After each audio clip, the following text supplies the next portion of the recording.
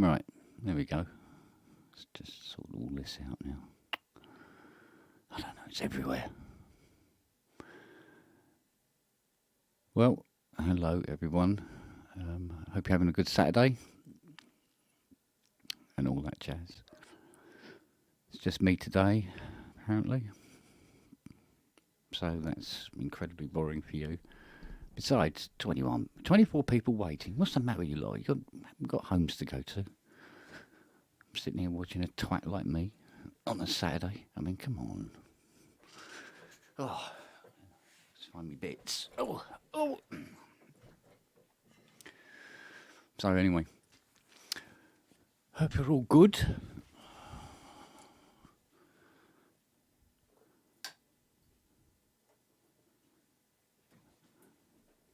Oh, come on, Matt. We want to see you pass out on camera. That'd be a good laugh. Oh, let's get this right. God, I'm cold. Bloody cold in here. All this gear's still cold. Oh. So, there you have it. I don't know if any of that's working or not. Been mucking around with what's it called? Albion Colossus. Been messing around with that a bit today. Not quite as testicle tickling as I hoped it was going to be. Actually, it's a little bit better, I suppose, if you're wanting to go that route. So that was 300 quid I could have kept, but there you go. So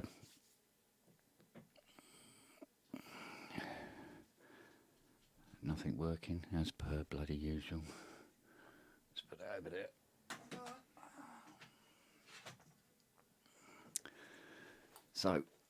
So far today, we have nobody coming in.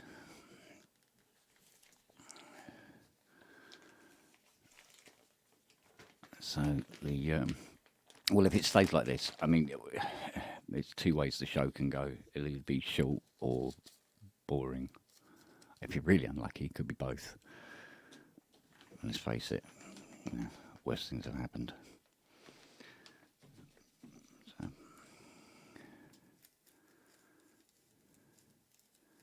So I was actually writing music today. Can you believe it? Actually, but it was built for. What next?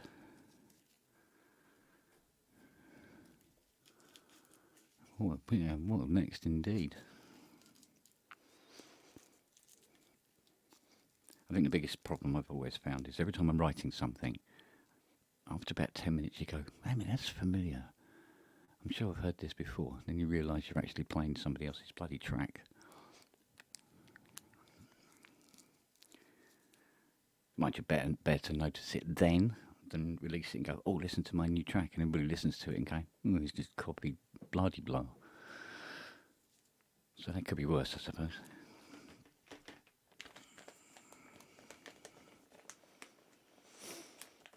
I've been writing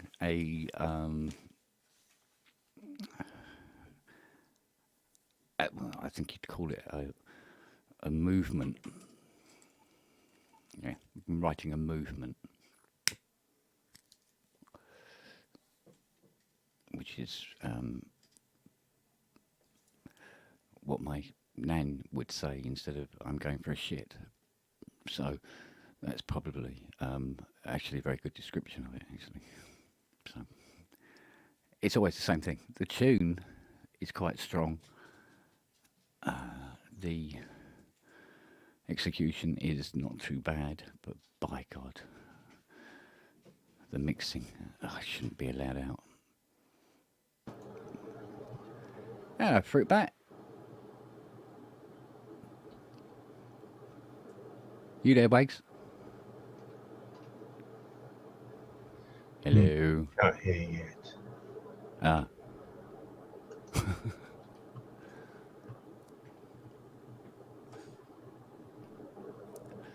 Well, I'll clean my spectacles while we wait.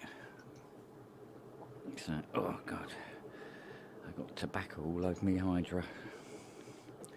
It's probably a cream for that.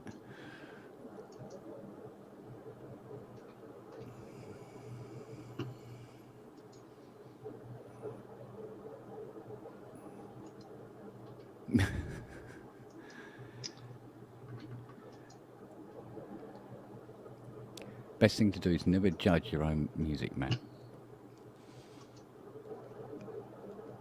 Let other people do it.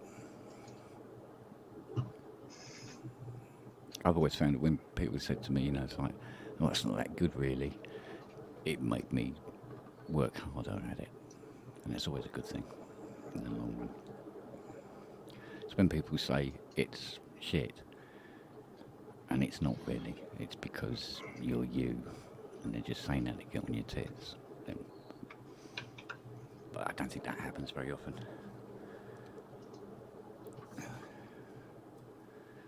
And doesn't happen at all within a community.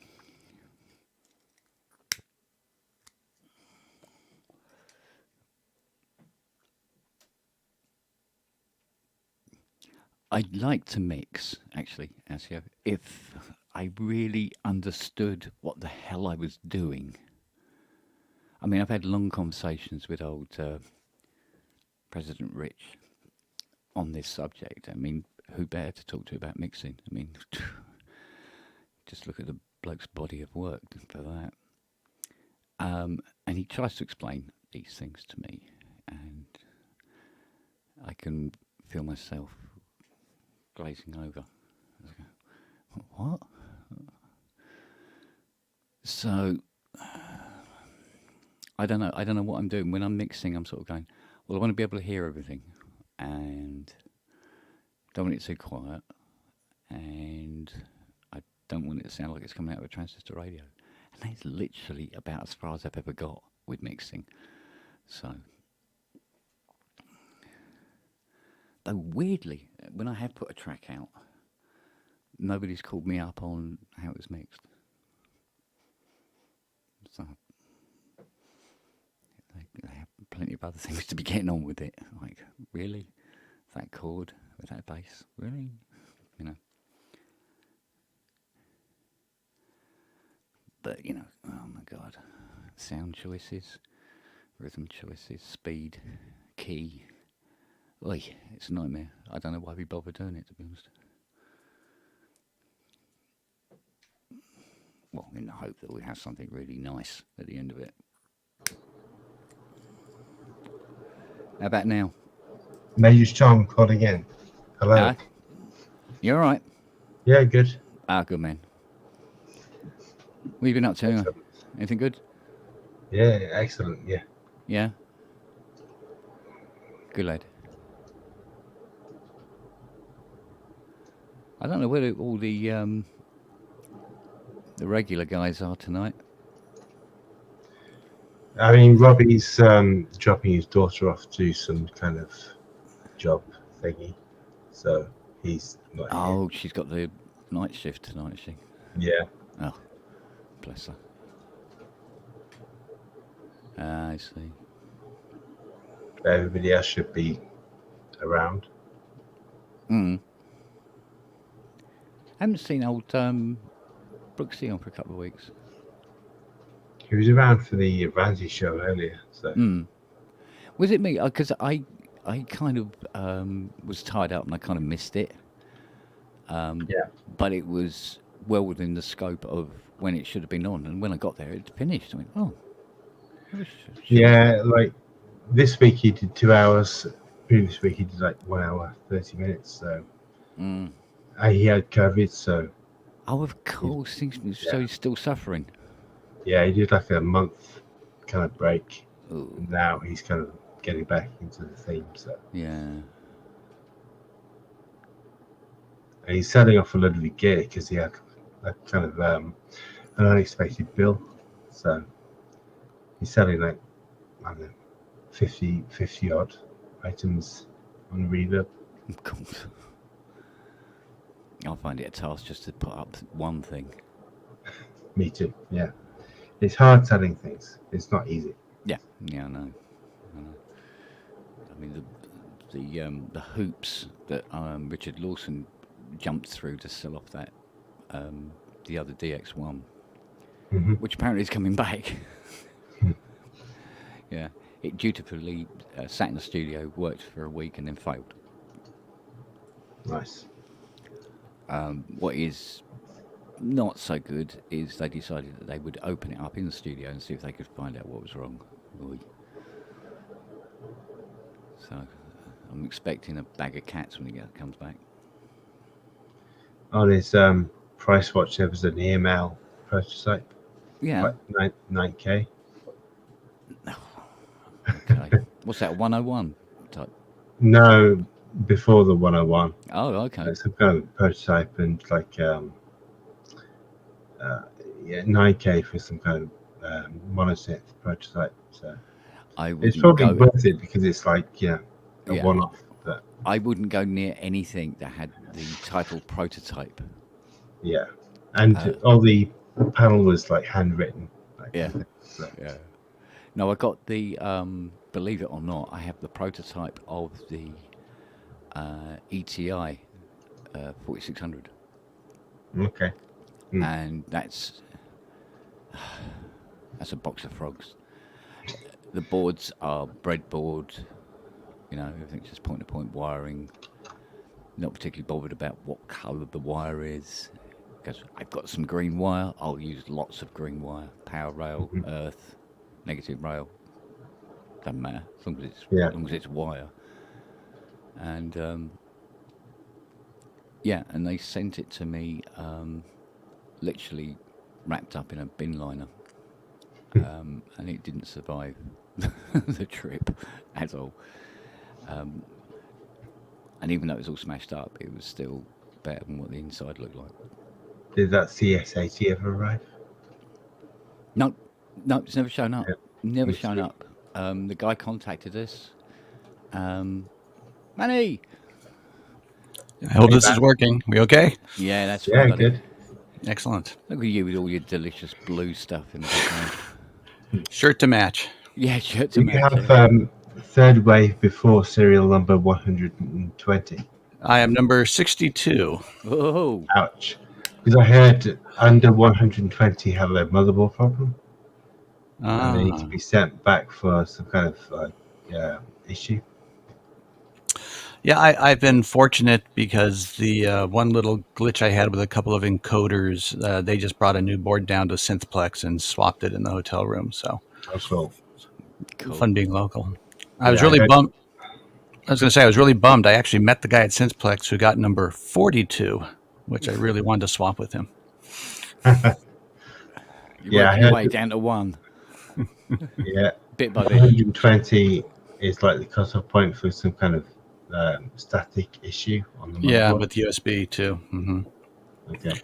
But I figure I'll be seeing them again at NAMM, and I may swap out that board when they come down at NAMM. Yeah. That's cool. And thanks again, Grace, for being up early and listening to that gurgle stream I put up. I was testing some live streaming, and I let the 2500 just go on its lunar rantings. It was kind of fun. Yeah, somebody earlier hit me up about the photo that I used for tonight's show. And they're going, "Oh, you're really lucky." No, mate, no, I'm not lucky. None of them are mine. No, I only get to work on them. I don't get to keep the bastards. Well, sometimes I do, but they're normally ones you wouldn't want to keep anyway. Right. So, but no, like I said, I hit up, or the guy who sent the 80 hit me up, and he said I think it was GPS are still trying to find it. I mean, I don't know how you lose a CS80. It's not the easiest thing in the world to do. I wouldn't have thought anyway. Call Jim Cameron in the submersible. He'll find it. Yeah, I did say to him unhelpfully, I think actually, but I said, look, just keep your eye out. You know, It's probably the check, category of postman cannot carry. yeah, sort of check eBay and Facebook. Hey, look what I found in the river. You know, so I don't know how the hell you lose an 8. I'm with Wags. They probably just don't want to pick it up. It's just sitting in the corner holding the wall up. Yeah. Yeah. Yeah. Yeah, so I had I reluctantly booked in a CS80 for next week, and the guy, bless him, the guy's been waiting 6 months to bring it. And I kept going, no, I can't. I haven't got the room at the moment. And in the end, I said, oh look, bring it in. We'll find a space for it. And literally within, I would say, probably 2 days of going, yeah, okay, we'll bring it in next week. I had 3 Jupiter 8s turn up today. Wow. And I'm looking blankly at the guy at the door going, really? And Fiona's nudging me in the back going, yes, we booked them in, remember, before Christmas? No, I don't remember that. Shit. You realise, Ken, right, that it's most people's dream to have 3 Jupiter 8s turn up. It's like everything else. When, like you look at something longingly, but if you have them all the time, and you're having to, dig out dead mice out of the back of them and get rid of grease and try and scour the planet for parts that are missing out of it and stuff like that, it kind of tarnishes your enthusiasm. You get many synclaviers? I've had 2 in 25 years. Okay. The thing about the Synclavier is that is it Steve Hills? Is it? No, I'm trying to remember his name. He just lives a few mile that way up on the downs there, and he is Mr. Synclavier. He has all the boards and everything for them, so they come to me to be repaired, and then I phone him, and he comes down, has a cup of coffee, sorts out the Synclav for me. I go, thanks very much, and then give it back to the customer. Delegation, perfect. Yeah, it's my kind of repair job, I must admit. But I'm very much in favour of that. So, but no, it's funny. Like you get a customer phone up and he goes, I have an EDP Wasp. Wonder if you could help me with it. It's a vintage analog from the 70s or the 80s. I go, oh yeah. You go, have you seen one before? I go, oh, have I seen one before? Yes, I've seen them in many states, most of it bad. So poor little things. They were never really designed to sort of like exist, really. They're a bit delicate on their boards, but it's always funny. Have you ever seen a Wasp before? No, mate. No, what's that? Mind you, I've stopped doing the line I always used to do, where they're going, oh, I got a Wasp and it doesn't work. And I'd say, have you tried smacking it with a rolled up magazine? Or maybe open the window and push it out. But sometimes people don't get the humour.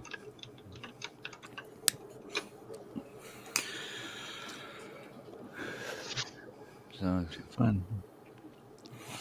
go for a walk. So, are we just the special ones to get Chinese weather balloons? I think so. Well, where did it go from there? Once it left the continental United States, it went home?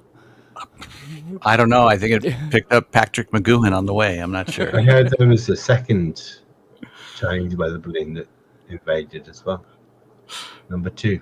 Invaded Latin America, apparently. Yes. Yeah. What causes people outrage these days? Just a bunch of hot air. Yeah, well, nothing's changed there. There you go. Nothing's changed there. No. Yeah, but the thing is, I think when it comes to spying, viewing somewhere from miles up with a balloon is probably not the most efficient way of doing it. I think it can be a bit less obvious. Yeah. They probably have satellites. Well, not even then. I believe the Chinese have computers. I think they've done a pretty successful job on the US satellites. in the past with them. So. Yeah. I think what happened is the banner on the back fell off that said, "If found, call Jordan Peele."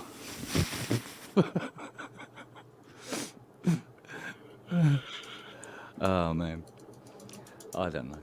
Well, again, it gives everybody something to talk about, doesn't it? Hmm? Yeah, the Chinese are trying to steal our weather. God damn it! They're stealing our clouds. Yeah. I joked in Ramsey's show, if they shot it down, it would have rained down with all the chips that Uli can't get. Yeah.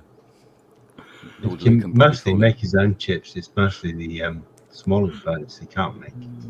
So. Well, he's making. Well, he's financed a company to make the custom ones, hasn't he? Mm-hmm. But he owns Cool Audio, so he can make. Yeah, I know. There was Behringer money in the reissue of the Curtis ones. Yeah. Or the AS ones, I should say. More correctly. But it apparently takes a lot of money to actually spin up an IC. 200 grand or something. Yeah, interestingly enough, a friend of mine who's got a finger on the pulse out there said, well, there's no IG 00153 CS80 VCOs being manufactured yet, so don't hold your breath for that Behringer 80. I said, trust me, I wasn't. It's the one thing I was not holding my breath for. I say, maybe the nose, but not the breath, right? Now, how close are the IG chips to the GX1 stuff? It's like hidden inside wax or whatever. If memory serves, the IG 00153 is a chip version of the discrete version of the VCO that was more prevalent in the GX1, EX1 stuff. So they're similar, but still not the same, because the actual chip has all those delicious faults where it doesn't do square wave properly. It doesn't do any of the waves properly except the sine, right? Yeah, it does. It does a decent sine, and that's it. Yeah. So the saw is generated from the sine through the wave shaper, and the square is generated from the sine. And you can't make a square from a sine, really, successfully, with that chip anyway. And that wave shaper, which is, should we say, it doesn't shape the wave; it suggests. It suggests. Yeah, it's more a wave whisperer. It's not a wave shaper. Yeah, exactly. So it so the square wave comes out with the tops and bottoms are like this, at that angle, with the straights. The saw has the little fault at the top of the wave. The pinch. Yeah, and that's really why the 80 sounds the way it does. So, but good luck recreating that fault in a chip. I know you can create it in software. A decent amount of accuracy. But, once you wash it in 19 seconds of reverb tail, who can tell, really? Who can tell? It all starts to sound the same. So, it's just one of those things, isn't it? I don't know what the next big thing will be. I think Osmos will probably take up most of this year. Well, people lose the GX1 had the side-to-side key modulation on the mini keys. Yeah. Yeah, that's right. Yeah. So we're looking end of February for the first U.S. shipments now. Got a little email update. So I still got a couple of weeks before I have to relearn college calculus. When did you put your pre-order in? Like end of the first day. Yeah. I think Synth did as well, so he said he's like in a month's time. Yeah, we're in the same batch coming to New York. Yeah. Have you gotten into the Egan yet, Wags? Yeah, a little bit. It's very complex and interesting. It's intimidating, but it's cool. Yeah, it's nice to have a UI-free UI, right? Yeah. It's like a mod matrix where things keep changing. Yeah. I heard on the grapevine, actually, that there's work being done on the programmer, as it were, and interface for that. Hey, Robert. Hello. Hey, Robert. Hey, babe. On that Osmos, to something a little more user-friendly. What? How are we going to make it more user-friendly? Like a command line interface? So you don't have to use the mouse to type in your formulas. You can just use your Cisco command line to quickly get it done. Yeah. I just laugh at people who ask for a physical interface for the Egan matrix because it's worse than the DX7 physical interface for. It's worse than the VL1, for God's sakes. Yeah, exactly. It's just like They it's thought it really couldn't be hard to done. imagine. Yeah. It's really hard to imagine a physical interface for that. Yeah, exactly. I mean, and the irony is, it's like the difference between the two. It's like at least the VL1, you're like in a high level programming language. It's like you're just dealing with assembly in the frickin' Egan because you just got to put the formulas in. At least we had those formulas pre-bound into some, let's just call it smaller modules in the VL. But you didn't have to actually enter all the math behind it, and the Egan's the other way around. But that's the power of Egan. You can enter any formula. Yep. But, yeah, I mean, the power is its own curse. Yep. It's the math version of additive, right? It's probably like the ARP 2500. You actually take it all apart and you find it's just a speak and spell. Yeah. Well, it'll be interesting to see if ChatGPT can program it right. They probably can. Yeah, because there was a VCA module on the ARP 2500, and it had one of the older compounded modules. And in the schematics, it's just a square dotted line going, ooh, we don't know what's in there. Bloody helpful. And Elves. Yeah, I decompounded this thing as best I could anyway. And there was 200k resistors and a LM301 op amp. And that was it. So, I mean, if isn't Phil Carocco remaking them anyway?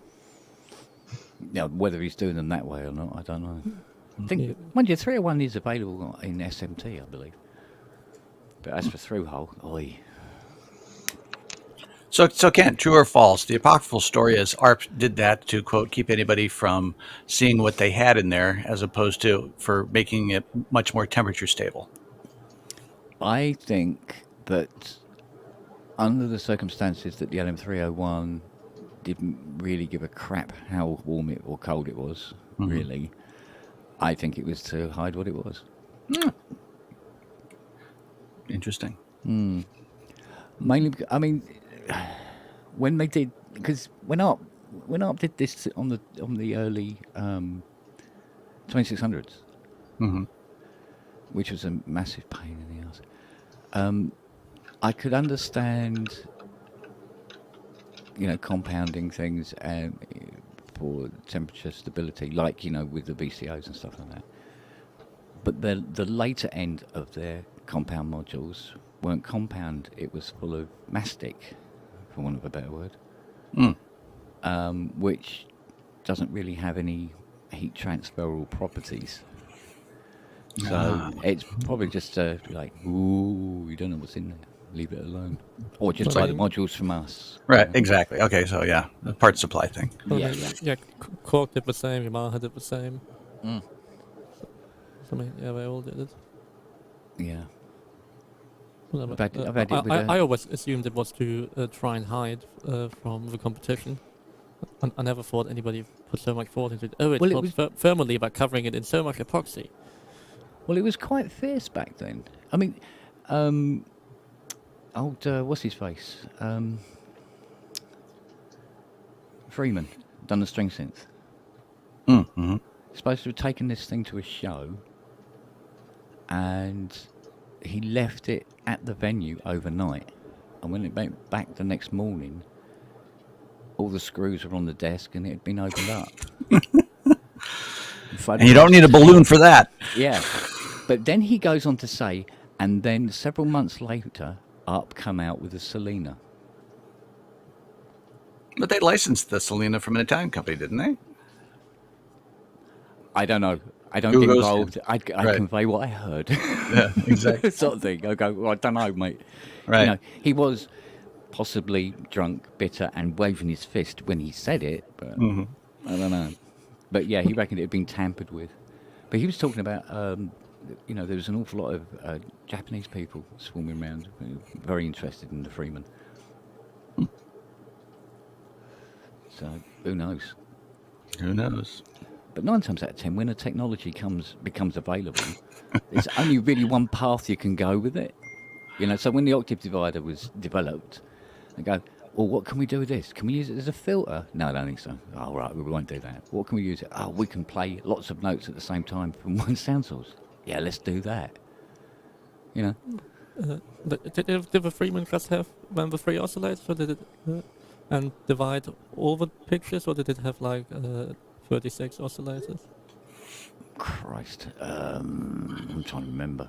I think it was very, very similar to the way that the Selena was done. Well, so probably just 3 instead of 1 in the Selena. Yeah. But it's always so much fun because some notes are quite out of tune. Mm. And that's always with Rhapsody. I always have fun of I'm in this key, so I need to tune it slightly this way so that the fifths are not too terrible between my bass and the chords I'm playing. And just play shorter stuff, don't play the long stuff, because that might sound a bit enharmonic. Well, a lot of the companies started to get quite ambitious with things. I mean, the Quadra was always considered to be a little bit overly ambitious in terms of how much stuff they were putting in the case. Because they all, I mean, the amount of people that I've heard say, "Oh yeah, my Quadra caught fire." Yeah, it's like both of the Genesis ones caught fire. So one of them in a rehearsal before a gig, and it just burst into flames on the stage. Sounds like a Spinal Tap too hot of a burning lead moment, right? Yeah, exactly. So, and then push it a bit Did further. he give it to Phil? Is that what happened? Yeah. Was Phil playing with Will? Yeah, Chromas as well. That was an interesting machine. Quite clever in the way it was done. We all know bad news is better than Spinal Tap anyway.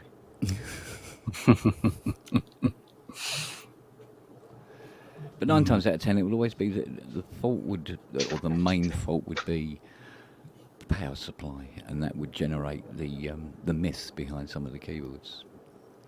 And so, the memory moog was all over the shop all the time and breaking down and everything because of the power supply, because they took it out of the polymoog. And look what crap that was most of the time. They didn't even bother to should we alter this in some way so it's more suitable for this machine? No, just bolt it in. That'll do. It's like, what's in the back? Stuff it in. Yeah, just put it in. It's not like the polymoog wasn't famous for overheating. God, yeah. Like I've heard the story of a guy who bought the Kraftwerk one, and it had holes drilled all over it, and like the front part, 18mm ply added in between the front, fillet etched down, so that the whole thing was slightly open to get some more air movement through it. That's apparently how it then was in these big boxes that they toured with fans around it to blow air through. Yeah.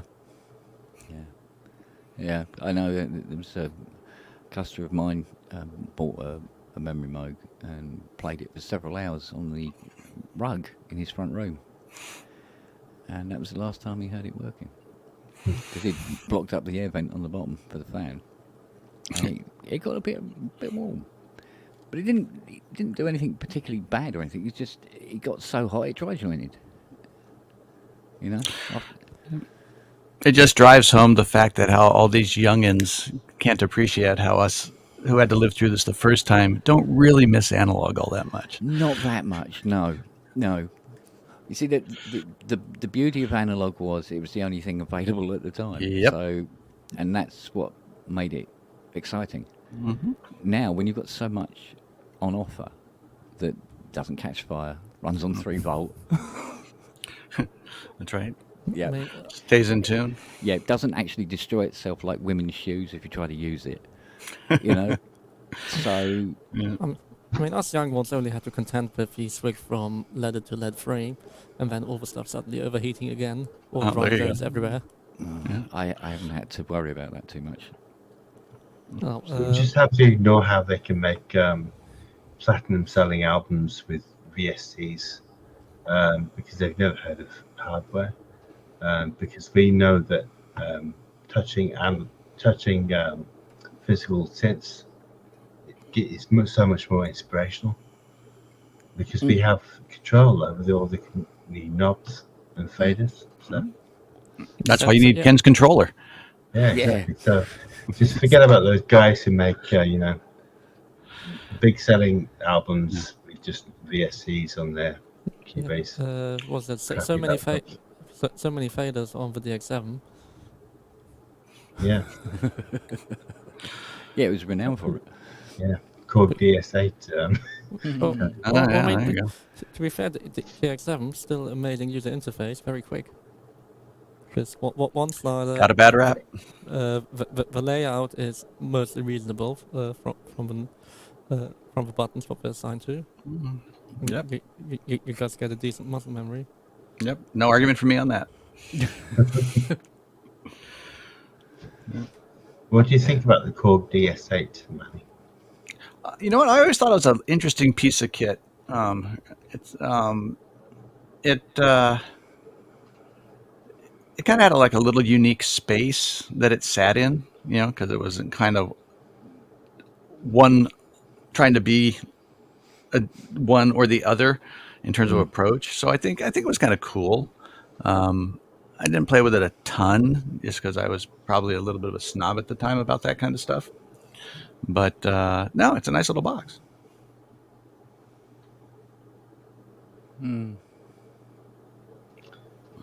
I Hey, looked at the I was say built a lot better than an Op 6. yeah. I looked at the Modex internals and I saw that there's a chip missing. In the original Modex, that is correct. And the Modex Plus, I That's believe something it at P70 or something. So can you theoretically add this chip to the Modex and get a Modex Plus? That is a very interesting question, which I would only have to guess because I actually have no idea. But like anything, right? Just because you populate the board, does the rest of the chipset support it? Can you put a firmware in there that's going to know it's there? How would you get a Modex Plus firmware? Yada, yada, yada, yada. Well, we can check if the Modex Plus and Modex firmware It's the same board. Yeah. Or same ROM. Yeah, they'd have to have the same board and the same auxiliary chipset, and then you could probably I mean, just do the firmware. Definitely need to check the same board revision because I don't know, what is it? Is it a 4 layers or 6 layer board? I mean, so like you can't just look at it and say, oh yeah, this looks the same. Like, yes, if you have 4 layers in between of traces, have fun X-raying that to actually see whether everything is the same. And I think there's something missing on the montage board as well. So they could theoretically release like a Montage Plus or something. I've actually never opened the Montage, so I don't know the answer to that question. I think it's some RAM missing or something. So, Well, always it's very curious to me that when they have these non-base power of 2 size memory for samples and stuff, that you wonder what they're holding the address space for. So I guess there's always that kind of question rolling around. I assure that that's not claiming MIBI and Mega incorrectly, but it's just a naming thing. Mm-hmm. but Modex is really cheap right now on the used market. So if you want to buy a Modex or a Montage, then Modex is really cheap right now. Wow. I wonder if that's because of the Plus, if guys are dumping them or whatnot. Because the Plus has come out, so people are dumping the normal Modex. Intriguing. Would be interesting to see what the market of quantums is at the moment. Yeah. 2,200 francs. Wow. What for the new one? Wow. Not for the old one, I assume. Oh, For the old Quantum. I saw my Quantum last year because I switched to a Iridium, and I sold for about 3,200 or so, and the Quantum sold today for 2,200. Hmm. And the new Quantum Mark II is around $4,000. Yeah, it's a real nice improvement to it, though, I will say. Well, what is the improvement though? Because you can Poly aftertouch. expand poly aftertouch. But if you have a Hydrosynth or a Osmos, then you can use that. Yes, but we want it all in one box. You don't want to like have Sure, one sure. box somewhere and then like MIDI it together. That's like annoying. It's It's inconvenient. mean- nice to have poly aftertouch, but Well, the onboard storage as well is, well, for Quantum it's Right. 4 gigabytes by stock, but some Quantums have 8 gigabytes. So about 6 gigabytes free. But the new Quantum Mark II has 64 gigabytes flash. But Plus SD the card. new, yes, indeed. But SD card on the new firmware allows you to mount whatever you want on the SD card or USB, so that's not really an issue. I just thought the layout of the UI is much nicer on either the Iridium keyboard or the Quantum because the spacing. That's the only thing I kind of don't like about the Iridium is it's a little tight at times. But again, I'd love to have a really nice 5-octave PAT. I mean, the Hydra, it bugs me because of rack symmetry. Because Sure. it's C to C, and I can't line up. I can't line up my middle C's to my octaves. It just bugs the crap out of me. To be honest with you, I love my Hydrosynth, but since getting the Osmos, it's just like the Hydrosynth is not as good as it used to be. Yeah. It's like I used to love the Hydrosynth aftertouch. Now it's just like kind of fairly boring compared to the Osmos. Yeah, I probably will find that same thing. It's just sometimes you want more than 4. What's interesting is that I was surprised the difference in the feel between the 49 and the Deluxe on the aftertouch. Yeah. I only have the 49, so Yeah, I actually, in a weird way, I kind of prefer the 49. I like it. It's a little weirder. I don't say it's like squishier, but the motion. I play really ridiculously hard on it, so I kind of like it. It absorbs some of the force on the Deluxe. It's a little stiffer, so my hands get tired faster. Or is that just the wear and tear? Or 49? No, the mechanisms actually is different because you can see the back part of the key lift just a smidge on the 49, where it seems like it's totally anchored on the pivot point on the Deluxe. you get release velocity as well, right? That is true. I think I prefer the Deluxe's mechanism, but that's probably because I'm coming from an 80. No, yeah. So because the 80s, it's not hard, but it's not big pussy. When you push down a key on the 80, Mm. how much extra push do you get? It's actually not very much at all. I'd say the distance between activation and full on is somewhere in the region of about 5-6 millimeters. Okay.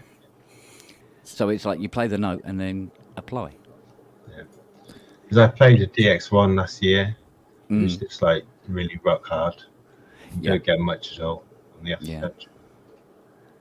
Yeah, the mech under that is quite specialised, really.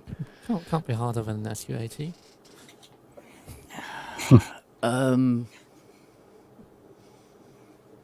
I think it would be. Let me think. I'm trying to think. Trying to compare. Or you have the EPS there, that's the same keyboard. Let me. I'm just in my head comparing that EPS with the DX1. I think. Do you know what? I think they're about the same, but they Well- definitely have that mechanical feel to them. Or a thing that's annoying is with these rubber stops that you have to compress that it's very much bong. You notice it, and then you have to to press in, and then trying to get the release right. Yeah. Because obviously on the CS80 it's moved like crazy. Because is it like only 4 bits that it spits out or something like that? I mean, it's a crazy low resolution, but Yeah. the no, 80 it's- has. I think there's. So the I think- smoothing is not. It is on the CS80. Obviously designed for that, but on the SU80 there's like very little smoothing, if none. Yeah, I think the aftertouch sensors have. I think it's about. No, it's about 12 segments. 12 separate segments.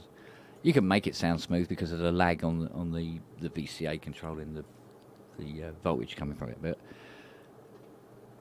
it gives the impression of being much smoother than it actually physically is from a voltage point of view. But it's a very definite way. It's hard to say whether the 80s aftertouch is superior in any way because I've been playing them so long. I couldn't really tell you. Everything else always felt very, very soft and light, and had to be really careful with it. Once I came from the 80, maybe not so much the DX1, but you know the EPS, the VFX, and that they had that, but they had this mechanical. You know when you're in the aftertouch zone because you come down. It's sort of like there's this. Almost like a switch you have to go past, and then you've got movement after that, and it's like physically the keys are pulling up at the back. You think the spring's going to fly out any minute, you know. But because on the Osmos you probably get around an extra 80% of key treble just for the aftertouch. Wow. yeah, I mean, I was talking to old Dave Spears. Was it Wednesday? I think.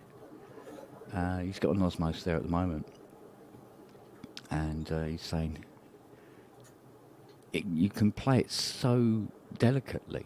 I mean, ridiculously delicately. Mm-hmm. Yeah. And then you can smack the hell out of it as well. But you can work out those depths on it and know when you're going into aftertouch territory or not. He said the only thing that annoyed him, he said, and it's a physical thing, there's nothing you can do about it, is if you're doing a wiggle and you let go of the key, it will clip the key next to it. Yeah, but that's kind of unavoidable. It's unavoidable, and eventually it'll be... It's like fret noise. Who cares? Yeah, exactly. You know, It hasn't it will bothered me. happen. Yeah. Yeah, it will I mean, happen. the only way you can fix that is by making the keys a stupid trapezoidal shape, and then everybody will Well, complain, why is there a 5mm gap between my white keys? Good point. Yeah, Good Should point. the size off if you really care about that, but I don't give a shit. So. Yeah. Let's put a little bit of paper between each key. Yeah. God's sake, imagine that. But Or just oil it more, because lube it up in silicon oil, and the clicks will be quieter and smoother. Yeah, but it's really not an issue, honestly. no, it's not a huge issue. No. But you know, I mean, you wouldn't play one of them mic'd up, would you? Exactly. Yeah. I mean, so- why you would put a mic on your keyboard anyway? I don't understand. Yeah. The key kicks annoy you. Turn the volume up. Sorted. Yeah, or like on the SQ80, put on closed headphones. It's fine. Yeah, exactly. Yeah. Play it through speakers, turn them up until you can never go. Close your eyes, pretend it's an 80. Classic. Yeah, I don't know. Hmm.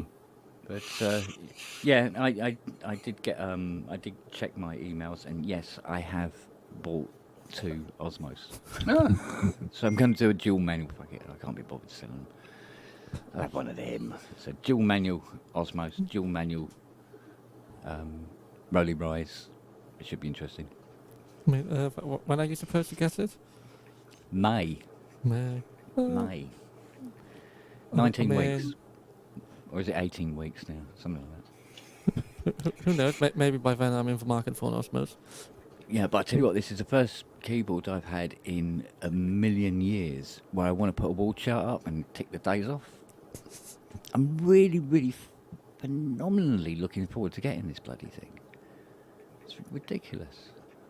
Manny, when are you getting yours? In about a month? Or Yeah. Alex said his was about a month away. Yeah, they said the container's coming to New York. They expect shipping last week of February. Every fucking bugger's getting theirs before me. They really are. I got my Osmos last week. Yeah, well, fuck Well, I you. got mine end of December, but I did order it 3 years ago, so I think I'm entitled to get it a bit Fair early. dues, yeah, fair dues, fair dues. I mean, yeah, you put in your time, mate. But yeah, it's like, oh, mate, really? Oh, God. Yeah. Then I got to figure out what's going to get moved. Oh yes, Ty had that job. I can't remember what it was. He didn't remove anything massively important, but something had, because he only has room for so many machines around the Nuage desk. Boo-hoo. And he's going, yeah, poor me. He's going, Yeah, that's why he has 3 studios. yeah. Yeah, exactly. And he goes, no, he says, I've got to have that Osmos there. And he has, he's But his managed to get spread is still there, so he probably moved his M audio Venom, wasn't he? Oh, I don't know. I don't know. It's I can't, do you know Timberwolf. what? I can't for the life of me That was remember. Timberwolf. There was something that he deregulated and went out the window. There you go, bye. Move one. Yeah. That's CS80. No, he loves that 80. CS80 is in Studio 2, wasn't it? Yeah, well, there was no room for it in Studio One. Yeah.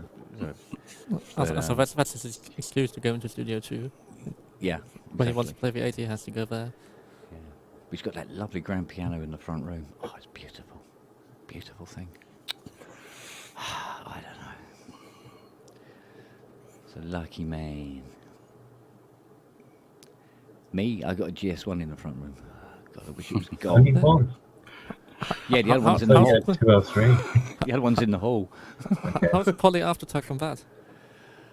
It's actually quite nice. It's reminiscent of, believe it or not, the 80. Although its mechanism's got nothing like it, but the feel is very much like the 80. Is it more proper piano mechanism then? Yeah, it's wooden keys, good decent length wooden keys. But that, I mean, they're metal rods, metal bars rather. But yeah, it's very, very similar to that. Did you ever fix the card reader? Yeah, we did. I did. Yeah, I did. Because it transpired, there was nothing wrong with the card reader. Ah. It was a filter on the power supply doing it. Would you believe? Yeah, it was making it. It didn't know. Well, when you put the card in, Mm-hmm.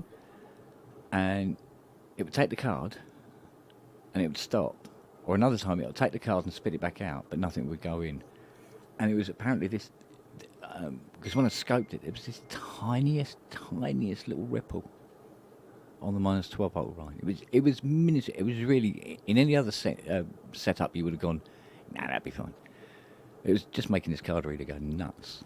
So Yes, but if there's no smoothing before that, trying to read some precise magnetic data. it's not that precise, mate. I wouldn't go too mad on that. It is as mechanical as it sounds. It's just like, I'll do it, mate. But it is, yeah, it is. It got upset about this ripple, so it started reading cards. Stopped reading cards because of it. But what's pissing me off now is the other GS1, which was absolutely fine. Now has a short to earth for no apparent reason whatsoever, and every time you turn it on, the 15 volt fuse goes through the ceiling. I've tried everything and it's still doing it. I cannot find what's causing it. I'm going to jump for a bit.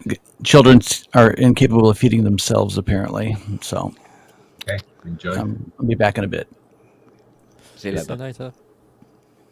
So is the Frank Ellis GS1 operational? Or? Yes. Yeah, no, she's fine. She's fine. As a matter of course, it has to be. I made sure that one was working. Can't remember. That's the one Frank that Ellis- accepts donor components. Well, the thing is that if it didn't work, I'd take the parts out of the other one. Yeah. That's not it. Is it going to be used for anything or? Like, you only start hearing FM on the late 80s stuff. I don't. Well, it was no, it was used on blade. But is it in the future? Is it going to be used for anything, or I any don't know. plans? I don't know. I don't know. I could see this thing going into some sort of home for the retarded or something. It's going to go into a museum or something When you at make some it point. 100% operational, then it's put in a museum and nobody ever touches it again. So That kind of thing, it which doesn't and matter it's if it works. kind of sad, but also kind of understandable because literally they eat themselves when you use them. Yeah. You turn it on and it's like, oh, yeah, there's something else just got slightly closer to dying now. So, But and what I mean, was it used the on? Then? lyre is a pain in the ass because on the three pedals you got one pedal which controls tremolo. It's the override for the tremolo. You got the middle pedal which will turn on. I believe it's whichever preset is on, whether it's the ensemble, which is quite nasty on the GS1 for some reason, and the what's the other thing? Vibrato, and then the third pedal's for the sustain, and then there's this wiring loom that goes up through this tiny little piss hole, bloody metal, chrome metal rod up into the synth. And when you move it, you have to take the lyre off and disconnect the plugs. But what happens is that it eventually they just break or they fray on the edge of the pipe, and then it starts failing. And you think, oh, well, it won't be a problem. It's just the pedals won't work. No, preset buttons lock up and stuff. Even though it's got nothing to do with those preset buttons, but it will. It'll lock them up because Well, everything yeah, needs to know probably that everything else is working on it. Probably because scans the whole thing, and when it sees an error, it just locks the processor. What else? What is it with Seal? Is it Opera 6? That's one of those functions where Yeah, when the buttons fail, they fail latched on, yeah, and then it just locks up the entire processor. yeah. And of course, it has the classic Yamaha power supply in it, where it has a sensor cable. So you can only test the power supply successfully with all the plugs in. So if you have a short on one of the boards, it becomes a bit of a nightmare trying to find out which board's doing it. And I've gone through a whole packet of bloody fuses, and I had to order some more now. When you're and of saying course that, but I think like you're a master of the CS80 and I look inside the CS80 and it's just like a huge spaghetti mess tied together. Point wiring. So yeah. is it so much? Is it worse or is it better than CS80 inside, or you just used to the CS80? Or Well, it's different. I mean, it's still got a fair chunky loom on it. But no, it's mostly digital boards, So you got those lovely big ceramic, gold-legged custom chips, and it must be 48 of those bastards The amount across of money 3 they boards, spent on and those. it's all sort of like encased in a metal cage that it screws to the lid on the inside. So you got analog board down in the bottom. This power supply is the size of Wisconsin. Card reader over here, and then just wiring going everywhere anyway. But initially when I was trying her out, it sort of sounded like a DX1 or a DX7 even. Except when you get down the bottom end, and the dynamics down the bottom end on this thing are fucking enormous. They really are big. It's just, I can see why it was popular. It's because I go, oh, well, just go and get a DX7 or something, you'll be fine.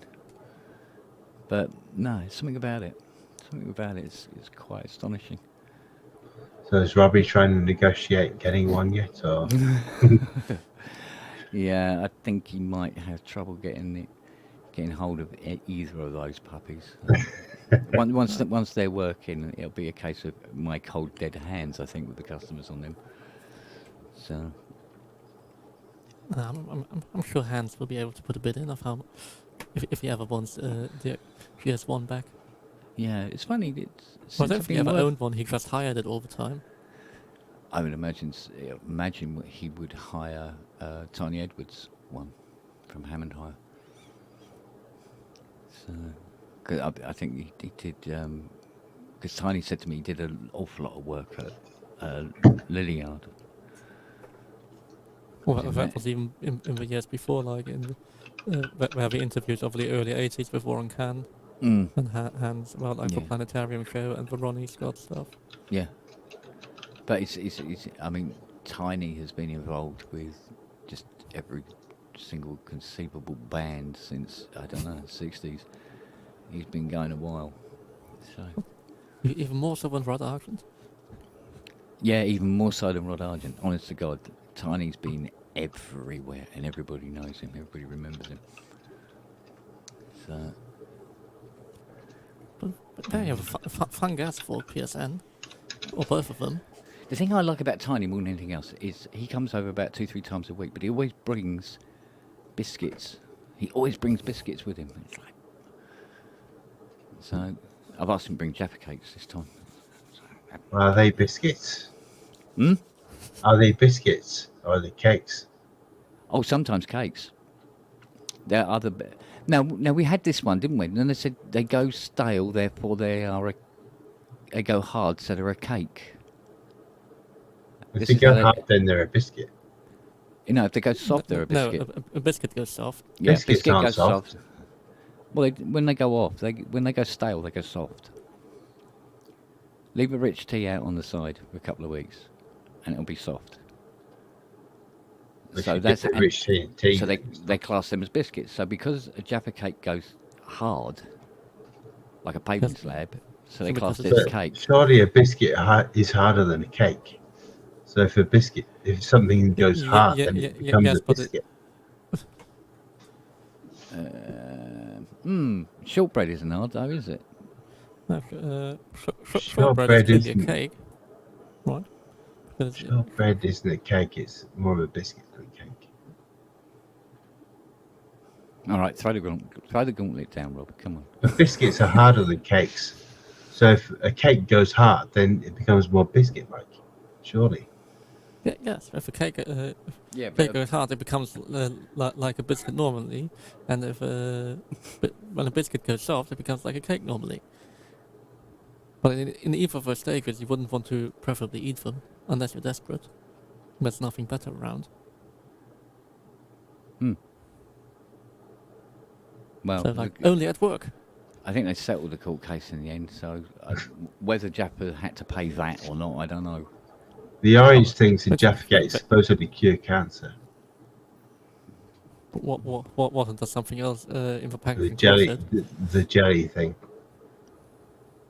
Really? What According like, to Carl Pilkington, anyway. like clementine or tangerine or whatever. Yeah.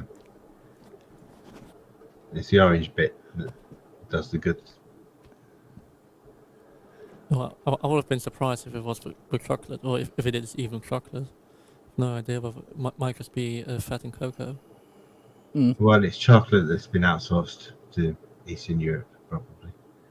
No, but legally you should ask whether it's actual chocolate or whether it's just a cocoa flavored fat glaze. Well, chocolate oranges are outsourced, so they've been ruined, I suppose. They might have been fixed. I tried a chocolate orange in about 2014, so they probably might have been fixed by now. Yeah, I know what you mean though. But at some point they had mouth popping candy embedded in the chocolate orange, and that was really good. And then the next thing they did was have like concave slices and outsource the chocolate to Poland. So it didn't taste as good. It was very kind of sickly sweet. I think they probably stopped messing around with it. Possibly. Yeah. But there was something. See, I had this debate with Fiona about bloody wagon wheels. Wagon wheels haven't been too much changed. I tell you what's changed is club mint flavoured and orange flavoured clubs are very poor compared to the latest. Really, they messed with them, have they? Yeah, they're very bad. They're very small in comparison. Yeah, well, this is what it was. I swear blind that wagon wheels used to be fucking huge. Yeah. And they don't seem to be anywhere near as big as they used to be. And she's going, oh, your hands were smaller. No, they weren't. I was 14 buying them for 2p. And my hands weren't much bloody smaller than they are now. Not as terrible as the chocolate mini rolls that have shrunk like massively over the past 5 years. Yeah, well. Is Drifter still a thing? Drifter was good, but it's gone, I think. Probably Boost is gone. Yeah. Yeah, but that's that's always happened. Yeah. Aztec bar didn't last very long. There's only a few staple chocolates. I mean, Thrice chocolate creams. But I never had the fruit one, not once. The Turkish delight is still there, I suppose. There's very little to go wrong in that. No. They used to have a pyramid as well. Oh Christ, yeah, I remember them. A nightmare when it came to packing. On the subject of tasty bits, what should I have of the highest quality German specialities? Oh yeah. Foam waffles. Yeah, a very German thing. I would highly recommend it. Hmm. Oh.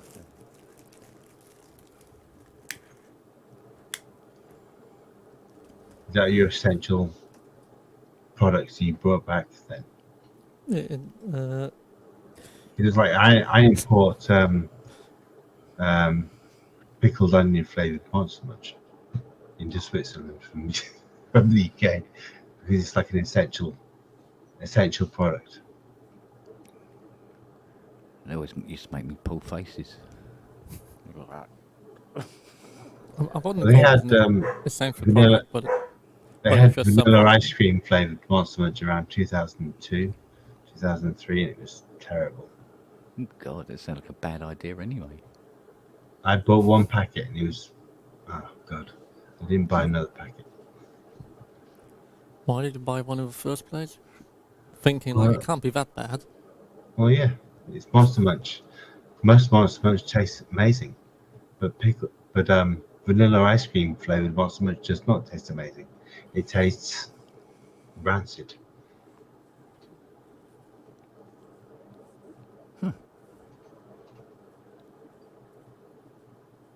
Well, we were talking the other night about the because this is what happens. I think you get the older you get, the more you start to reminisce about your fucking shit. It's ridiculous.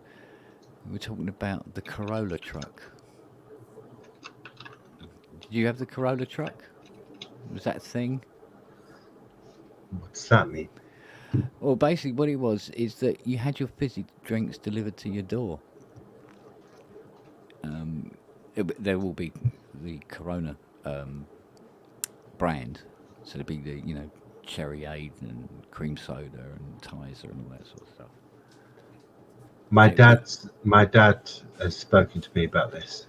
I think so my you'd have dad this remembers truck it. that would come round, say every Tuesday or something like that, Yeah, and then you give them back the empties. You got tuppence on the empties, or whatever it was back then. And but I remember the cream soda you used to get on the Corona truck compared with the cream soda you get now. It's like doesn't taste very creamy. well, we knew a drayman from Tetley's Brewery. He used to come to our house sometimes in like lunchtime. Mm-hmm. Park like it was a dray pulled by two show horses. He used to park outside the house and come in for a cup of tea. So that's my version of that. Did they? What's that? Oh, Inky going on about, watch out, there's a Humphrey about. That's right, it was the Humphrey stealing the milk, wasn't it? You Well, get Thatcher, the Humphrey straw. Thatcher steals the milk from me. Oh, yes. Yes, I remember that. Yeah, I used to remember having that bottle of milk every day, but it was the little bottles, wasn't it? Sort of like a little Yeah, half pints. half pint job, wasn't it? And a straw. And then they Oh. went away because of Thatcher. Yeah. Yeah. I know.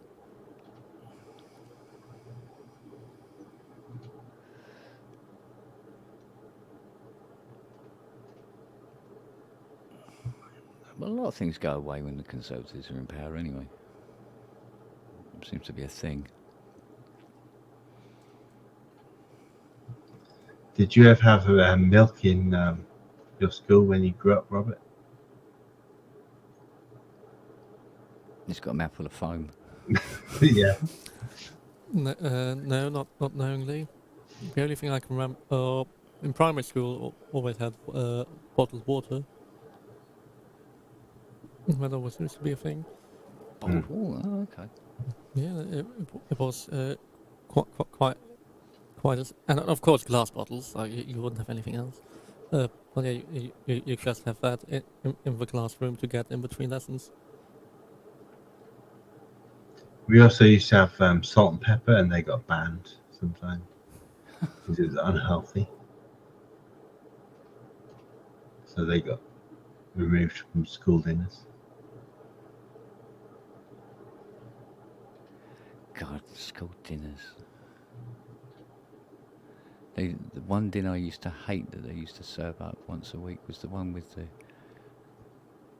cabbage with beef and cabbage. I'm saying, and the cabbage was like the greenest cabbage you've ever seen in your life. I used to hate cabbage when I was a kid because everybody used to boil it for about 3 hours. Yeah. But when I went to Japan, they can actually cook cabbage well. It's like they can fry cabbage and they can do all sorts with cabbage, and it just tastes amazing. Yeah. You just don't boil cabbage for ages, so it turns to mush, and then it tastes great. For the British ways, you just steam every vegetable imaginable for hours until it all tastes the same, like nothing. Yeah. That's more what I was used to. Like every family having their steamer in the room and just in the kitchen, just steaming through everything. Like everything tastes the same. Everything is perfect for an old people's home. Mm.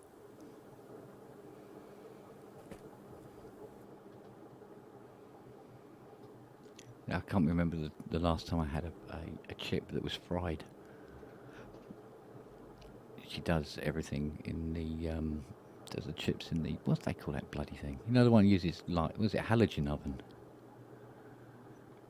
Is that just like a really hot light bulb? Yeah, effectively.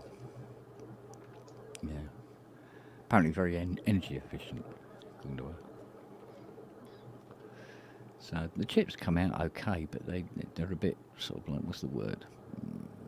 Anemic looking. I'm too scared to make chips at home because I just eat them every day. So I save them for special occasions. Yeah. Why make chips? Just get your potatoes, slice them really fine, put a few herbs and oil on them, wrap around that, put them in the oven, 250 degrees, top down, half an hour, perfect. Yeah, but baked chips aren't real chips. It's like No, but it's the way you have chips. Instead of having anything, instead of having chips, you just have something else that is similar enough, but then better in that way rather than a bad imitation. Yeah, but chips are so bad that I'd rather have them now and then really, really nice than regular. But it's chips, it's not French fries. or excuse me, obviously Azio is the house, Belgian fries, we should say. Mm. Well, in Holland, maybe Belgium, they put like mayonnaise on their fries. So Yeah, what's wrong with that? I do that. well, you can put salad cream on your chips in England. And that tastes Oh, okay. God, no, I Now and wouldn't then. do that. I wouldn't do that. But mostly I drown mine in vinegar and salt. So. Yeah, well, the British thing of drowning anything in shit vinegar, I don't understand. Why would you do? I mean, yeah, sure, the shitty stuff from the chippy will get better, and I mean, you definitely won't get food poisoning with that amount of vinegar that British people put on it. What kind of Cleansed. vinegar? However, Malt I would, vinegar is fairly rare in Switzerland, though. It's very rare. You know, sometimes I go to a restaurant and I have to use balsamico to put vinegar on my chips. So I mean, that's at least high quality vinegar. You can drink that pure and enjoy it. we can drink malt vinegar pure if you want. Yes, you can, but you won't enjoy it with a good balsamic. But better It's than actually- balsamico or malt vinegar is apple cider vinegar. You get potassium from that. Yeah, because the more potassium, the better, right? I think I eat too many bananas for really getting. Well, that's sure. radioactive potassium. No, it depends on the isotope. Yeah, but Well- banana potassium is radioactive. Yeah, but I don't think that's the worst part of bananas for me. It's more Depends that how many you eat. yeah, I try to keep less than one a day. But, Well, that's okay. One a day is okay. If you eat more than 7, then it's dodgy. yeah, that does happen in technical rehearsals. Going through a bunch in a day has happened many times. Why? Rather just well, if you're in the building from like 9 till 10 or 9 till 11, if it's a preview day, and you don't want to get anything too artificial for your sugar, bananas are a good way. It's just, yeah, maybe it wouldn't be too healthy to go through the entire bunch that I buy in the morning. Hmm.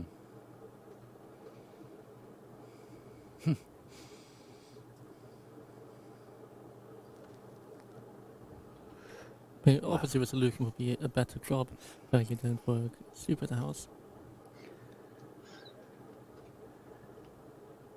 So what is it? What's this I hear about you selling your Andromeda? Yeah, It's brought out man. on. Well, I've been offered to buy something work related for a very good price, and the money that I'm short some money thanks to HMRC, which is approximately the money that an Andromeda would go for normally. What's this desk you want? It is a lovely live sound desk, in fact, one with a special theatre software. It's only about a 5-digit sum for still being in its cardboard boxes and like used ones. So it's a very good price instead of the normal nearly 6-digit sums it would cost new. So it's very tempting, knowing the previous owner. But what's good about it? Lots of inputs or the same returns or And then that is like the smallest version. Like it's the 3 rack mount. It has some fiber connections, some MADI, and then you have the fader remote you connect to it. It's literally just a Windows PC with a custom FPGA board in there. But yeah, it's all the input. Well, I think it's right. 140. Is your job going to pay for this, or What? it's like the Andromeda is yours, desk Yeah. is presumably for your job, so shouldn't they be paying for this, or No, it's for me personally to use work-wise. okay? So how are you going to fit that in that room? Well, it's like, as I said, it's a free U19 rack, so that can just Okay, that can just live in the wardrobe when I don't use it. Yeah. The fader surface is about again the same size. okay. So that's just, but it is very convenient for random shows, but because I can use that ecosystem very quickly. I expect you to bring your own gear then. No, it's just if it's workshops and other shit, other small gigs, we well, trying to hire it would probably be like £100 to £200 a week if Right. you're lucky. So It's like an accessory. You can say you have this. at that point, if it's like if it's a club that I have to operate myself, then well, don't charge anything for it. If it's like running for 2 weeks or so, well, just I don't know, try and charge like 10 or 20 quid for it a week, and still have something that makes my life programming in the first place really easy. Gotcha. So it's like an asset for getting Yeah, gigs for you. Yeah. it is an asset. And then also, if I were on a big gig where I have a budget to hire the proper console version of it, then I can use it, use that as a remote at my production desk whilst I have somebody else manning the main console, and can just sync it up. Are you justifying buying more crap? Have a full mirror.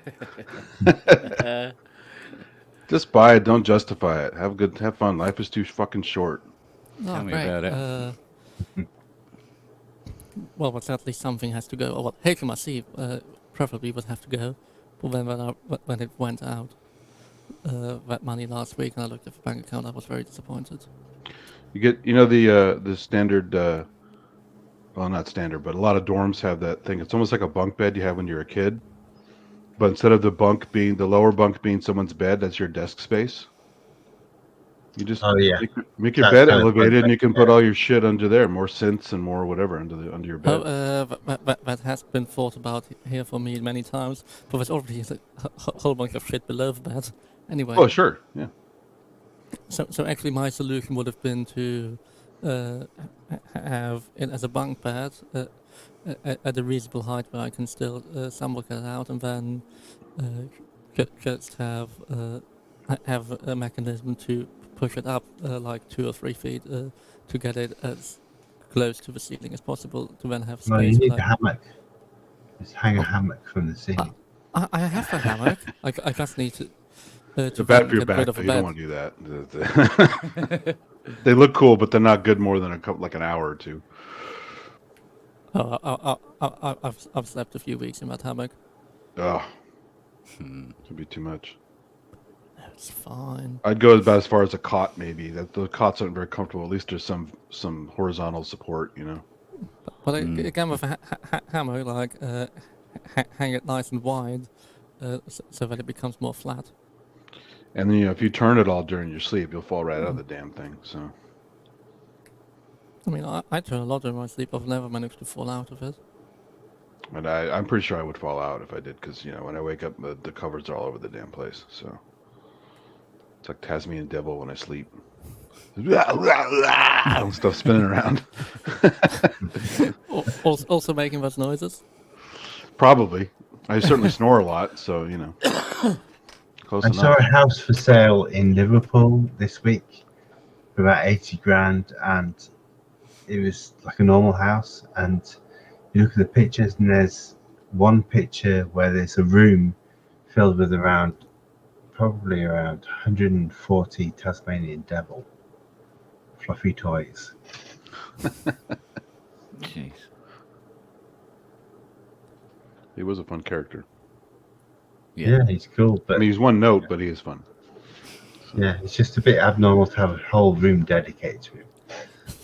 Better that than all those Beanie Babies that people go crazy for. I don't understand those at all. They have good resale value, I thought. Well, I think that's the only reason, right? But they put we got to protect the little tie sticker on there. So they put plastic tabs around that so it doesn't damage the tag. I mean, who gives a shit about the tag? Yeah, well.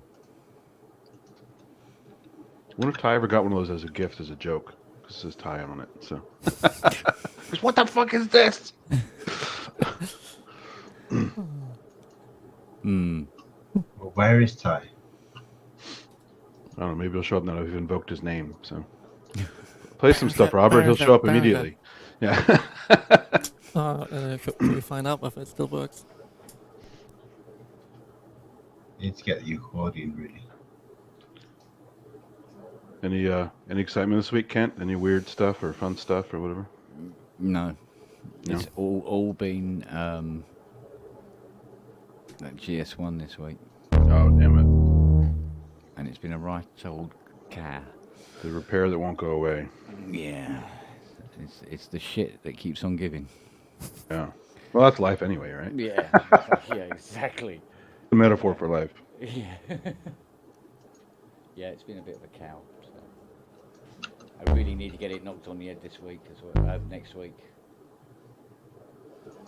So otherwise, I'm in a bit of a quandary.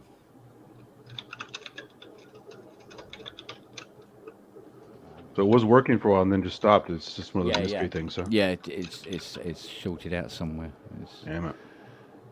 doing me head in. How long did it take the initial fix? The initial fix was took quite a while because it was such a weird fault. Oh, yeah.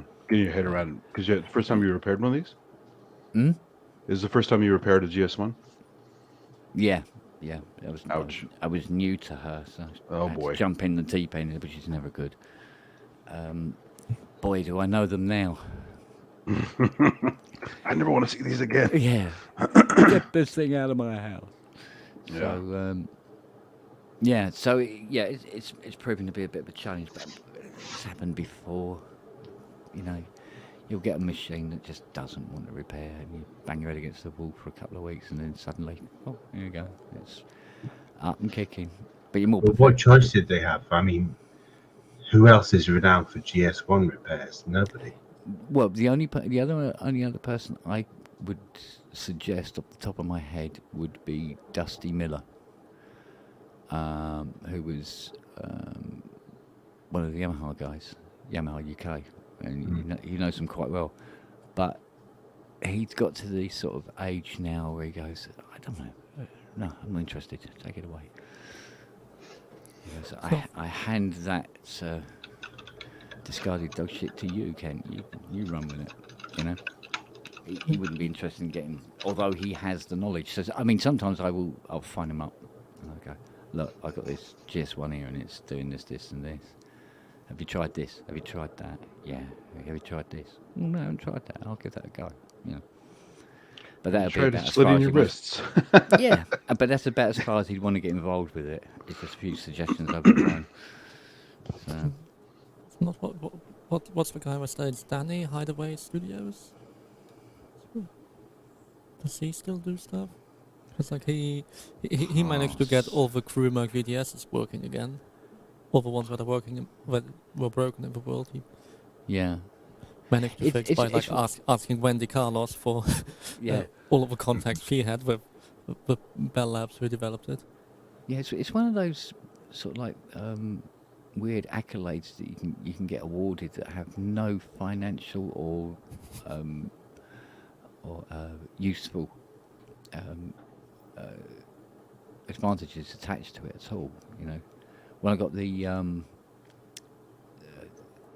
think it was Mel. Was it Mel? Got his Sonic Carrier, PPG Sonic Carrier 1003 up and kicking. I mean, holy crap. What a nightmare that was. There was only 4 of them in the world and there was no schematics. Only 4 of what? What was it? It's I'm a Sonic Carrier. Pretty sure there are more than 4, but No, it's 4. I think it was 5 and 7 Was it? didn't work. Oh, it might have been 5. Yeah, Wow. but by the time I was working on them, there was only 2. Because I think one of them they took out of the case Fabio, altogether. well, there's the Klaus Schulze one that was mounted in the modular, Yeah. which is, I believe, with Fabio, or Fabio and Nicola. Yeah. It's probably with Fabio. And Martin has one that doesn't work. And I don't know about that machine. What's so special about that one? it's the first synth with program memory Wow, okay. Yeah. in Yeah. like 1975. And there isn't a processor in it. Who made it? PPG. Wolfgang Palm. Oh, it's PPG. Okay. Yeah. And I had this long Skype conversation with Wolfgang Palm about it, and he goes, if I, he says I might have some schematics knocking around. If I have, I'll send them to you. And he sent me a photostat of a piece of like school lined textbook paper, and it had the slight workings out of a VCA for one of the voice cards, and that was it. I go, yeah, my problem is the CPU you built out of TTL logic, all stacked on top of each other with little wires going everywhere. So that might be a problem. Yeah, he binned everything in the 90s. Yeah, and the weird thing was I got the CPU to work, and I could get it to store memories and everything, but I couldn't get the keyboard to. I don't know what was causing it, but you'd play the keyboard and it would start playing, and then there would be random notes that when you played them, it just went bang. Never did find out what was causing that. Shouldn't the keyboard be the same as the 1020? Because I mean, the rest of it is the same. Or the voice cards, the voice The keyboard, I think, was it's very similar to, the Cat Whisker version in the OBX. Well, I mean, yeah, it's all Pratt Reed keyboards, but like the actual logic part behind it, I would assume was the same as the 1020. I imagine it was. The thing was, there was something else going on with it that he couldn't describe, and I couldn't work out what it was on the boards. And some of the chips had the codes scraped off them, although Wolfgang informed me that it wasn't him that done that. I said, good, because they're the sort of people that need to be first against the wall when a revolution comes. So you want to murder everybody at Publisn? Yeah, them fuckers. They need to die, all of them. Up against the wall, bang, bang, bang, bang. Little bastards. Palm was a clever guy, man. He did a lot of cool stuff. Yeah. He's pretty much retired now, right? He's not doing much anymore. Yeah. He sold PPG to Plugin Alliance, and they haven't. Well, they just stopped the old. But even after the iOS plugins that he sold the company, so he's not really doing any work now, he sold it to Plugin Alliance, and they just stopped. Yeah. Well, I got all the software and haven't done anything with it yet. What a shame, man! What a waste. I got a Publisn rack here, but I've also got the Publisn keyboard with it. Oh. How many Fuffies of polychromes have you got, Kent? None. They're all strangled at birth. Which should have happened to a lot of those polyboxes as well while we're at it. I mean, the Publisn, supposedly they still repair them themselves. For I managed to get around it though. I got around it.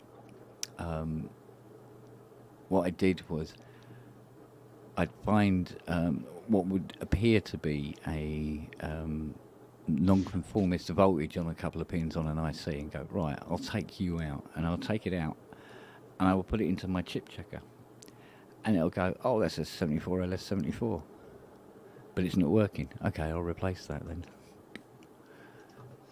So and it's time consuming, but I get to do it, and sometimes I get them done and out the door, apart from one which was totally buggered. The guy gave it to a guitar tech to look at.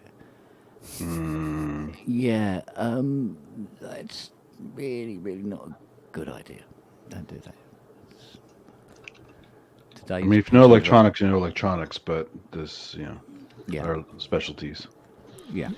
I mean, somebody who's used to early lexicons and AMSs might be the closest you'd want. Yeah. But even then, not somebody who plays with magnets. It's not a good move. Don't do that. It's not good. Well, guitar tech, I expect to deal with high voltage inside amps, really. Yeah. Yeah, well, this guitar tech made a bit of a mess of this Publisn. So what was that rack thing called? Was it for DA Clam 89 or the Infernal Machine? Infernal Machine. Thank you. That's the one. That's the one I was thinking of. with a VFD display at the front. Mm. Yeah, weird thing. But yeah, the DXM89 with the keyboard with the KB2000 Mm. apparently what was until the Synclavier had sampling, that was apparently the highest quality sampler you could get for like 2 or 3 years. Yeah, it's a fantastically built piece of kit, though. But I think I still got the Publishing keyboard still knocking around out in the garage. Is it yours or was it left behind by somebody? Another left behind. Oh. I'm expecting. I think it belonged to Solwax. I think it was his. I Wow. expect that to come back at some point. So when did Hartman start working with Palm on stuff? Not way back then, right? Come on. Because the interfaces were pretty simple back then. They weren't. I mean, as far as like not garish, not crazy looking art pieces. They were pretty plain. Hartman only started with Waldorf after he just finished his degree. Oh, okay. So it was when was Waldorf officially? So yes, he did like his design study. That's how he met Wolfgang Duren, the distributor of PPG. Okay. And then who then later founded Waldorf. I see. Okay. And then he was employed by Waldorf to. Where's the Waldorf name come from? Do you know what that history of that? The village. Okay. They were originally in. Interesting. But yeah, he came up with the original design or the original marketing for the microwave. Then after like a few years, he decided that there's not enough work for there, so he could really part on good terms and do his own design work. I mean, I do love a microwave design. Yeah, that's nice. Yeah, because I mean, it's impossible to use that user interface, but well, the XT is easy because it has more knobs and stuff. So. Yeah, but the XT is not like the original microwave. You have one red nose. You have a matrix with like the four rows and was it 4 columns as well. That's why the M came out. Microwave 1 with XT style controls. Yeah.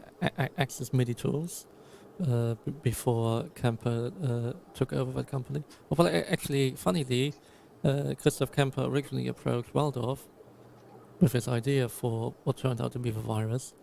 And they weren't interested. Oh, interesting. And then That's why they picked up Valkyrie. And probably still some bad memories.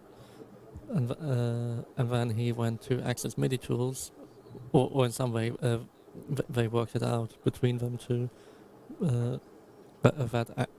with Access having the experience of building hardware. There is like an access controller for like the microwave or something. Yeah, microwave, and for the Matrix 6 there was a controller. Yeah. It's funny how there's all that overlap with like Novation making stuff for these guys, and Dave Smith starting out with making stuff for Moog and all these other guys, and Oberheim and stuff. Yeah, or Don Buchler making stuff for Oberheim, making stuff for Moog in the 90s. Yeah, it's crazy, yeah.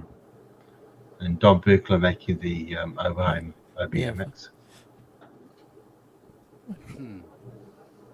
I just think it's funny that he did the OBMX, and he did the Moog piano bar with Bob Moog.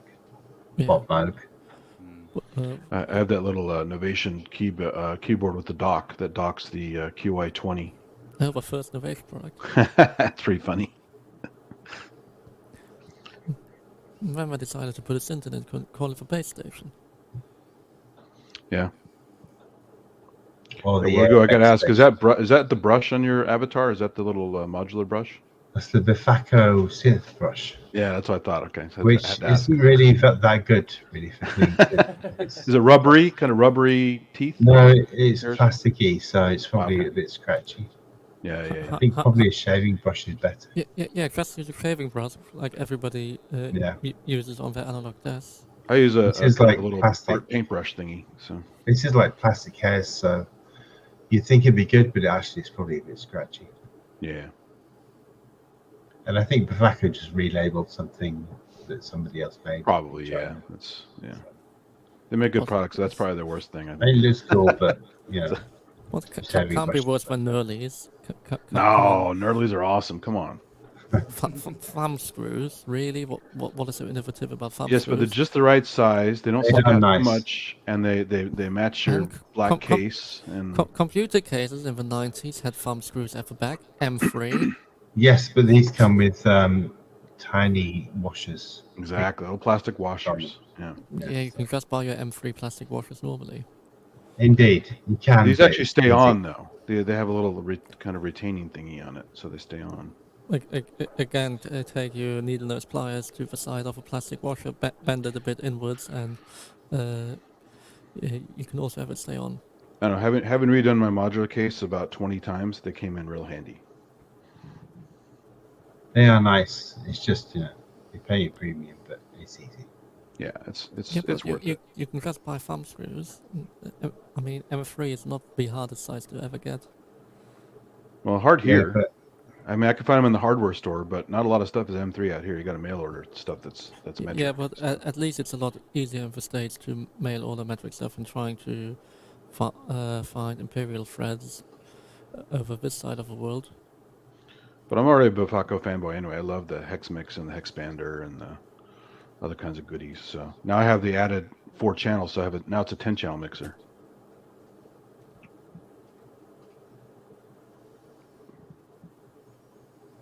So it's much better. It's a deck expander. I'm a big fan of the complexity of modular being taken away. So Nurley's small PSUs that deliver power on a ribbon instead of going through bus bars and all this kind of stuff. No, what it really should be is word up for proper Eurocards, which are like this sort of deep. And Where do you mount them?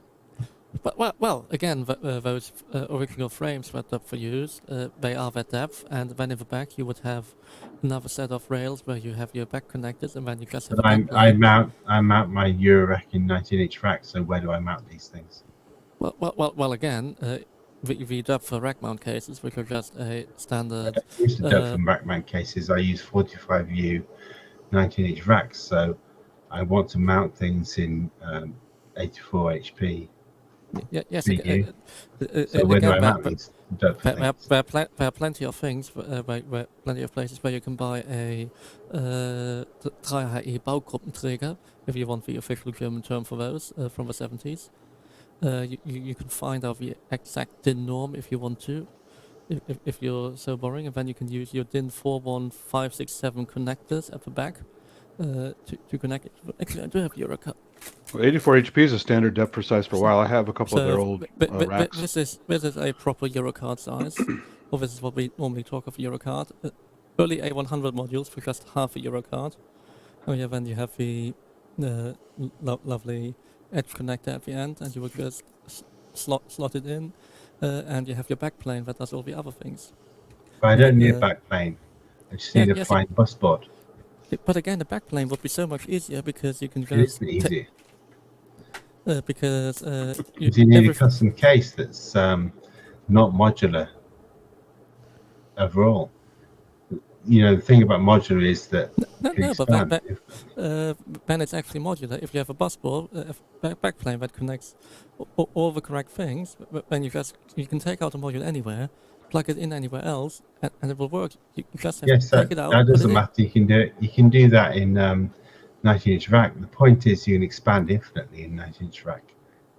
Yeah. If you have a case built out of wood or whatever, then you're limited to whatever dimensions you specify from the beginning. Yeah. Again, if you, but the same is by a 19-inch rack, you're limited by however big the rack is, and then putting a new frame in. Well, you're not limited because you can build. No, you are.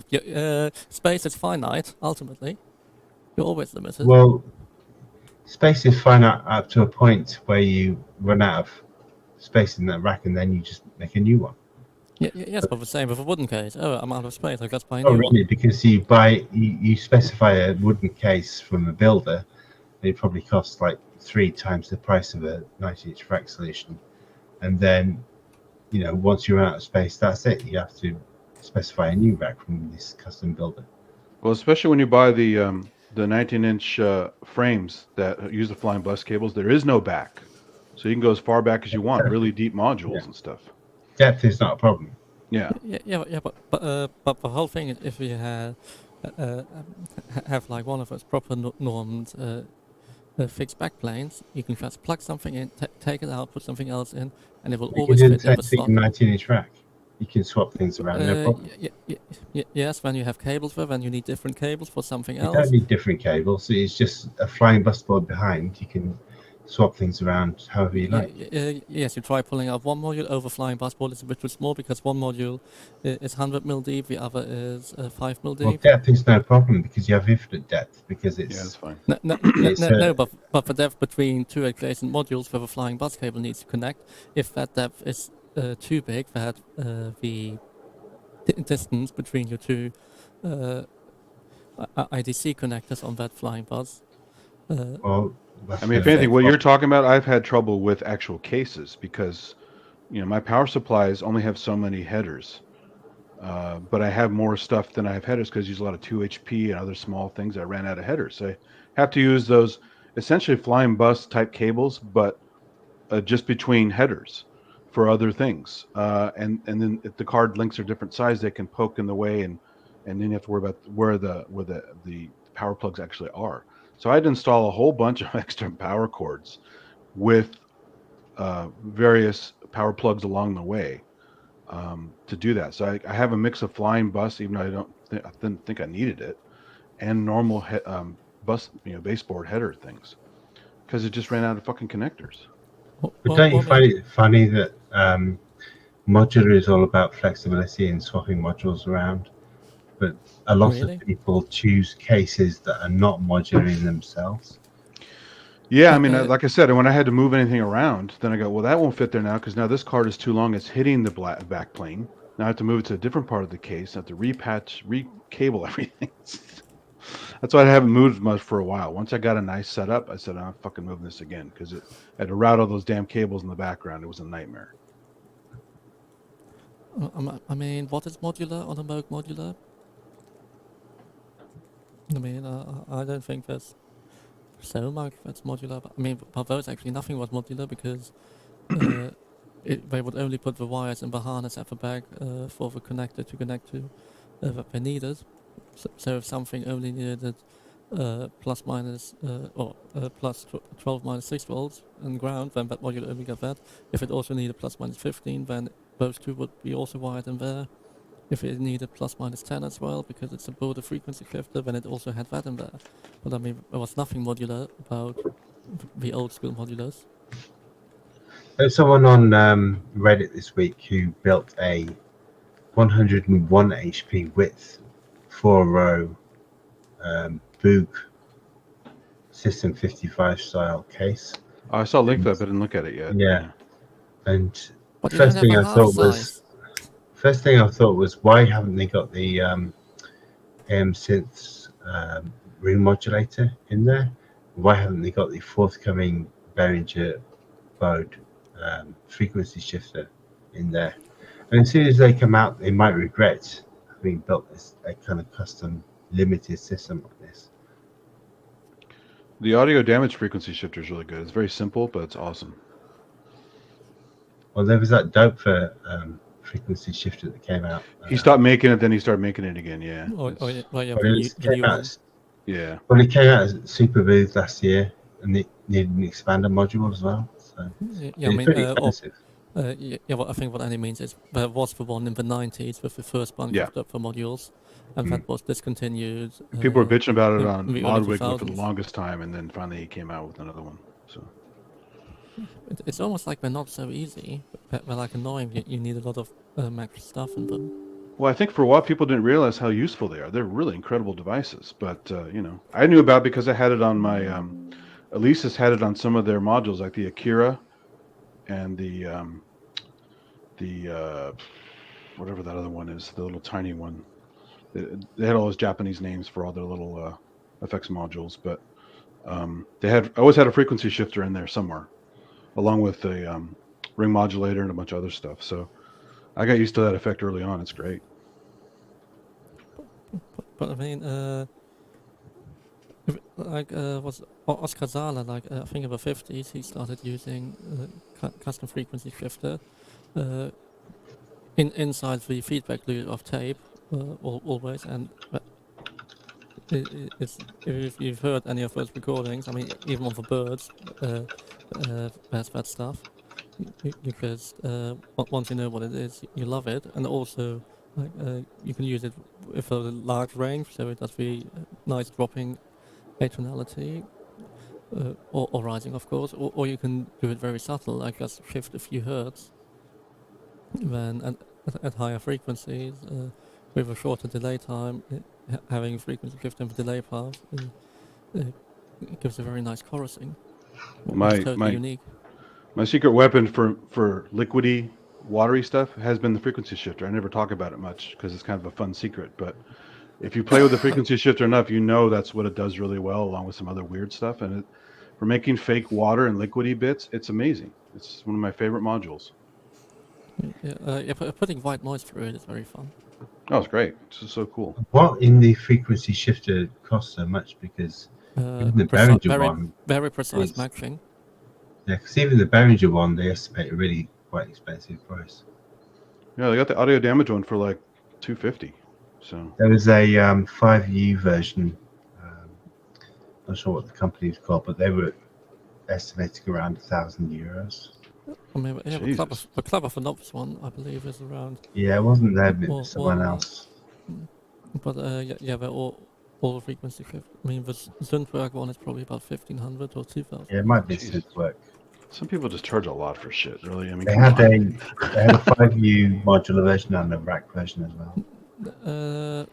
But if it's the rack work, then that's the Club of the Knobs one, because it wasn't that. I think maybe Synth work. Because Synthwork doesn't have a rack work. But Club of the Knobs has one in the rack work, but it's a different company name. It's still Gad behind it. Okay. Also, another thing you guys were complaining earlier about Nurleys and some other stuff. It's really annoying about some make noise stuff like the Skiff. They use 2.5 millimeter screws, so I had to buy another set of Nurleys just for that goddamn thing. Oh, they have a secretive effect. Yeah, there's two types of Nurleys, right? And it's an American company, but they're using the Eurorack standard. But Eurorack standard is M3, so why the hell do they use 2.5? Because it's make noise. Then Asheville, maybe they're just weird. They do weird shit there. Tony Rolando's cool, but he's also a weird dude. So.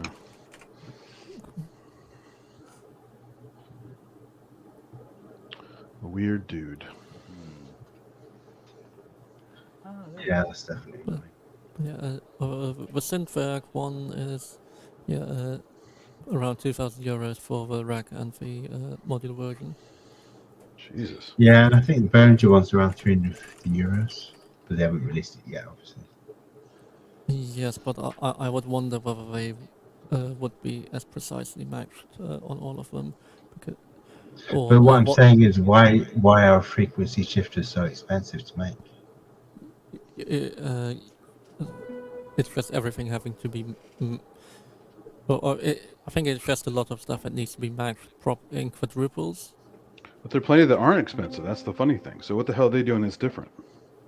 They digital off. Probably doing stuff in fixed chips rather than discretely. Or maybe have a lot of something that they can throw away all the stuff that doesn't match properly. Because it's a cool effect, but I don't know. When you listen to them, they don't seem to be that precise as far as needing that much precision.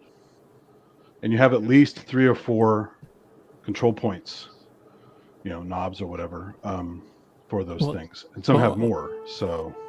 Well, I mean, the final multiplier stake, that's just ultimately a well-built ring modulator, so that's some money to have a nicely matched one with no DC offset, and when you only plug in one source, you get complete silence out of it, or close enough to whatever you average noise floor is. Then we have the dome filter. It's probably something more complex in there. That must be annoying again with matching. And then the precise tracking oscillator. But that will be annoying in analog to have it done that way.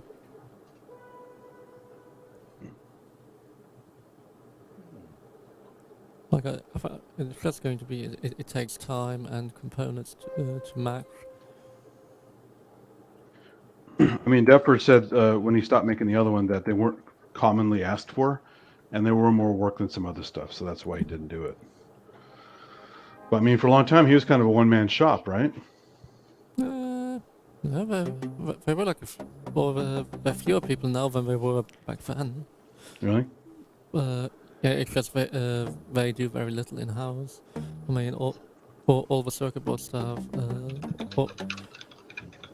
They only do like final assembly in house, but all the circuit boards are done in one of the big electronics companies in the Czech Republic.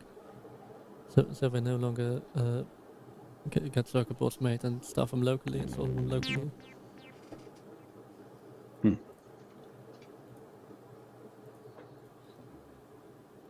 Hey, Kent, someone has a question for you in the chat. But the question hasn't arrived yet, so. I think he's going to ask if you want to make sure you're reading it first. Yeah, I'm seeing this.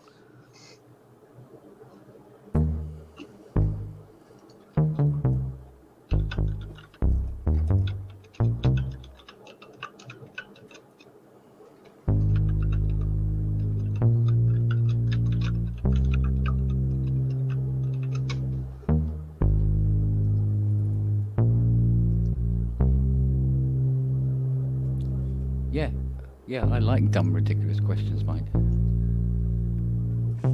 I got more chance of answering them then. This whole show is about that, right? I mean, Q&A. yeah. Okay, the big question. Here we go. It's better if it's a drunken question, but No, I'm sorry. I'm married. It's ISTPE, of course he's drunk. really? Yeah. Did not know that.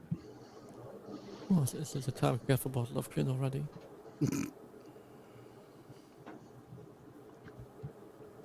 Anyone here going to buy the Taiga? I like the cut of its jib, but Yeah. it's a bit expensive. It's too It's a bit expensive. Eurorack looking for me. I'd end up going down that rabbit hole and then at the end of it, forever. I'll be gone. That's true. Although I'm surprised you don't have a bunch already from being, having repairs and people leaving stuff. Wait, are there different standard sizes? What, you mean between synthesizers or what? I mean, there's a standard piano horizontal spacing, which most keyboards use. They all seem to have roughly the same sort of width and that. It's what's underneath the key that can vary Makes all dramatically. sense. I mean, Yeah, I see separate keys being sold for different things, like they are that different. Mm. I mean, there's common key beds between different synths, but Oh god, yeah. I mean, you can put Jupiter 8 keys into an SH 101. Why would you? More likely the other way around. still need a top C for my emulator too. I mean, there's a German forum where you can find a massive list. I think Yeah. it's also been occasionally dumped onto Gearspace, but the German one gets actually updated properly. What keyboard is in which keyboard? It's Yes, very and thorough. Yeah, I need to do that an awful lot. I'll often get keys missing, even. Especially if it's an Odyssey. What, or any ARP of Yeah, or any ARP that likes to have their keys stick out further than anything else. And it catches door Super frames. 6. Yeah. Super 6 is the most recent thing that had the Giphy standing up keys. Yeah, what's the deal with the key sticking out? Why do they do that?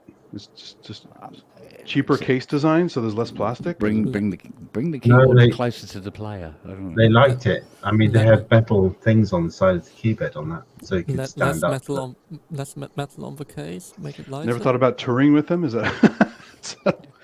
Yeah, Bad idea, in my opinion, but yeah. Well, no, you just need to have a custom flight case with proper cutouts everywhere. Yeah, I mean, what you need to do Roger as well. Yeah, up quadrants, there were buggers for that. But people were generally more careful with quadras because they were heavier, and people were just naturally more careful with them when they were transporting them around. Not so much the Odyssey Or an axe. or the Axe, yeah. Yeah. But the Solus was probably the best in that line. It was in its case, and the keys weren't sticking out. Just Yeah, put the lid on, and it's hard to destroy. yeah, the keys. exactly, yeah. Can you hook up an external keybed to the avatar and get the same kind of response, or did it really miss a lot without having a keybed? The Avatar. The guitar with Synth of the Odyssey. It was a guitar synth, but it also had Ah. CV inputs, right? So you could have used it as a keyboard, right? Yeah, you could plug a keyboard into it. Yeah. Yeah, I was having trouble trying to remember the Avatar for a minute. We probably blocked that out because that new damn movie, that sucks. God, yeah. Blue monkeys again. Well, that film was basically don't them going, look what we can do with CGI. Exactly. Don't- Just show don't off spoil real. it. What? I still want What to do you see mean? it at some point. Yeah, I know. Yeah, I mean, but it's if you're looking for a story, Oh no, look somewhere else. don't look for a story. But if you want Story's to look 2 at, sentences long. yeah, Or but you of- want of a first one or glorious of a new one? effects and the way the machines are designed and how they operate and stuff like that. It's an engineer's wet dream. That film. Yeah, on high dynamic range, or seeing it theoretically on very strong projector, a modern laser projector, was really fun. With Oh, you saw the With HDR one? Because colours. I wouldn't want to see that. Because when I saw The Hobbit in HDR, it looked like crap video. it wasn't HDR because have you ever tried to, or maybe it was High frame rate. At HDR. least. The high frame rate was a bad idea. High frame rate. I'm totally happy with 24. Well, in answer to Icing's question, I have been known to spray keys before now, and then lacquer them up for people who wanted, noir keys. Or dye them. Yeah, dip them in dye. Yeah. But definitely the keyboard mechanism is not standardized in any way at all. No. It's- You do get a lot of keys you can interchange, but it has to You do be that red pink look like a within the mini log manufacturer. bass. Oh, where's Ian to talk about his favorite synth?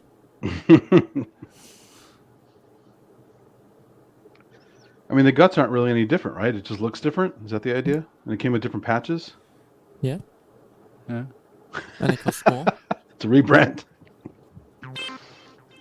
I don't see where the issue is. Some people will buy it. How do they class that under strings? I'm surprised someone didn't make a parody of it with like pink erasers. Oh.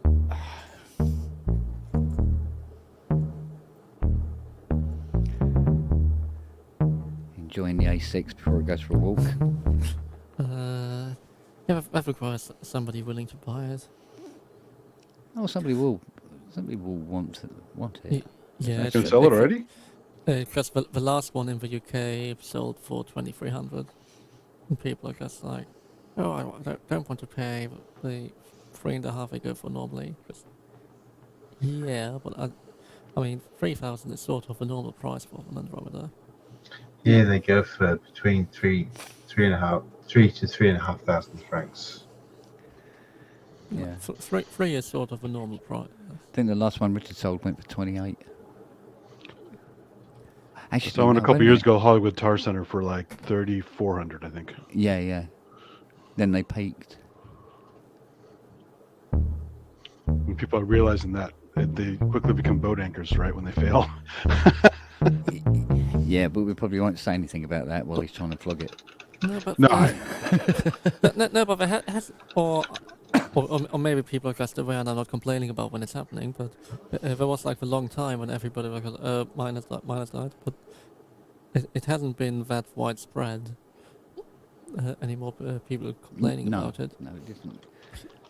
So probably the ones that didn't die after 10 years are maybe destined for a longer life. Yeah. Who knows? Yeah, hopefully you have good luck with that. I'm I mean, hopeful. I know will it I be was hopeful about my DW 8000s as well, but there you go. Yeah. I mean, it will be the same with a Moog 1 in 20 years anyway. Yeah. Yeah. And Moog still won't update the firmware to allow modulation of effects parameters. Mind you, if you want to sell it straight away, all you got to do is put a Jupiter 8 sticker on the back. And it'll be gone like that, mate. I wouldn't think of it sounding Rolandy or like Jupiter 8. It's details, mate. I won't worry about that. You should say 2 times Jupiter 8 because it's twice Yeah, the voice. don't have any feedback on your eBay. Jupiter 16. Yeah.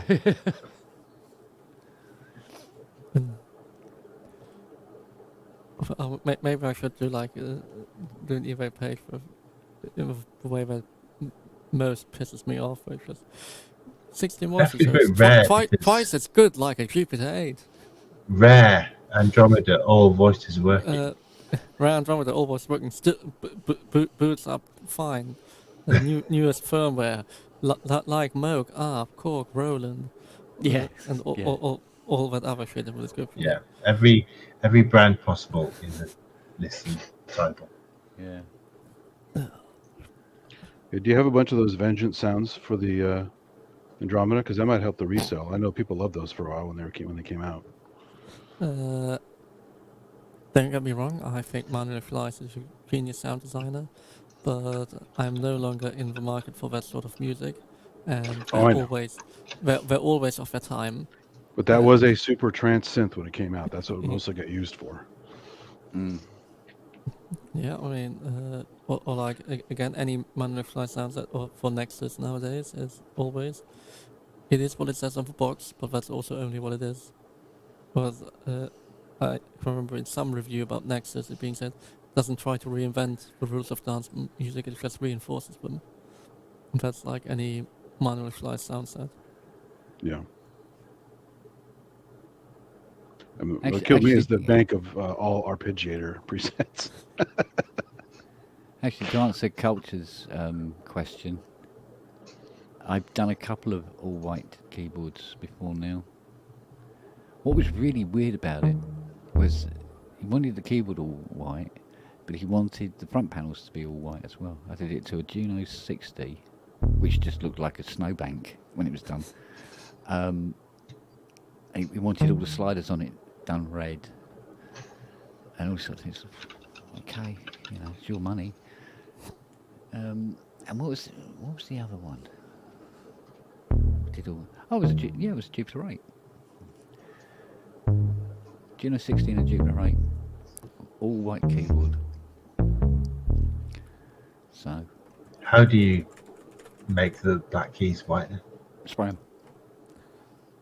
Spray them Arctic white and then lacquer them. Do you sand them or corrode them a bit, or just spray? Yeah, you take them back a bit. You key them up with I think I was using the 800. Key them up with 800, and then a nice. Use like Varathane to coat them. Hmm? Spray them with Varathane to coat them. No, a cellulose will do it. A cellulose. There was a primer I put on. It was a water-based primer because obviously you don't want to put normal primer on it because it will melt the key. Yeah. Which is always a little bit of a drawback when you got to put them back together. So yeah, and then do them in the Arctic white. I think he wanted Arctic white. Didn't want a cream white or anything. He wanted it white. No one wanted nicotine yellow. No, all you do is just leave them in the studio and give them enough. Yeah, time. or have a smoker play it for a while. The studio and time. That's And my K2000 came nicotine yellow. Thank you very much. There was a keyboard that was.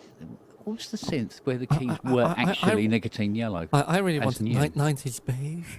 90s beige. Oatmeal and beige. Taupe. Nice Make it combination. Taupe colored keys. Yeah. So that it looks nice next to my 90s computer. So just beige everywhere. Nice beige boxes. Well, it's like I always thought I'd like the white faced bit 99. But actually, the black one looks better. It's just a shame about what's in it, really, But more than anything else. It's just the box of Curtis, right? So Or- what's the Yeah, difference between a bit essentially. 99, a bit 1, and a bit 01? Bit 01 and bit 99 are the same, but rag versus bit 01 and bit 99 are the same, Yeah. but Yeah. rag versus keyboard. But bit 1 OONE Yeah. is a different synth than bit 1 or bit Yeah. 99. I got my bit 01 for like 60 quid. Yeah, I've seen those around. I was going to get one, but It's like a six voice analog synth. Yeah. does it sound like a Matrix 1000 or Matrix 6 or whatever? No, not really. No, It sounds good.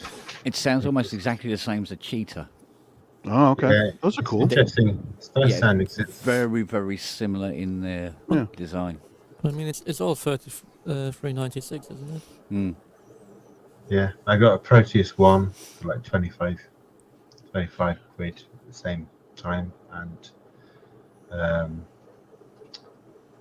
something else as well. When I bought my Emax 2 new, all the stores still had the Cheetah MS6. And it sounded cool. It just looked like a nightmare to try and program Well, that. that's when I first saw an emulator 2 as well. So the guy wanted like 4K for it, so There he is. I passed at the time. Hello. What's up? Hey, Hello, up, Andy. people. Hello. Hey, up, Wags. Nice haircut. Cheers. No, that's the hat he wears because he's a Martian from the Looney Tunes cartoons. Where's the kaboom? The earth Yeah. shattering kaboom. Kaboom. Excellent. Oh, How are you, right. darling? How you been? Oh, Haven't I'm seen you alright. for a while. No, indeed. Well, no. Yes. Hello. I'm back in the real world again. Good man. Hi, Inky. What was? I've been watching the Rings of Power. I took out an Amazon Prime subscription just so I could watch it because I thought I would. All right. It's quite good fun actually. Although I know it's had loads of criticisms and stuff, but I quite enjoy Have it. you ever heard of BitTorrent? Say again, Wags. Have you ever heard of BitTorrent? BitTorrent. Or Usenet. Yes. Usenet has them all too. Or used it? Are you? You're talking piracy things, aren't you? Yeah, Not it's going- just, the streaming can- thing is kind of what tweens do these days, which is fine, but you're not a tween, so All it is I know. manual Netflix. That's all it is. I watch them on Amazon. It was, I have a Prime thing, so plus the advantage is when the directors change things, your file is not modified. it's the I'd Lucas love proof, to- right? So, Yeah. Well, yeah. I'm afraid no. I'm pretty stupid with all of that. I mean, I watch so little television anyway that as soon as I'm done with all of this, I shall cancel that anyway subscription because I mean, Just send me a message and I'll give you like an HTTP link or something if you need any Well, if it- movies or whatever. why does this sound like I'm getting into criminal activity already? it's on the dark web.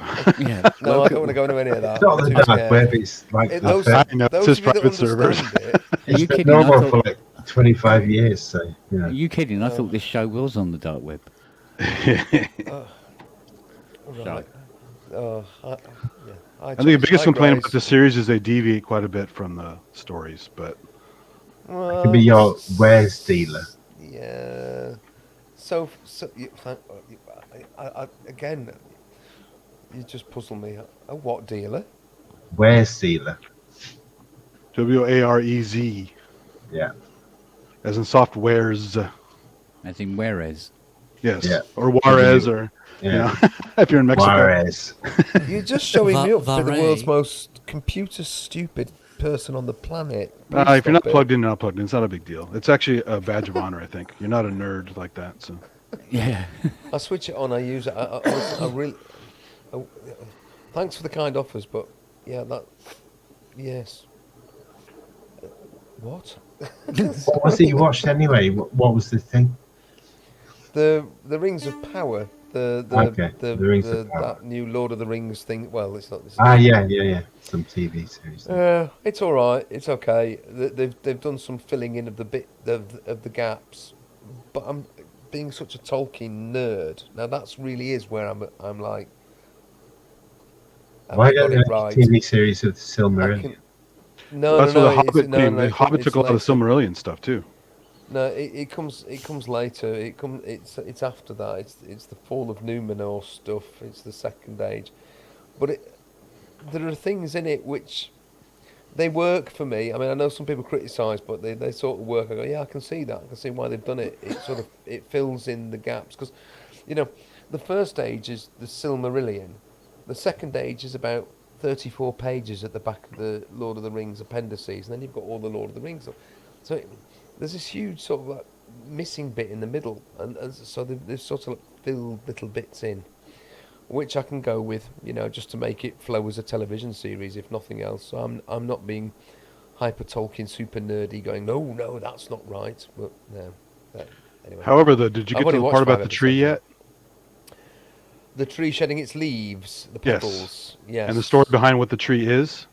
Yeah, well, I know all that. That's pretty whacked out. So that's No, you see, but it's not. that wasn't the story though. It's not a Silmaril inside the damn tree. You mean the Silmaril in the tree? Yeah, Yes. no, I have got to that bit, and yeah, I was sort of scratching my head at that, going, no. Wait till you get to the One Mithril Silmaril, stuff. Yeah, no, it doesn't work, does it? No, I've got that. Yeah. I've seen all that. The elves will all die if they don't mine Mithril. That doesn't work. Yes. You're right, Andy. That doesn't work. At least not yet. I'll see what they do with it. But That at least is not being too pedantic, but it also kind of ruins the story. I think when they go crazy like that. oh well, I'll just have to keep watching and see what happens. It's worth watching. There's some good visuals, but like a lot of critics said, it goes from being beautiful, high budget, like they paid a shitload of money for it, to like this is like any other TV show in a lot of scenes. I dare say. I've not got there yet. Like so. what happened to Stargate. Yeah, That got cheaper, Stargate. Or Yeah, Farscape. but Stargate had its moments. I mean, Teal'c found a vagina in the ground. Harry Potter. And Did the you Tree see of that Nothing. scene? Yeah. Sorry, say again. Teal'c, Say again, Dan. Teal'c found a vagina buried in the ground, and he uncovered it. Yeah. Yeah, in Stargate. I didn't That's see what that happened. one. Oh. It's amazing. Wasn't just a shield and a gig that he found, was it? Well, he brushed away the soil, and there it was. You know, some kind of vagina-shaped object. Oh. It was amazing. I did like the fact that the first episode of the series there was nudity in it, which is unlike most of those shows, right? And they quickly realized, hey, we need more viewership. We can't do that. So the rest of the show was pretty clean, and you have to go back and look for that episode because they scrubbed it. That's why I hate streaming services. That's Exactly. why Yeah. files are better than anything, because George Lucas. I mean, streaming services, they lose licenses. They no longer have things available. They Yeah. change things because of whatever. So Especially like the famous MTV Beavis and Butthead stuff. Once they lost the show went off MTV, they had to strip all the videos because they didn't have rights to play that music anymore. yeah, I don't know how Mystery Science Theater 3000 is going, but they generally went for licensed kind of expired Obscure stuff. crap, yeah. Yeah. What have I just done? But if they went for more mainstream stuff, they'd be screwed. Well, that's why you first go for something what like TikTok's for, movie isn't it? in the first place, where like stuff is only there for a fixed time. They only buy a fixed license, and you get something new every day, and stuff disappears constantly. Yeah. Kind of like modular. You repatch every time. So You take Well, it some as a people do. you take it as a transient medium. Some people They make go- one patch and then leave it there forever. I mean, I've done that. I've patches up for like a month or two, not really Hello. working on it. So if you want to make another sound, what? You buy another modular? Well, yeah. Oh, makes sense. Yeah, of course. You should see the pile of spaghetti that's on top of there. I can see it. Honest, I'm not.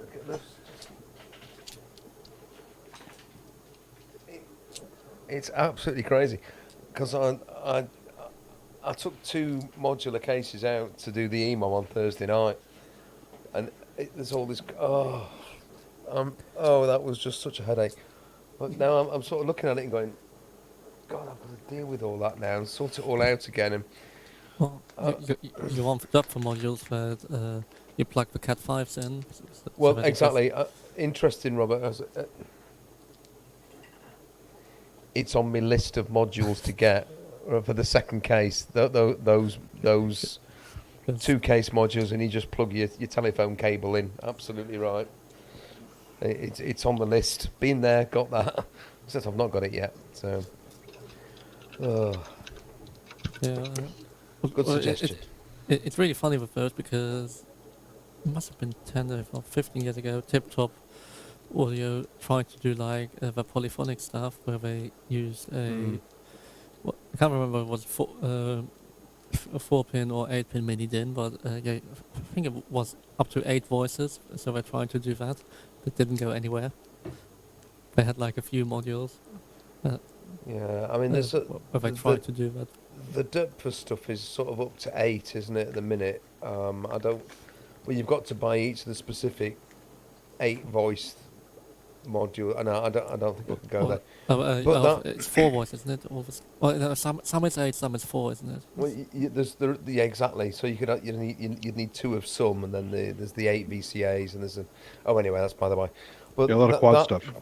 Yeah, that sort of linking module is like a really, really good idea. I'm thinking, whoa, that's a must. I put that in last Yeah. month. They're awesome. Have you got one that uses? Oh, the, yeah. Because when I did the thing back in November, and I Yeah. had cables going here and there all across the cases, and I had to put labels on each hanging cable because I had Been to there, pack it done up. that. You should. Yeah, I've labelled up bloody everything. I had up spent to 20 ages doing- hanging cables that I had to repatch just before playing, and it was nerve wracking. And one of the voices ended up failing, and so I said, "Never Oh, again. no. I need that fucking patch bay." Yeah. Oh well done. Thank you, Ashley. When I And it's cheap. It's only like $110. It's passive. exactly, So exactly. It's a 100. Yeah, just under £100 here. So yeah, definitely. Right. Okay. you just got to make sure Purchase. that you have an extra set of Ethernet cables in case the ones they gave you don't work. Because if you can't patch between them, it's no good. So That's interesting. So do you have? I mean, recommend a couple of decent. just a good Those standard one. Ethernet. You know, I Yeah, mean, yeah. Amazon choice is probably good enough, but just a spare would be nice because the ones they give you are just long enough, assuming the cases are close together. Well, you can. But in see case you need a little more they're length almost side between by the side. cases, Yeah. well, if you haven't put them in between them or Or something. Yeah. one above the other, as it was on. Yeah, yeah. on You- Thursday night, yeah. Just you'll have an also want extra some set is a good spares. idea. Yeah. So, sorry, Robert. Say that again. You'll also want some spares in case. Oh yeah, for sure. That's what I said. Yeah, just in case. Well, just the idea of plugging a cable into one and into the other, absolute dream. Then it wouldn't be so bad. I mean, okay, there was the issue of lugging the things around, but that was easily overcome. So, well, Annie, thanks for the recommendation actually, because I keep going back and looking at it on Elevator Sounds and going, I think this is what I need. I think this is what I need. Well, Yeah, I think saw this is what I saw a video about it and go, that's a great idea. Why didn't I think of that sooner? Because Yeah, I don't use yeah. patch bays in general in my studio, even though I probably should. But for this thing, it's perfect. Yeah, that's what I was thinking as well. So to have it confirmed is really handy. So Yes, yeah, thank you for that. Well, that means I'll be spending cheapest money thing as you'll well. ever buy for modular. Well, no, I mean, I think Dub for stuff is really good value, and it does exactly what you want. It's not complicated. That's in fact, on this list of things that I've got to buy, everything is Dub for except one thing. I say got to buy or intend to buy, or it's nearly all Dub for, and it's all sort of utility stuff that Yeah. There's the dual VCA with an envelope built into it as well, which again is to minimise the amount of rack space that's been taken up by. Oh, isn't Modular a bloody minefield? But it's great. It's such good fun. They make good fun stuff too. I bought that Tritonium module with the ribbon. It's a lot of fun. Oh, can you still get the ribbon? Should be. I got it not too long ago. Oh, right. Okay, I'll have a look at that. I mean, Yeah, worst case scenario, you could make a ribbon that meets the standard. So You might be able to. I mean, Um, Robert more than me, but I could still do it. But I mean, it is just what one of these, because that you can get around every corner, and then like the pressure sensor Well, for pressure sensors, it's probably harder to get their use because that's the Sorry, Robert, what are it you does- wangling at us there? that is a open resistor path. So that's basically just the position sensor. Oh, right. So I you see. have, well, it's basically like a fader in terms of an open resistor, but when you press so the way a fader works, you have two metal wipers that are connected where your finger is, and that connects the two tracks of carbon together. On this, just by pressing down, you connect the two parts of, well, in this case, conductive plastic, but it would be the same as like connecting the two tracks of carbon to make to vary the resistance. Okay. But, So maybe I could. Maybe that's possible. Grace, could you make one of those? Just let us know. Sorry. Well, I actually made a homemade one once when I bought the Teenage Engineering Op Lab before it became the little module in the OPZ. It was a standalone USB to MIDI to CV dealy bop with an open panel. And it mentioned a ribbon controller experiment.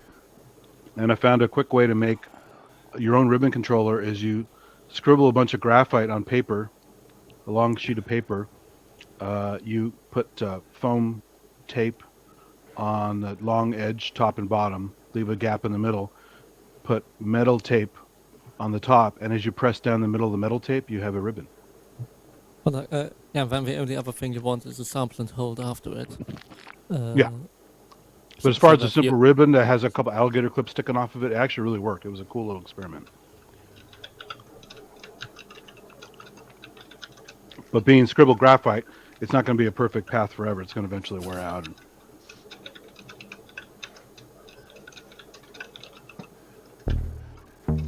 I give you the Prophet T8. There you go. Yeah, graphite. Yeah.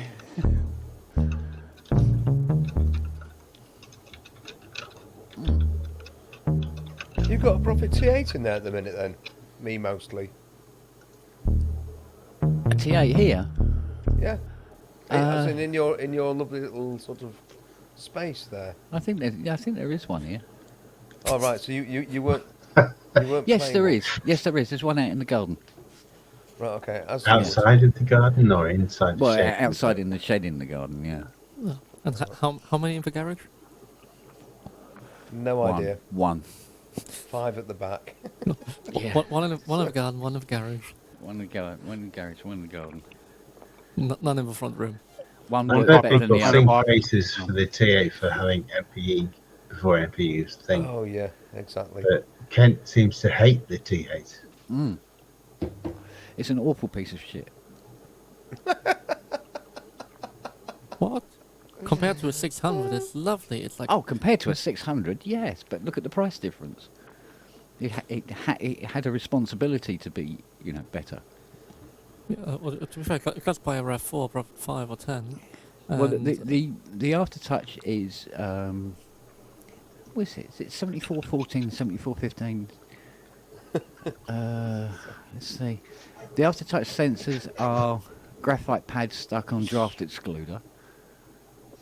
And then you have a knuckle on the bottom of the key to apply the aftertouch to that, which then fails. So every time you push a key, it reacts differently to how it did the last time you pushed it. but, Until you have to stand on them to get it to do anything. But New England Digital thought it was the best keyboard of the market, so they put it in with Synclavier until they went bankrupt. Yeah, but they suffer from an Andromeda A6 itis. There's 4 FIFO chips on the digital board to the analog boards, and if they go, that's it. Wow. You've been warned, Throw it Robert. away. Well, maybe another reason why I'm thinking about selling it. But it does have a phaser bank, so, which was his nod to Star Trek. Just this phaser bank on the voice board.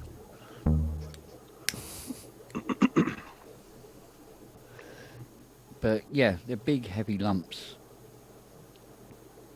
Is somebody on the train, by the way? Trains on strike. What, in Switzerland, Wags? No, in UK. No, that was Oh, right. yesterday and Wednesday. All right. No, tomorrow they're on strike. Okay.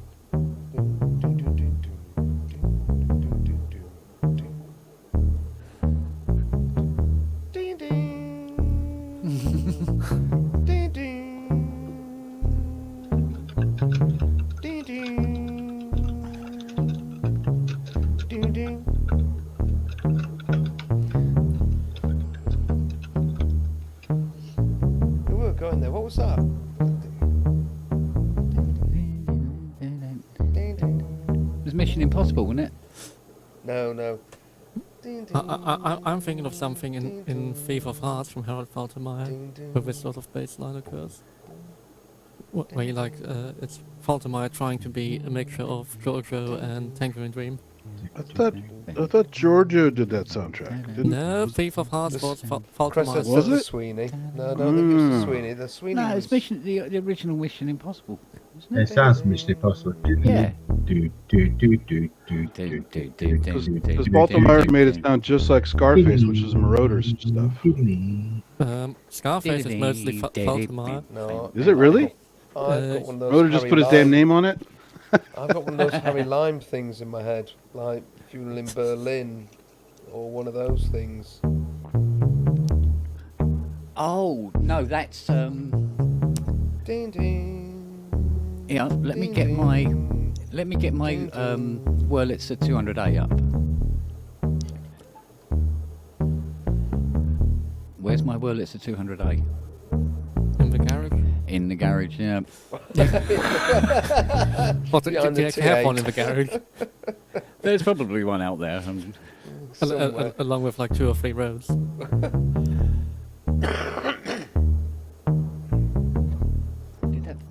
I have to look at each monitor because I go, has it fired up yet?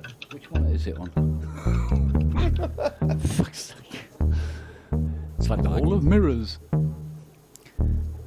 Oh, come on, it don't take that long. Oh, there you go. Right. Libraries. Do you have anything Is that a custom patch, Robert, or is that Not the a professionals, Chris said. No, it's doing me head in now. But, And it's I'm sure it's playing on something like a dulcimer or something like that. Ding ding. Yeah, I know the Ding, thing you're ding. thinking of. I'm sure I do. what's that? Something like from the Persuaders? No, It's no, that no, no, no. period. Yeah, it's not, one of those late 60s, early 70s hang on, things with turn Michael that off. Caine. Man from Uncle. Hi, Pope. Yeah, no, not the Uncle. It's not that. Ding ding. Ding ding. What was that one with the dead guy? Ipcris file. Possibly sort of a Brett fucking Lemming. piano is Possibly that? Brett. Get Carter. You're Get sure you're not Carter. at That's Get it. Carter, yeah, Drum yeah, Thanks, Grace. Get Carter. Well done. yeah. Get And it, Carter. yeah, and it is Michael Caine. It's not Harry Lime. It's the thing set in Newcastle. You were isn't close it? though. You were close. Get Carter. Yeah, no, Grace has got it. Ding ding ding ding ding. Yeah, Get Carter. That's exactly So the it. Well done, so the Grace. track Thank by you. Human League was inspired by the movie, or is it? Ding ding. Think so. Yes, must have been. I'm thinking of Randall Well. Hopkirk with the dead guy. Deceased. Yeah. Deceased. No, it is Get Carter. That's what I'm after. Thank you, Grace. Well done. We're on the same wavelength, but she's cleverer than me. I So. haven't seen that one. Is that a good one? Get Carter. Oh, it's great, but it's set in the bleakest, darkest north of England. It's a good film, yeah, and has a good soundtrack. You know, You make it sound like it's Moria, Moria. or even worse, Sauron's domain. No. No, to well, that thing. it's 1960s, 1970s. You know, northeast of England was pretty bleak. Yeah, quite right. Inky. He was a Get Carter gangster. is awesome. Yeah, Effectively. basically. Yeah. Rita East End Sue and Hard Bob Nut. 2. That's what I think. Hi, about Simon. Northern Is it- movies. There's a cool series about a French gangster, pronounced Mayreen. Looks like Mezreen. That was pretty interesting. Synth Addict, have you seen Rita Sue and Bob 2? Which one? Sorry, Rita Sue and Bob 2. I've heard the name, but no, I haven't seen that one. It's an 80s movie that's very UK-ish. Really? A lot of famous folks in it. No, I have not at seen all. it. Well, I can't Absolutely remember not. anything about it. Rita, Sue, and Bob It's too. like a dodgy bloke who shags a couple of schoolgirls. Yeah. Sounds like But it's- Alfie. That's it. Kent's going at it now. Kent's Yeah. going at it now. Alfie's another classic Michael Caine, where he's a naughty boy. Was it? And he shags a couple of schoolgirls because he has a princess car. So they're very impressed by that. A That's princess? Yeah. No. Austin Ambassador Y-Reg is what you need. That fell on stony ground, didn't it? So the guy in Kill Bill just had the pussy wagon. So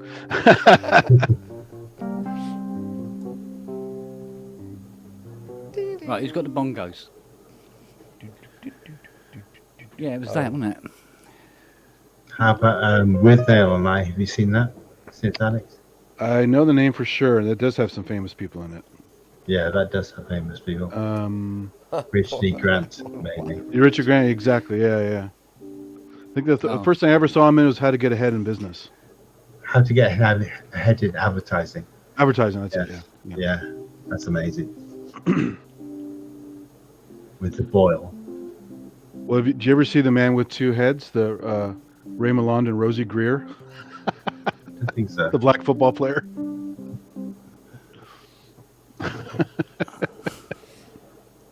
With Nail and I.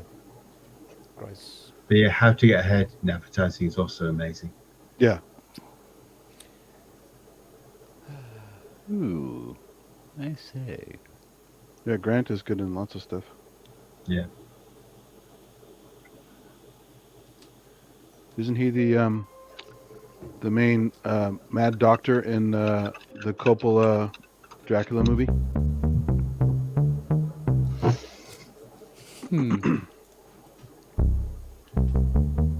I don't know about that. Keep an eye on Renfield. Oh? Yeah. It's all gone zappy. Yeah, that's because I was messing around with Près de split. chez vous. It's arrived near you. Hit the Qu'est-ce que crossword c'est que button. ça, sur your head? C'est No, arrivé près de chez vous. What's all that about? I'm just in the lovely split that I was working on. Was ist in der Nähe von uns angekommen?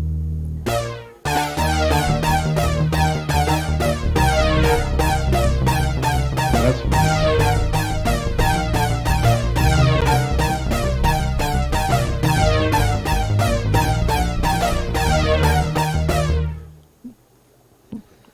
That was familiar, but lovely. I can't place it. Well, what? Van Halen? Right. Oh. Like, Just Must be love. Yeah. Yeah. Just Jeff take a is vision the of only Rara song that skirts. matters in the synthesizer universe.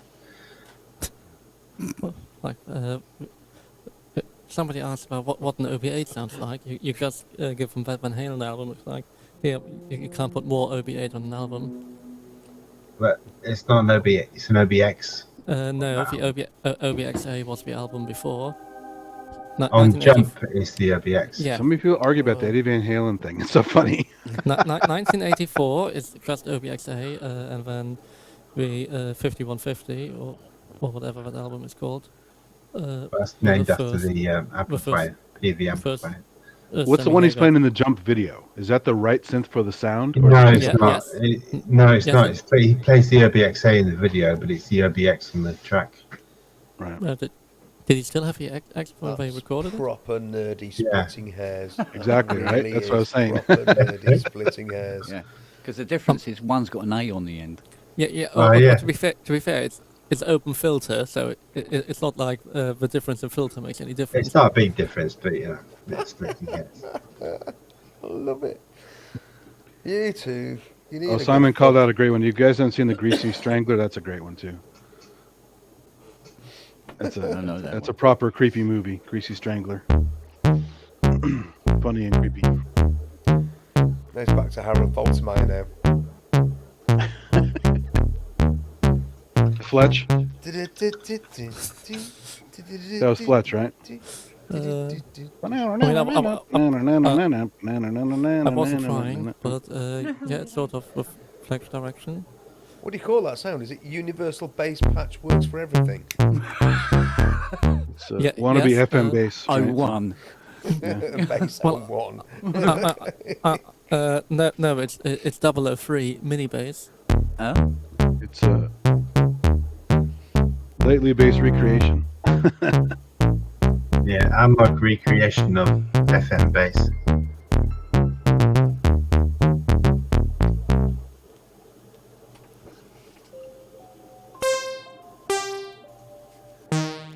Lately bass really is a great patch. It's a perfect one. Yeah, Machine Plus.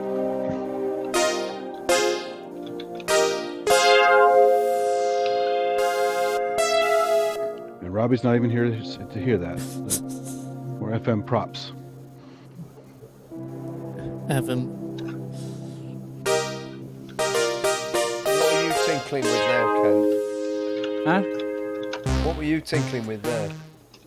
This is what was it? Big fuck off chord 01 as well. Works for everything chord 01, yeah. Why not?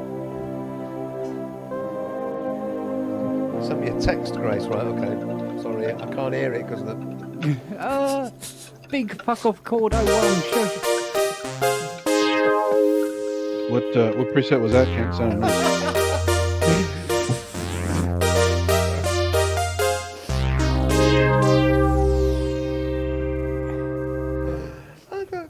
And you want Grace and to I sell were this for thing, some you can make reason, Grace- millions playing covers. For some reason, Grace and I were talking about Blue Peter badges, and look, Oh. Oh. Grace, that says. Nice. Oh, very funny. What's the Blue Peter? I'm out of the loop. Oh no, it was a kids' TV show, and if you did something that was worthy of an award, you got a Blue Peter badge. It was, and the Blue Peter badge would get you into all sorts of worthy places, like the National Portrait Gallery, and the V&A, and the National Science Museum, and all these places you could get in. If you got your Blue Peter badge, you could just waft it. It was a thing. It really was a thing. Yeah, the Blue Peter badge. Because here, a Blue Peter is something you get after an unfinished date. So Yeah. Well, yeah. Well, it's Well, it's a It lot was better a- than it Jim will was a fix thing, it badge, wasn't wasn't it? well. I guess these days, if you've got a Jim will fix, you probably keep it. You had to weigh 2 hard-boiled eggs in a hanky blindfolded. Don't, Ken. Just don't. It's better than the old Blue milking Peter a badge cow was blindfold. pure. It's On pure your knees, and, boy. and untainted, come on, everything can be corrupted. and will probably still get you into the National Portrait Gallery if you can be bothered. Synthetics, Stephen Merchant has a Blue Peter badge. That's all you understand. Oh, he does? Who's Yeah. got one? Stephen Merchant, Ricky Gervais companion. co-writer at The Office. Yeah. All right, I see. Lanky co-writer. 6'7", goggly eyes. I love the Carl and Steven changing barbs back and forth clips where they're just insulting each other. Oh, 1 hour 45 minutes of Carl and Stephen just ripping the shit out of each other. Oh, so great. All the insults. Yeah. Yes. Oh yeah, no, I think Fiona's got a crackjack pencil. Can I just ask us to I've got a consider Saturday that- Superstore pen somewhere. Yeah. Wow, bloody hell, Moving on that's from crap British telly, can we consider ASIO Head's philosophical question? If an FM synth is played but Robbie isn't there to hear it, does it make a sound? Yes, because it hit our ears. Oh, don't be so bloody literal. You'll probably tell him about That's it what later. sound is. It has to hit something. So Whom are you hitting on the ears with the DX7? Robbie's watching China Robbie. Crisis right now. If you play Yeah, a yeah, DX7 yeah. in the woods and nobody's there to hear it, who answers the door? That's a better one. the local Keebler elves in the tree. Oh, so that's how you find out if there are elves around. Just play DX7. Give you some fudge cookies. Fairies played DX7s, and you better believe it. Simon Greatbatch has just asked, is anyone owning up to owning a Jim will fix it badge? There must be people out there who've got them, but hey. 3 of my favourite all-time films are With Nail, Spinal Tap, and The Big Lebowski. Yeah. Mm. Well done, Grace. I mean, Spinal Tap. It never gets old, does it? It's just great. I just love the measurement mistakes with feet and inches. But also the thing is, like, with a foot just being this one little cross to the side of it, like, when you do a blueprint or any other,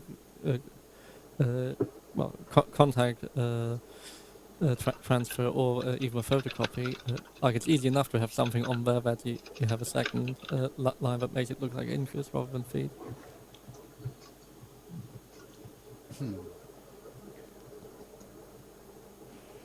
Hey, Grace, have you ever seen Best in Show? That's another great one with the dog show, all the antics. Some of the same writers for Spinal Tap.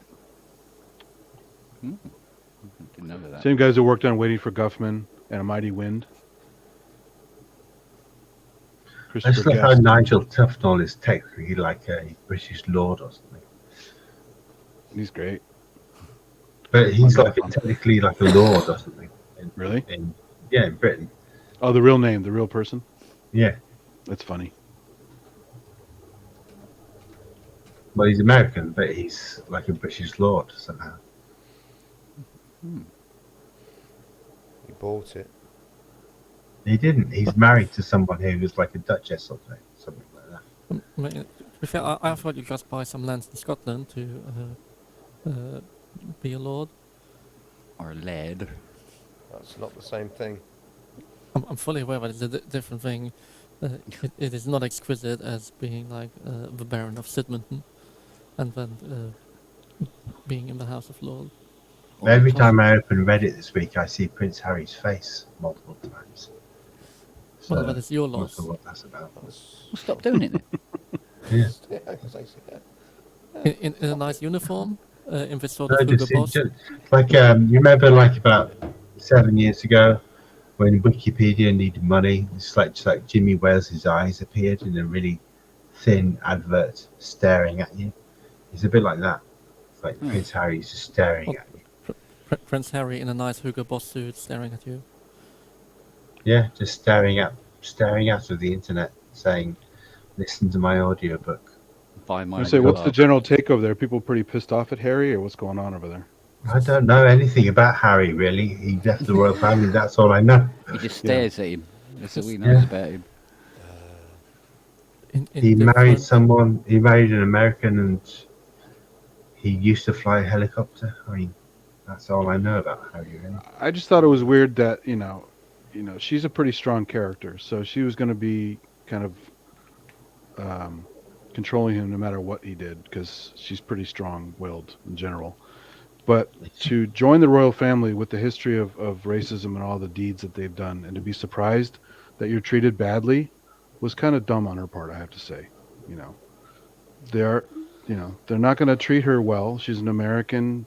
She's part black. There's a bunch of things that There's historically. Why would they treat her well? back She's history as well. just There's a lot of history there. They're not going to change, and she thought she could uproot all that. It's not going to happen. No, it's But she's a human. I mean, they chose to leave, didn't they? I mean, yeah, it brings out a lot understand of anything, interesting, interesting is a stupid word, but difficult questions really. Yeah. I think Harry's been very brave and very foolish at the same time. I'd doff my cap to him for standing his own ground, but I mean to alienate yourself from your whole family is a brave move, I think.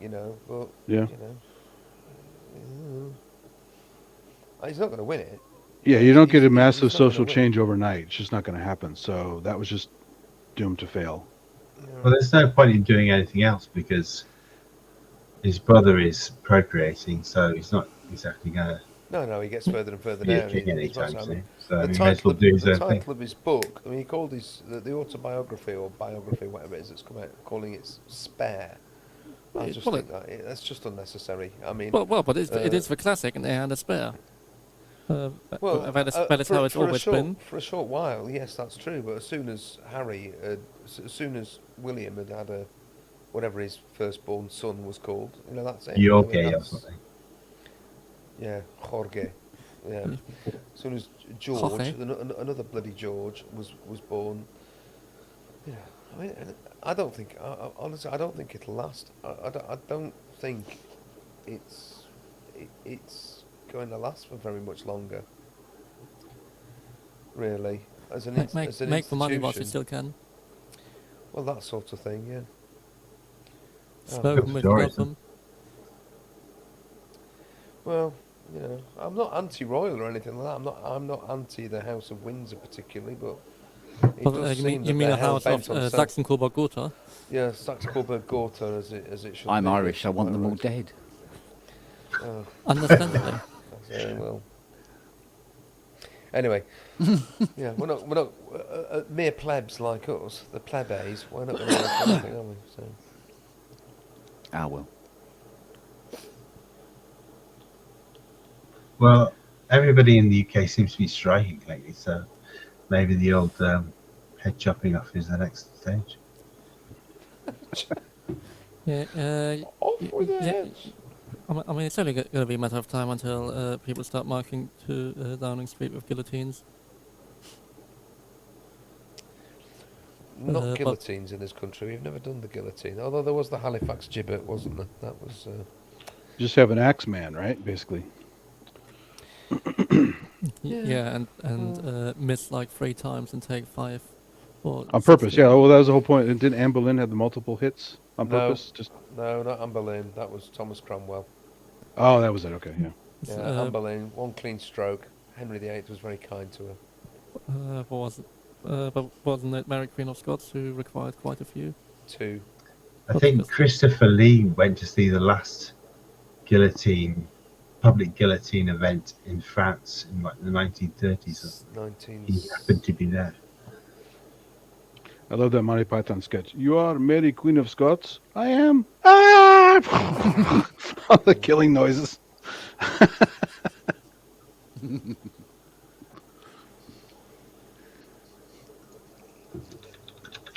Oh, well. Nice. What was it I found out the other day? Oh, yes, George Washington. He didn't wear a wig. He That's hated fascinating. wigs. Yeah. Well, you see pictures of him, he's wearing a white wig, yeah? It's not his real hair, it's his hair, powdered white. He wouldn't wear a wig, he hated them. Wow.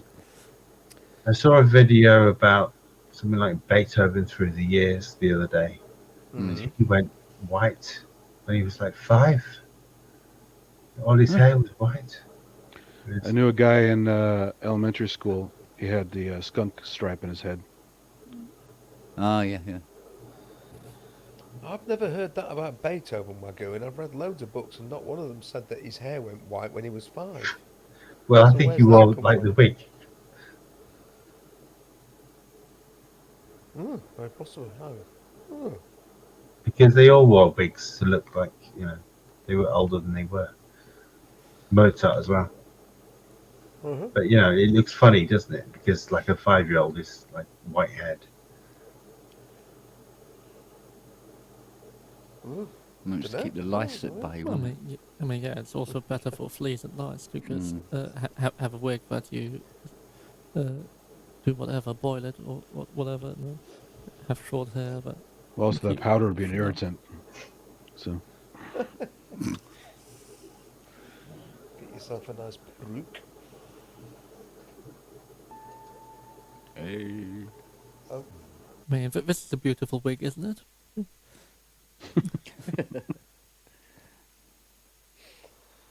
Oh, trainer stuff. hey, can't even see the seam. That's some good glue there.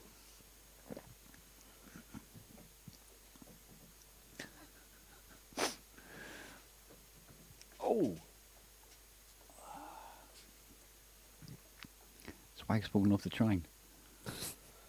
yeah, that was Wags, wasn't it? Yeah. You noisy bugger, Wags, honestly. He's in a server room, so it's always got fans going Ah, and right. stuff. See. His home room is a server room. Well, saves money on the cool room. And you can write off your air conditioning as a business expense. Well, yeah, he's constantly doing all kinds of stuff at work. It sounds like. Mm. Yeah, until the ice caps melt.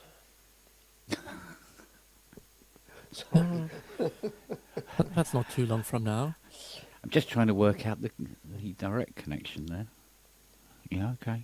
Yeah, I see it. I see it. Yep. I think my fridge killed a penguin once. Why would you put a penguin below your fridge when it's perfectly fine to eat? Well, he said he could hold it up. I mean, you know, I took his word for it. So I go, right, you get that end. And it was like, "Ooh, not as strong as you thought you were. Slippery little bastard covered in chocolate. I'm drinking my beer and you're making me giggle. You should have been here last Saturday. I thought last Saturday we were all dead. I think we were. Made up for it, though. Got better. Mm. She's not dead yet. You're not fooling anybody, you know. Or, Night, Keith. or you got turned into a newt and you got better.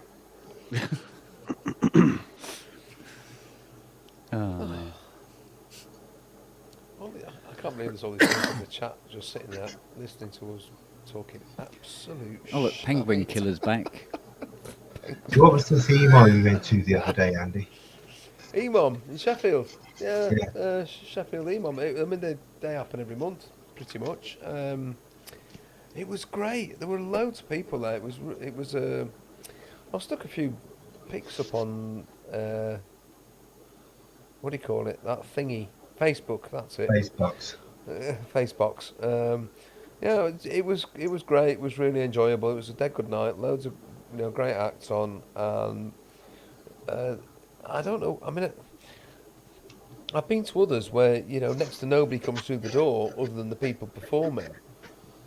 But that's not the case at the Sheffield one. There are lots of people there who are there to see what's going on, not just not performers. It's great. It was a really good atmosphere.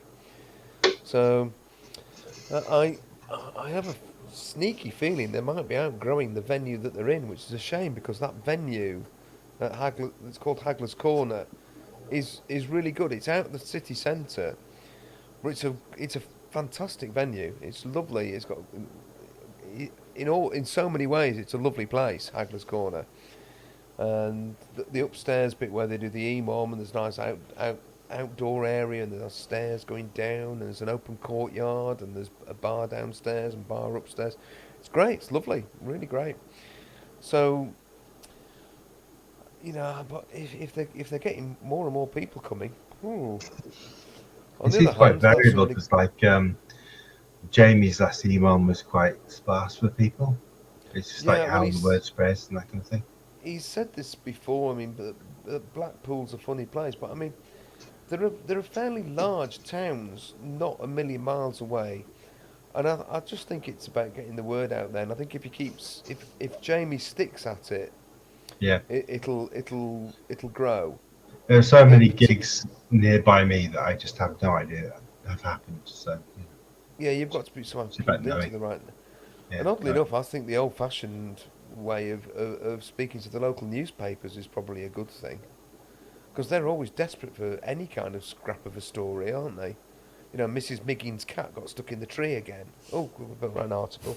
I suppose so. and, I can't say I ever really look at those stuff. Well, no, But some exactly. people do, I suppose. But people do, So you might get people, but local bulletin boards, I mean, most towns have got their own, or even local communities have got their Facebook page. I mean, we've got one for around here. So, I don't know. I mean, I just think Sheffield is obviously a different environment for that sort of music. It's got the back history, and people are already tuned in. So, anyway, I know no more than that. It was a fun night. It was indeed. You do 15 minutes. Yeah, 15 minutes set. I did it with two modular cases this time, which was which is why I need those little patch bay things, Andy, like we were saying not that long ago.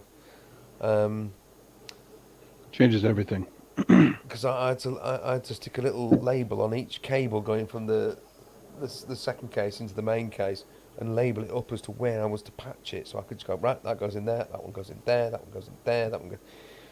It worked. I mean, it worked fine. I got it all done in the time that I had to set it up, but I had absolutely no time for doing any sort of level checks or tuning checks or anything. I just had to trust it was all going to sort of work somehow in the way I intended it.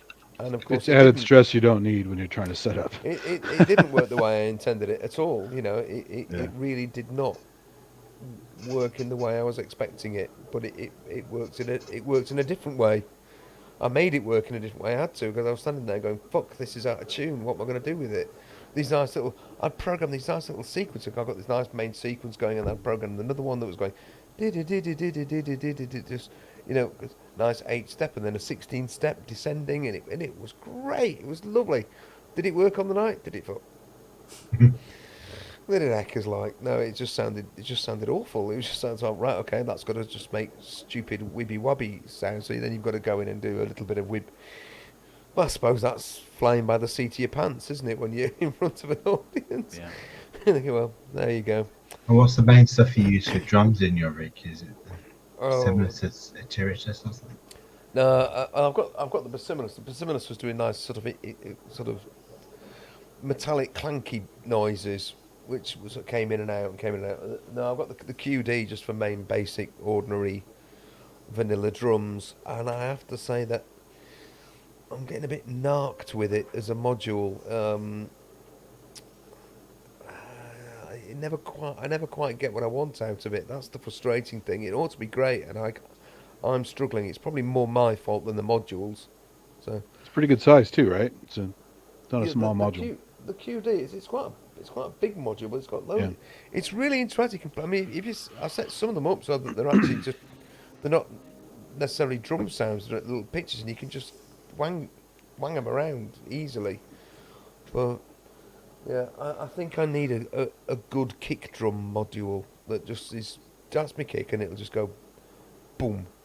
Because I don't think it delivered. There was a guy there who did another modular set later on, who'd got a bearing a go case packed to the rafters and a Pulsar 23, and the drums were like banging. It was like, whoa, that was amazing. I thought, oh, my drums sound shit compared to that. But you know, that's a 1,700 quid box, isn't it? So, but it sounded great what he did. So. Yeah, I've not really looked into Eurorack drums at all yet.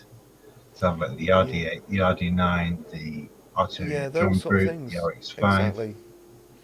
Yeah, it's another bit of kit you've got to take out, another bit of kit that you've got to make sure is in sync, and then I'll have to have a mixer to me. It just adds if it's all in a case and you know it's all ready to go, great. I thought the QD was a great solution, and it's a good module, but it's not quite kicking the way I want it to. So I think Enchanted by Kent's background Kent's music. Chopin. Sati. I thought Sati. Oh, it was Give no Sati. Thank pity. you. Yeah, it was. During well done, it his was lovely. I've banged my Okay. head and don't feel well period. What like his entire life? Yeah. I just remembered that I could play it. How fucking stupid is that? Yeah, I think I can play that. Can I play that? Oh yeah, I can.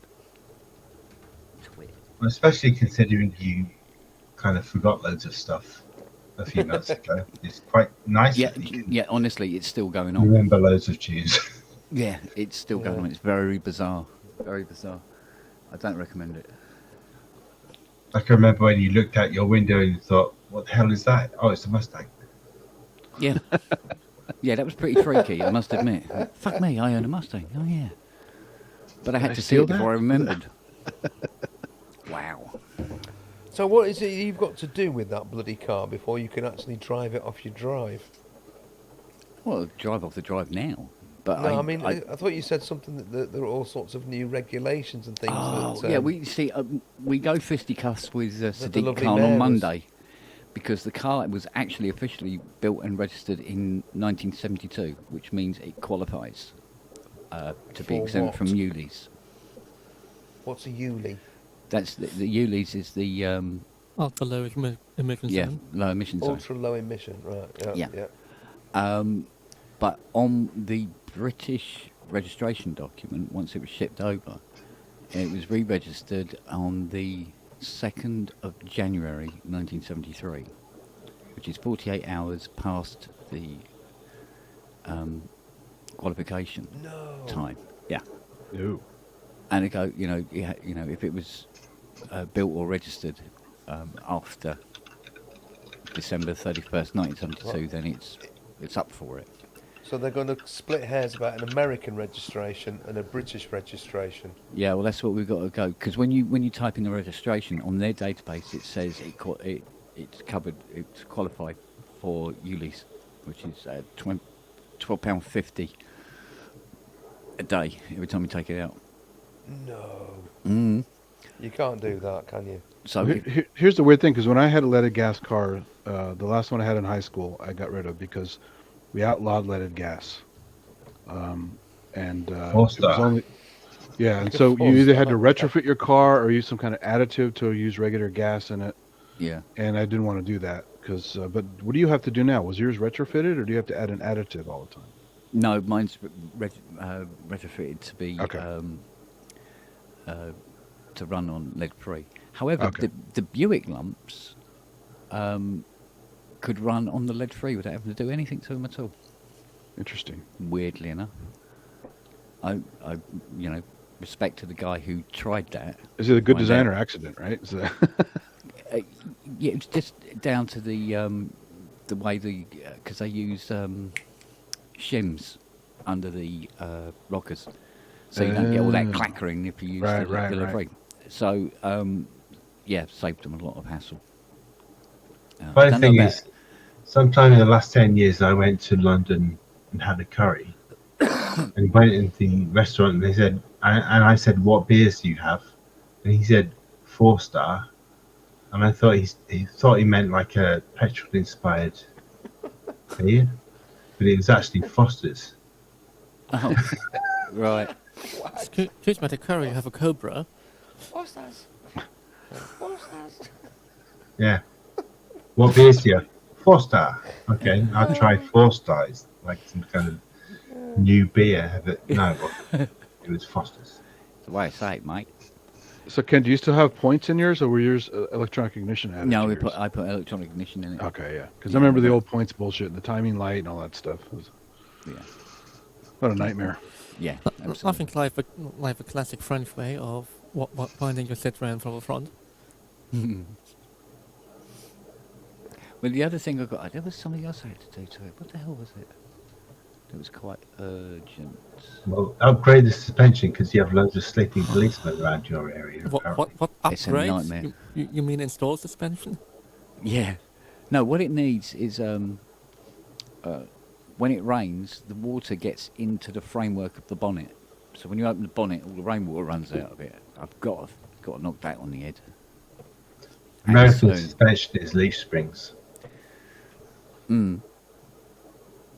Oh, that's the other thing I've got to do. I've just remembered. There's a valve, locking valve you can get that directs the exhaust out of the car, out of the exhaust before the silencers, but you can switch it back on and put it into the silencers, especially if there's any blue lights around. So you get the full effect. So if you have a throaty car, you're in trouble there. Yeah, you can be in leafy Surrey, darling. Yes. Wow. They don't like the only cars that are noisy that they do allow is anything that costs more than £2.2 million. So Just no wear a superchargers, blindfold. none of that They'll stuff. let you off. No, it's got to be either a Bugatti Veyron or a Murcielago or something like that. Sort of like, If you wear a monocle, they'll assume you're Yeah. an eccentric man. yeah, yeah, And a fancy pipe. So. yes, and say Tweed. "What hair?" Excuse me, Tweed. constable. And when they rock up to say, "Oh, I repair CS80s, don't you know?" They'll have no idea what you're talking about. So, He was I'm covered in sorry, chocolate and Sorry, Constable. yeah. I'm sorry, you seem to have found me covered in chocolate, completely naked, and wearing nothing but pince-nez.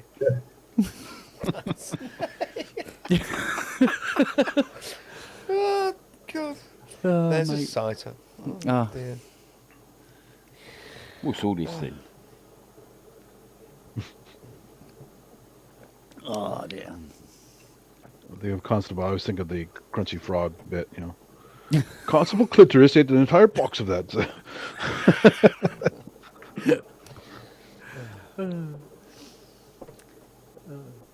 What was that? What was that other? There was that Python sketch about the sound of words, wasn't it?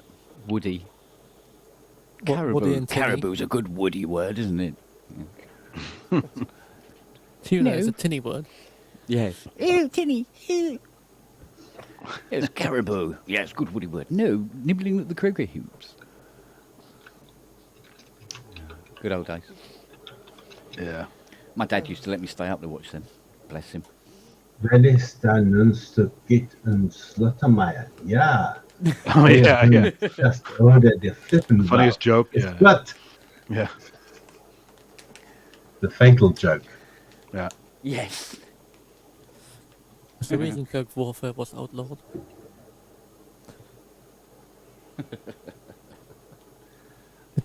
The Kirk was translated one word at a time, Yeah. making sure In different locations for safety. one person accidentally reading 2 words at a time, but he is on his way back from the urban care station. Good way to recovery. Good stuff. Mind you, you had Mel Brooks, didn't you, over in the US? Oh, yeah, we had some good ones here. But, I mean, to be fair, I think a lot of those guys, not him, but other folks around that time were also inspired by the Pythons. So it's hard not to be. Mm. Especially the movies. Most people only know the movies. They don't know the audio bits, the radio Yeah. bits, the TV show. They just know the movies. I had And- friends that quoted the movies all the time, never heard of the show or the skits. Yeah. You know. So they wouldn't But have the definitely, Spanish everybody Inquisition. loved Blazing Saddles. Oh, yeah. Oh yeah. That was groundbreaking. Weirdly, ground that you couldn't break today. Yeah. Well, any of the stuff, History of the World Part 1, you couldn't do a lot of that. A lot of the stuff is just no way. Yeah. Is Hitler, it because Part 2, people are Hitler on ice. You can Is make it fun of because- Nazis. That's okay. But Yeah. Goose in space. yeah. I just wonder, is it because people are too stupid to realize that it's like a anti-racism film these days? The whole all these It- idiots it- these days like, oh, that's so woke, but they're so fragile. No, They don't even know I- what they're talking about, you know. But the problem would be more if you did Blazing Saddles nowadays, where too many races wouldn't realize that, and then you use it as, oh, he's fighting for a cause. It would be mistaken by too many people. Totally, yeah. And, But surely that was the same back then, because that was kind of the same, yes, right? but there wasn't instant communication, and so it was harder for those voices to be amplified. It was interesting to see though how some of the comedy series from here would appear in the US under a different name with different actors, obviously, but so watered down from our version. Like you had what was it? Was it called Three's Company? Oh yeah. What show was that over there? Well, it was based on or sold to the US. It used to be called Man About the House here. Oh really? Oh, that, yeah. Was that good? Not really. Well, no, but neither of them were good, really. Well, Three's Company's fun because it's prurient, right? It's got hot chicks and it's got the guy pretending to be gay, and all these jokes about that. So it was of the time, right? Yeah, it was And, kind of it was a sort of a different thing here. Yeah, exactly. Yeah. But we had a thing called come on, memory, compute. Till death us do part. Till death do us part. I was going to say, you're going to go Alf Garnett, aren't you? Yeah, Yeah. but in the States that became What did that become? I think Archie Bunker. Oh, really? Yeah. Here, I thought that was actually original. I didn't know that. No. No. Wow. Another one that's not original is Sanford and Son. Here, that was Yeah. called Steptoe and Son. Really? That's even funnier because that seems so American the way that was done. So Yeah, but the way it's done is very American, but that's not the show. was it a junkyard guy over there? Yeah. Yeah. Yeah. Wow. Except he had a horse and cart, Interesting. which the junk guys used to have here up in town. Was it a black guy though, or was it a? No. That was an American twist Okay. to the way the show was sold. Interesting. Yeah. That's also because of Red Fox. I mean, he was, very famous comedian. So Yeah. Yeah. But it was very interesting to see because we didn't. I suppose a lot of us. It was only until the internet, I suppose, when they started showing the comparisons that we were able to go, hang on a minute. Because I think it's in Three's Company, you actually had next door neighbours called the Ropers as well. yes, yeah, Yeah. interesting. Yeah. Here's another thing. I had a program on Radio 4 not that long ago, and it was about the Norwegian. Oh God! See, it's just died on the branch.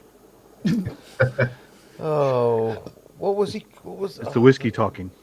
It's not. It's beer. Norwegian black metal guys that bury their clothes. No, in nothing the to do with woods. Norwegian black metal guys burying anything in the woods. 2 months before they play their gig, because they want Oh, to get what the was- death smell Come on, in there. come on, What Andy, was the- reconstruct. What was the guy Reconst- called? Reconstruct With it. his- Manic, it was had depression and passed away. Hancock's Half Hour. That's it. Oh, Tony Hancock. Tony Hancock. Yeah. Right, they did a whole translated version of Tony Hancock into Norwegian, and the guy that played it became a national hero. In fact, they took it even further, and the people that wrote the original Hancock things continued to write things for the guys that were doing it in Norway.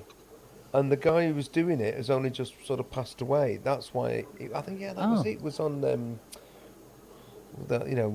Last Words or something like that on Radio 4.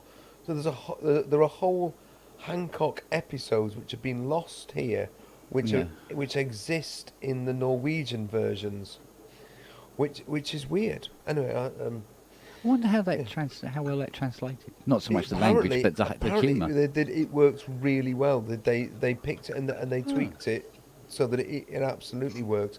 And I'd love to know more about it. Yeah, Mr. Roper. Who's Mr. Roper? Hello, Mr. Roper. Come and join us again. It dumped out. Oh, poor Mr. Roper getting dumped. See, I thought what happened was that you guys have seen The Graduate, right?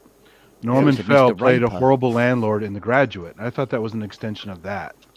Even though his name wasn't Roper, I thought someone may have got the idea of this horrible landlord harassing this guy, and became Three's Company or whatever. But it turns out it was all from across the pond. I didn't know that. Yeah. Oh, yeah? But that happens all the time. 3 Men and a Baby was a French movie first, right? Yeah. Yes. All these things Oh. started somewhere else first, so Oh, the poetic licenses is broad. yeah. Yeah. A lot of the buddy cop movies were French movies first. I saw a great many French movies when I was a child, because if you watch a French movie, you're pretty much guaranteed to get nudity. So Well, then, hey, there you go. You're giving us a very, very telling insight there, Dan. Well, you guys had it too. Monty Python had nudity on it, so hey, Dream On, French movies. That was our gig in the early 90s. We had that show from Canada called Bizarre with John Biner, where Super Dave came from. I don't think we And it always got had great any- nudity on it too. Mind you, there's a few shows from here that didn't appear in the US in any shape or form. I can tell you one that springs to mind is Are You Being Served? Did that not Oh. make it? Oh, Yeah, No, they it just is. brought it over here directly. They didn't remake it. Yeah. it was. It's very popular here. Ah, The purple-haired lady and all that. Mr. Roper's come through. Mr. Slocum. Aha! Oh, that's Mr. Roper. Oh, hello, Mr. Roper. Hey, How's Mr. Roper didn't Mrs. have a cat. Roper? I did find my horse. Yeah, I needed the Hawaiian t-shirt. Shush, shush. Robbie's in the chat. Shush. Oh, Shush. shit. Stop Talking about how DX7s are shit. Yeah. Get that. How was China crisis? Yeah, how was China crisis? Oh, it's still going on, isn't it? Yeah, exactly. Yeah. Well, now Have there's they shut- another balloon down in Have they South shut the America. balloon? Have they shut the balloon down yet? Have They have did over discovered the that it- ocean, but they have one down near Costa Rica now. They found another balloon. And is Why it does your really? daughter get up at 5 a.m. on a Sunday? They're way out of hand. Yeah. She work in the bakery or what? 5 a.m. That's late for bakery. Start at 3, right? Yeah, 2 a.m. usually. No, I Paul thought Holmes get- mentioned Betty Blue. That's a great one. Get up at 2, start at 3. Well, earlier than that here. They probably start baking at 2. So Because my carry on, local bakery opens at 4 a.m.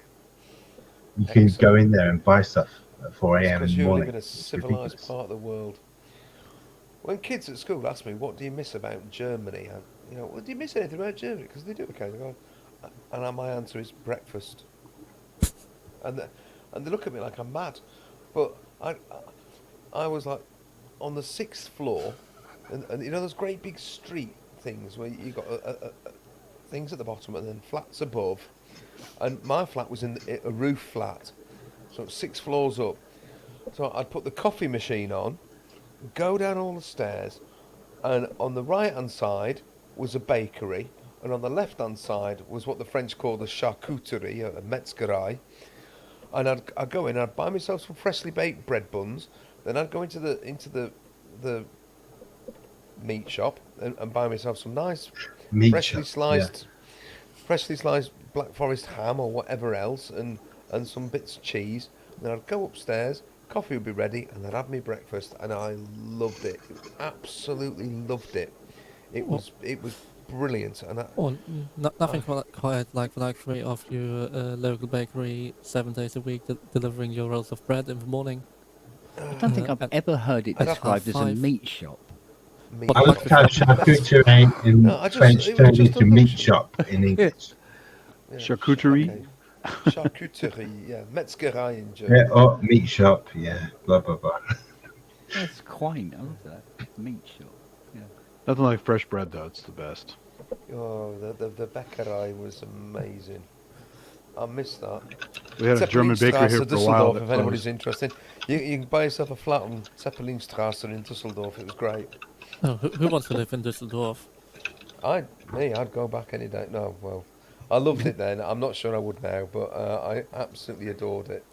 To be fair, Absolutely it's a adore lot better, but it's still too many utterly rich posh wankers around Oh, well, there. there is that. I mean, Königsallee is just ridiculous, but Did you go to Yeah. Germany before or after Auf Wiedersehen, Pet?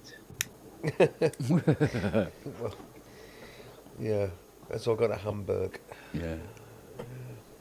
Why, yeah. Robert, do you know Auf Wiedersehen, Pet? Well, It's an 80s TV show where some Yeah, British guys from the northeast go to Germany to work on a building site. It's like it was in Hamburg, wasn't it, Wagyu, or was it in Berlin? I think it was Hamburg, wasn't I it? think it's Hamburg, yeah. Yeah, I think so. Yeah. So yeah, Auf Wiedersehen, Pet. It was a good show. Yeah, Jimmy That's Nail. living all right. It started off as Boys from the That's Black living Stuff, all didn't it? It's the same writer, isn't it? It's Well, yeah, that was the play for today that introduced it all. And then it came what's his back name? as a series. Yeah, what is his name? Black. Oh, come on! Somebody Google it quick. Yeah. Boys from the Black For Stuff. God's sake, got enough computers around. Boys from the Black Stuff. That was great as well. Gizzard Yeah. Job. Because I think in Alvida's same pet they introduced London. Well, see, that was the play for today was just called The Black Stuff, and the series that came after it was called The Boys from Boys the from Black the Black Stuff. Stuff. Yeah, that's Yeah. right. Yeah. Yeah. Like Librix, Gizzard Job. Yeah, that's it, Chris said. Yeah. Like Librix. I'm That Bummer. that was Liverpool though, wasn't it? That was Liverpool Yeah. rather than the northeast. oh, but But it's on the tip of my tongue. What's his name? No. You think it's Okay. Jimmy Nail or I keep No, thinking Jimmy of, Nail was the actor in the Auf Wiedersehen part. I'm talking about the guy that who was wrote Oz? the Black I keep stuff. thinking of Oh, Harold yeah, Pinter. you're I correct. don't know why. Yeah. No, it's not Harold Pinter. No, it's not Harold Pinter, but it's the name that stuck in my head and I can't get it out now. Yeah, Paul Holmes, Kraftwerk Düsseldorf, of course, yeah. Derendorf. Yeah, again, rich people, Düsseldorf, yeah, South Florian. Yeah, all right. They're not all... It's a bloody great big city, and there are some bloody great big slum areas too, believe me, I know. No, I'm fully aware. Well, again, with Kraftwerk, Karl and Wolfgang, they were normal people. So is it an industrial Normal. town that got gentrified, kind of? Is it? No, It's less it's where industrial the than some of the towns. it's where a- the it's a industrialists finance city. lived. Let's Yeah, put it that way. it's a banking city, really. Okay. Yeah. It's where all the factory owners lived. And you have, I thought that was Or- part of the or- reason why it was so inspiring to Kraftwerk in their style, kind of like Sheffield was to Human no, League, right? it's just where they were from. I Because, suppose our Wiedersehen pet started before the wall came down. So Oh, yeah, a long time before. Oh yeah, yes. I think it was 20, early 20 80s, years. I mean, it wasn't was... I mean, yeah, Yeah. 83, 84. Yeah. It's early to mid 80s. I mean, the wall, I would say a long time before. That's ridiculous to say a long time before because it's 1989. It feels like a long time before in my head, but it's not. Because I first went to live in Germany in 1989, in September 89, and already the process had begun of the people moving across from, from Prague, from the embassy. well, actually via Hungary into Austria, because Austria had opened its border with Hungary, and people were coming through that way, and then it was apparently it was a miscommunication, and the guy on the border just lifted the barriers and let everybody through, and that was that. Right, no going back once you've done that. No. What was more the press speaker from in East Germany? When he was been asked, "What do you mean from vendors with supply?" and he was just like not knowing. According to my information, from now, and that's when Yeah, all I the mean, border it guards were was- just like, "Okay, well, it okay, appears to be yeah. from now then." Yeah, so they opened it on about 10 o'clock on the 9th of November. And I got a phone call in pretty much the middle of the night saying, the wall's come down, we've got a bus, do you want to go to Berlin? And this was from one of the sixth formers, one of the Oberstufe at the school I was a foreign language assistant at. I said, yeah, of course I do. He said, the headmaster said it's okay. They've got it all sorted. So the next day, on the 10th of November, I was on a bus from Dusseldorf, well, just outside Dusseldorf, to Berlin. On the 10th of November, I was in Berlin with 1 million other people trying to get from the edges of Berlin to somewhere approaching there. We managed it, honestly, we did. But what a day that was. Mental. Absolutely mental. Yeah, my brother was there when the wall came down, and they were giving away pieces. I mean, he has a piece of it somewhere. Yeah, they're hacking away at it and all sorts. Well, most of us I've got it buried somewhere in here. I've no idea where it's disappeared to. I just love how David Hasselhoff single-handedly orchestrated the whole event. He was single-handedly responsible for removing the wall between East and West Germany. Well, his singing is so unifying. It's wonderful, you know. We drove kit at it, didn't it? In 1989, when I got there, it sounds ridiculous. David fucking Hasselhoff was everywhere. Yeah. It was absolutely bleeding everywhere. It's like the joke about Jerry Lewis in France. Yeah. Honestly, his face was plastered all over the place. The Germans loved him for some reason. I could never work out because the music was just horrific. Mind you, has anybody ever heard German Schlager? That's just... Yeah, Absolutely. he fits right in, right? The nation that gave us that Beethoven, makes Bach. Hasselhoff like high art. I'm glad, Perhaps it was I'm the glad black you leather agree, trousers. Robert. But seriously, I'm friends with a German girl. She single-handedly says Hasselhoff took down the wall. No, he She's didn't. 100% convinced. Wow. She believes it. You're Well, sure that's she nice. just doesn't tell you that because you're British. Well, also No, people who I don't believe think Trump so. put up a wonderful wall on our southern border. So Yeah. What? Just not heard of Was Egon that Krenz ever then. completed? I mean, I saw the prototypes, but was that ever done or what? The Trump wall. I mean, they built some of that fence, They did. I saw They some did. of the stuff, but there's a big border.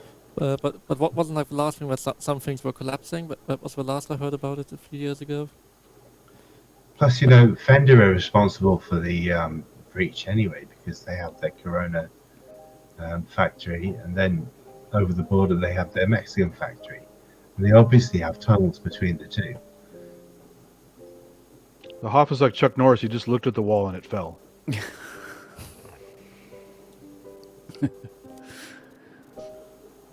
I think I'm about to fall, so I'm going to duck out right now and say, been nice chatting with you guys as always. Have sweet dreams darling. about the Hoff.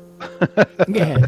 I most certainly will not. Tight leather pants, mate. At least I Running bloody slow hope on the not. beach in Baywatch, right? Yeah. Rather dream about the Hoff than about Schlager. That's also true, Robert. Slug. Which shall I choose? I will tell you at some point, but I never remember my dreams, so you'll never know. Dream Hard about luck. Kraftwerk or Tank and Dream or Beethoven. Is Schlager just bad covers? No, Oh. Schlager is awful. Schlager It's pop, right?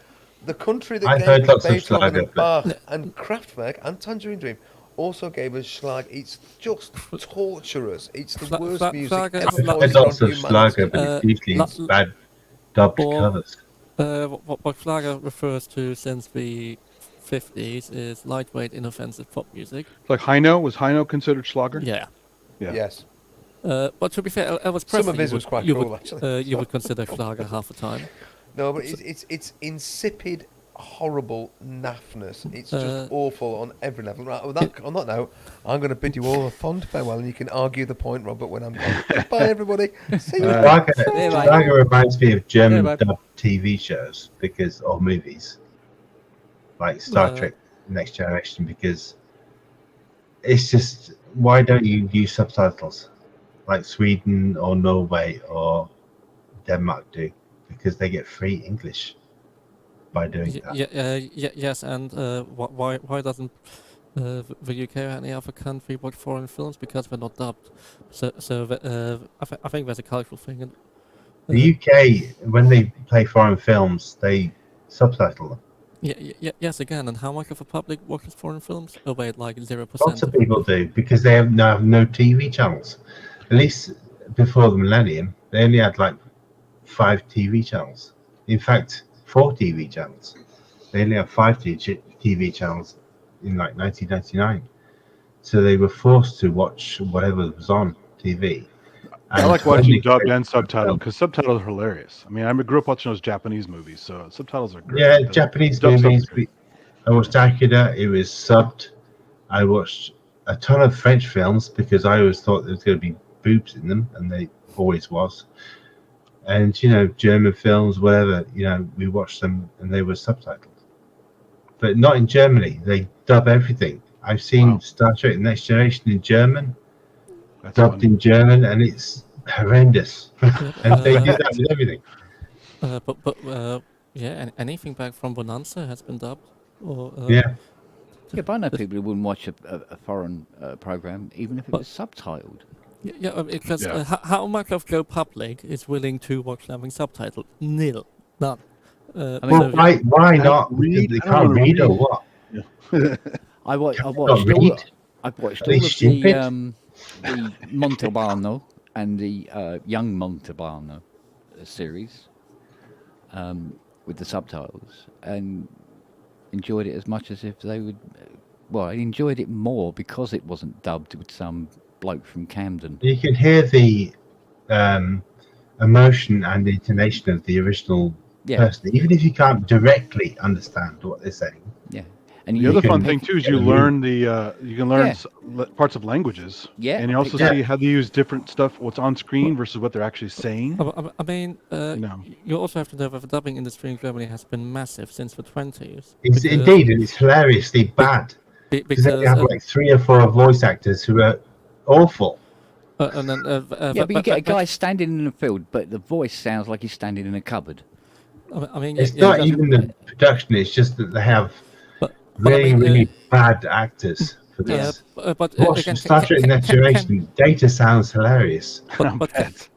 Ken, what you say about it, that field, in Germany, people would complain about audio fidelity. Oh, I can't 100% understand it because they're there. So in Germany, there's this sort of expectation that your voice needs to be recorded in a proper studio, nice and crisp, and it needs to be perfectly clear. Otherwise, you will get complaints. It's been like the standard thing since the 70s. That's why there's only 3 voice actors who do all the dubbing. Like in Italy, they always have the same That's actors. just like same as a big studio system anywhere in the world. You have your stars, and they get all the work, and everybody else is running around. But also a lot of German stuff is dubbed itself anyway. So, like as I said, since the 20s, since the start of sound film, you've had re-recording all the time, and it's just something that's persisted. You even learn a lot about the culture from the subtitles, because like if you watch a subtitle movie in Latin America, there if the guy says fucking this or fucking that, it just says maldito, which is not that strong of a word. You're just knowing that he's swearing, and it's like, boy, you guys just sanitize this whole thing. What are you doing? Yeah. Yeah, I don't know. I feel that if it's dubbed, you lose some of it sometimes. You don't lose some of it. You lose pretty much all of it. You lose the real performance, but it is funny to watch dubbed stuff. So. It's not so bad if you're watching a Jackie Chan film or something like that, and it's dubbed. It's not quite so bad, but I still prefer it. It is the same. Well, it's If you want to watch a really awful dub, watch Die Hard in German. When I've seen that recently, I was just like, oh, this is so hilarious. How terrible can this be? the worst is Star Trek Next Generation for me, because it's just I have to watch that. all the characters are weird, and it's just hilariously bad. And that's the gold standard, And you hear the same voices in all the other German dubs. Well, the worst thing is they cast the wrong actor. Like the guy's a tiny voice and he's a big guy, Yeah. Oh, you mean the Jesus Christ Superstar syndrome? Yeah. But the sad thing is, in Sweden or Norway, everything is subbed, and they just grow up knowing English. Yes, but again, in Germany, you have it from year 3 in school, so everybody has some basic comprehension of English either way. Anyway. Not compared to having subtitles on TV shows. You can on every TV channel you can switch over to the original language if you want. You can now, not in the past. You can now. Yeah, I agree. It's different now. And some DVDs and stuff don't have the choice. You have whatever. These days we have digital TV, so you can. No, even 20 years ago, on the public broadcasters, you could switch around between 2 soundtracks. You could switch around between. No, not in Switzerland. In Germany, you could 20 years ago. I can still remember. You could switch to the hearing channel, or if it was a German film, there would be audio described version available. Or if it was an English film, then they would have the English running at the same time, and you could. I really doubt that. Those hearing impaired translations are always terrible. Yes, but if you ever work with a hearing impaired person or a partially blind person, then it's better for them to enjoy it in some way than not enjoy it. It's nice for the habit, but it's just the way it's done. It's often full of mistakes, skipped words. It's kind of a mess. It's not Imagine curated. if they did it to pop songs. Yeah, probably That'd be interesting. Yeah, it would be interesting, wouldn't it? Wait a minute, this is an EDPS. Paul Ottorlo brought up a great one. If you guys haven't seen What's Up Tiger Lily, that's a classic, intentionally making fun of dubbed stuff, where they intentionally redid the whole soundtrack of a Japanese spy movie with the craziest dubbing ever. Right, weird voices, search for egg salad recipe, just nonsense. Right, it's supposed to be a spy movie, and there's a great scene where he breaks the person out of prison, and she takes the hood off, and he looks at him and he goes, "Oh, an Oriental," and like they're all Asian, right? So, but it's just totally out of character. Yeah. You've seen the Al Murray skit of how global finance works. I haven't seen that. It includes him speaking German, and he does like a kung fu dubbed version of Japanese, and also San Francisco and New York accent. It's really funny. It's really good.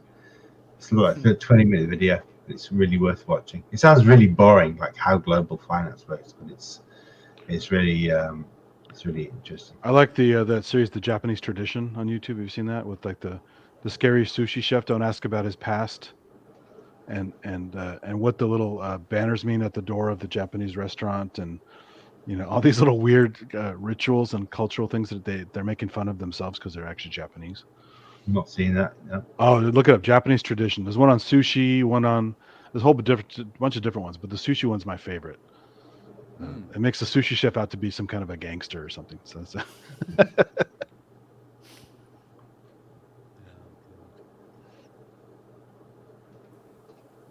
Yeah, just being boring and looking up. Dual language used to be a thing definitely in Germany back 20 years ago. I can still remember it as a child being able to switch over. And then sometimes you could even overlay teletext for the subtitles then.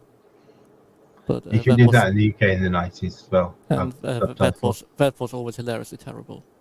But subtitles on teletext was always very good. It's mostly for deaf people though. Because whenever we had a foreign film, we also had like hard-coded subtitles as well. So, but in Sweden, they always have subtitles for foreign films, like same as UK. But German seems obsessed with dubbing things, and whenever I hear German dubbed films or TV shows, it's always like the same. Always seems like the same 3 or 4 voice actors. It's actually not that. It's quite a few, but there's an expectation for them to sound a certain way, and that I can remember at some points wondering, this is like the same person. No, you then find out it's been like 4 or 5 different people who need to sound the same. Yes, but again, there's this expectation. It's supposed to sound this way. It's supposed to be recorded properly. You're supposed to hear the voice properly. Have you watched Star Trek: The Next Generation dubbed in German? No, I've only watched the original Star Trek in German. Well, I've never had a problem with it. It's awful. Well, I don't like the Next Generation anyway, so I'm not interested in watching it ever again. Okay. I'm happy with the original series and films 1 through 4. And after film 4, my interest is limited in anything Star Trek. I put that Japanese Tradition thing in chat. There's a whole series, but the sushi one is my favorite one. So it's very funny. I have no idea how Kirk or Spock sounds in German, to be honest. So it might sound amazing. All right. It actually, in the TV series, I think it sounds in German better than it did in the original, but that's because some of the original, the audio quality of, or at least the transfers that I have, has definitely That's only because you heard it first in German, probably. No. I think it's because quality-wise, for transfers, the German dubs that were stored on some tape relatively well in the broadcast archive in Germany were in a good state, whereas the tapes or film that they transferred from with the English soundtrack on might not have aged as well. But do you judge a I'm German, I judge by audio quality. It appears to be a thing. As I've been saying for like the past half hour, audio quality is apparently important. Well, so when you watch a TV show, you mainly judge the people's voices by the audio quality rather than... If I can't hear something properly, then I'm a bit pissed off, yes. Well, there's no audio, there's no sound. No, but if you have like since all of Star Trek. No, but if you have like a Matthew McConaughey, you can hardly hear anything anyway. Then don't want to hear what he says anyway, so don't worry about it. I mean, yes, fair point. But, yeah. But all right. Guy's so fucking annoying. Whereas for terrestrial German TV, there used to be all these speech intelligibility checks and the standards that you had to adhere to. There's all this stupid broadcasting bullshit, and people looking at their meters, and there's also a certain phase correlation you were not allowed to go over because it needed to be 100% monocompatible, and all that other bullshit. Broadcasting is a fascinating sector, particularly German broadcasting used to be a fascinating sector in how German it was. It is, but you should never consider a dubbed person to be better than their original voice, surely. Again, Matthew McConaughey, a dub one I can at least understand.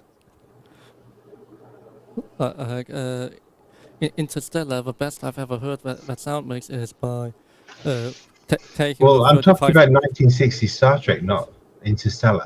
No, but like even on something modern, it can be that.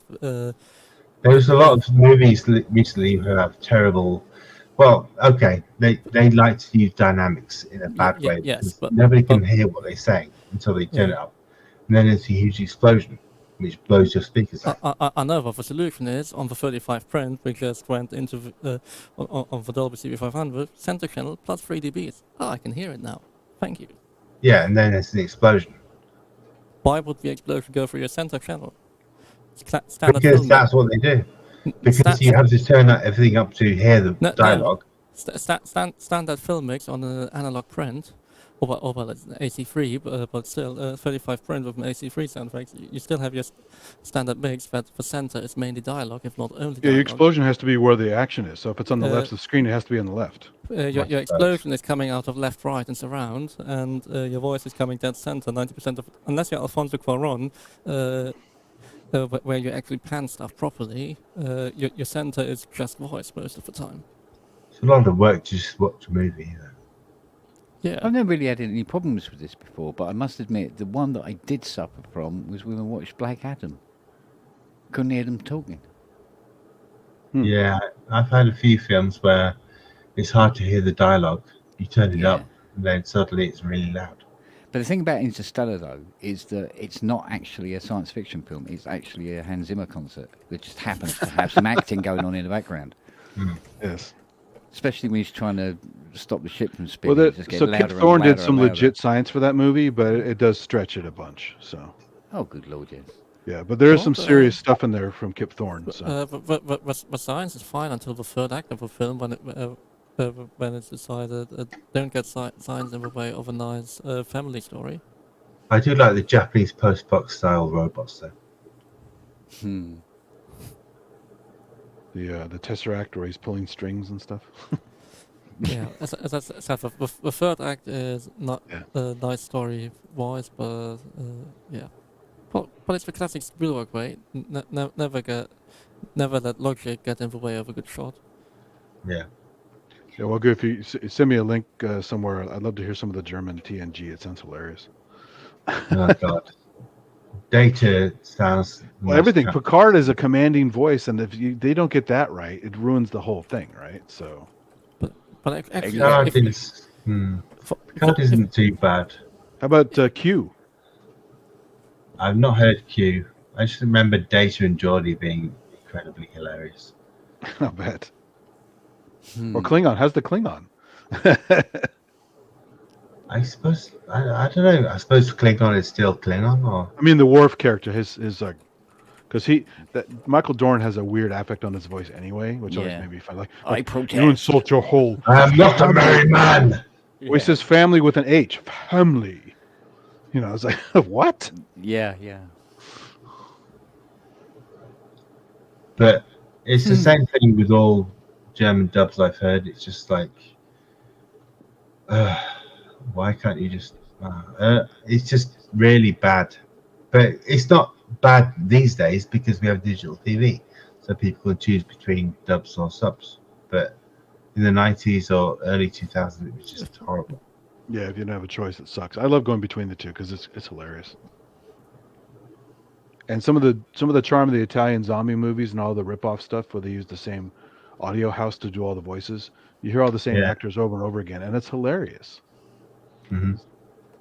I mean, I hate the German dubbing industry, but in Japan they dub loads of shit as well. So yeah, they would have to, right? Because everything has to be dubbed. Because most of the audiences don't want to read subtitles, right? It's an action movie. I don't know why people don't like reading subtitles though, because Well, a you just kaiju glance movie, you don't want to in read your so brain. much. You just want to watch the action, right? So, But you don't have to read. You just Bec- glance at them and it goes in your brain. You want to be immersed. You don't want to be fucking reading a book. But like- you don't have to read subtitles. You glance at them and they go in your brain. It's you not a just hear big a lot deal. Reading subtitles is not a big deal if you are fluent in that language. If you're not fluent in that language, I can understand. If you're fluent in the language, then the subtitles are actually annoying. I like what. Well, that's what I'm saying. They change the if words a you're lot, fluent in so the you hear the language, translation. subtitles. But like going in the cinema in Switzerland, watching films in English, then with German and French subtitles below it, it's just pissing me off because I don't want to read. I mean, half if a you're sentence. fluent in, I don't want to yeah. read half a sentence ahead. I don't want to get the point of a joke before it's delivered. yes, I agree. Like subtitles are so painful. I mean, if you are fluent in the language subtitles are in, then you don't have to really read them. You just have to glance at them, and they go in your brain. It's not a big deal. No, again, you don't want them. They're distracting. They're annoying. But if you don't understand the language you're watching the film in, and you understand the subtitles, then you don't have to I'd read the rather- subtitles. Most of the time, I'd rather watch French without subtitles and rather watch it 3 times to understand it than. But imagine you don't understand French, then you'd be watching something you have no idea what's going on. I can't really, but with some effort, I can. It's similar enough language. Well, yeah, I understand a bit of French, but it's nice to have a hint. Yeah. Also, if I go to now, be annoying. So, 1981 is when the ZDF in Germany introduced two-channel transmission. I don't believe it. No. Well, nobody used it. Okay. And, Nobody used it. And 1985, when das erste. So, If people used it, then they would speak English, and they don't. They didn't. No German person spoke English fluently until about 2009. What about regional accents? What are they going to do Through with that? TV. I mean, take Star Wars, right? All the actors are American, but the Imperial command structure is all British. What See? would you, If you got the green uniform on, mate, we're over there. yeah. If you got the green uniform on, you got to be British, sir. Yeah. But is it really important, or does the visual also do a lot, and the choice of language that the translator, if it's translated properly, It's become then you folklore, isn't it? choose- Because now in all the films, all the command structure of the Imperial is British. Yeah, because of the British Empire. Yeah. Well, that's like. But how do you transfer that across with? I mean, you couldn't do it really with subtitles, but you can do it. You can do it with voice actors if they can do the accents. And if the translator is aware of it, if there's the budget to do these things, if there's the budget to do it properly, then it can be done, and if there's a thought process behind it. But again, how often is a original director of something interested in a translation? Some of the funniest subtitles are if you watch a music track, JP, GE-san videos, translated live in English on YouTube. It's some of the funniest shit you'll ever read. Yeah, I It's download so them. off. It is so incredibly off. Yeah. I download them with the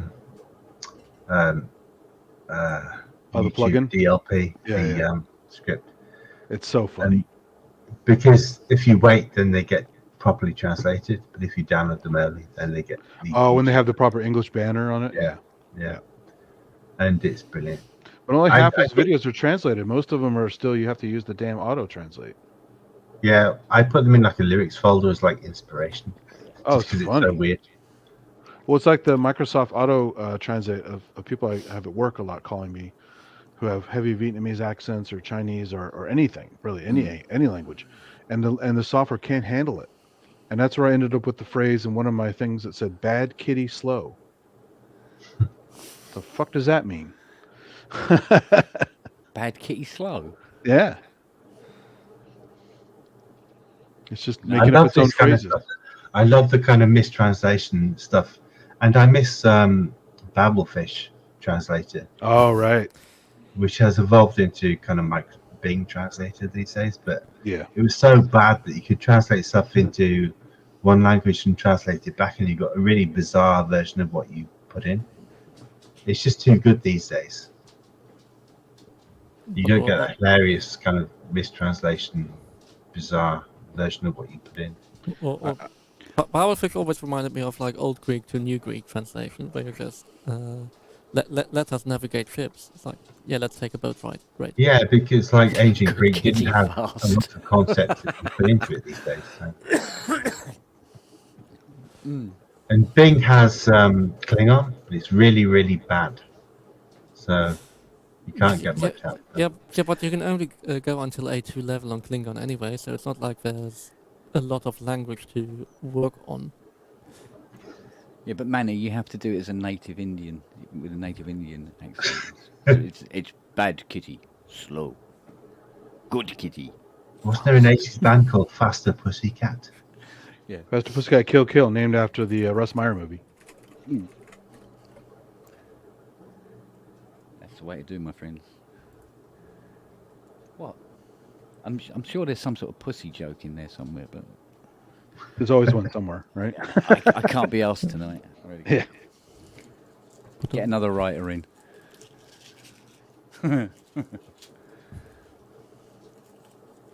What? Now, you know what happens? If I stick a cigarette paper onto the end of your nose, you go mental. You're not so It's sausage. going like this. Get it off.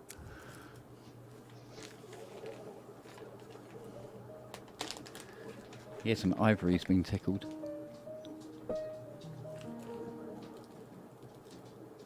Ladies and gentlemen, Richard Clayderman.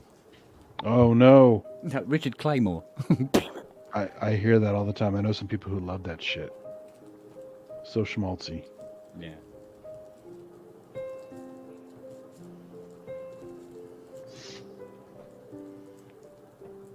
So somewhere in hell, there's a room. And they've got Ayatollah Khomeini billeted with Liberace. Well, all those guys had talent, but their output is just the way they choose to play Yeah, it. but Like, Liberace, did that guy know how to do a false smile to camera? He got that down pat. Man. When you have to make money and they chose to live that way. Fine for them. that's what I think of Avicii. His stuff was terrible, but that's I just thought you me. were going to do something else then, Rob. No cameras around in Beethoven. So. Oh, for God's sake. I'm going to get radio headphones. I've had enough of this thing. You just need to attach the cable at the center of the room in the ceiling. Oh, yeah, I could do that. That's right. Or run it round and mount it in from behind. When you just run over it from behind. Oh.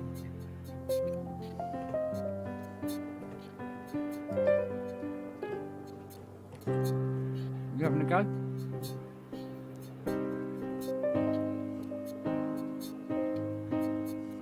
Ooh, glitchy. Like that.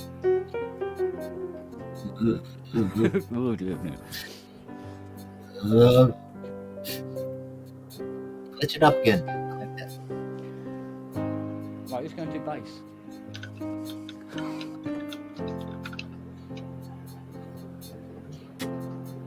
You little sweetheart, aren't you, Nosy?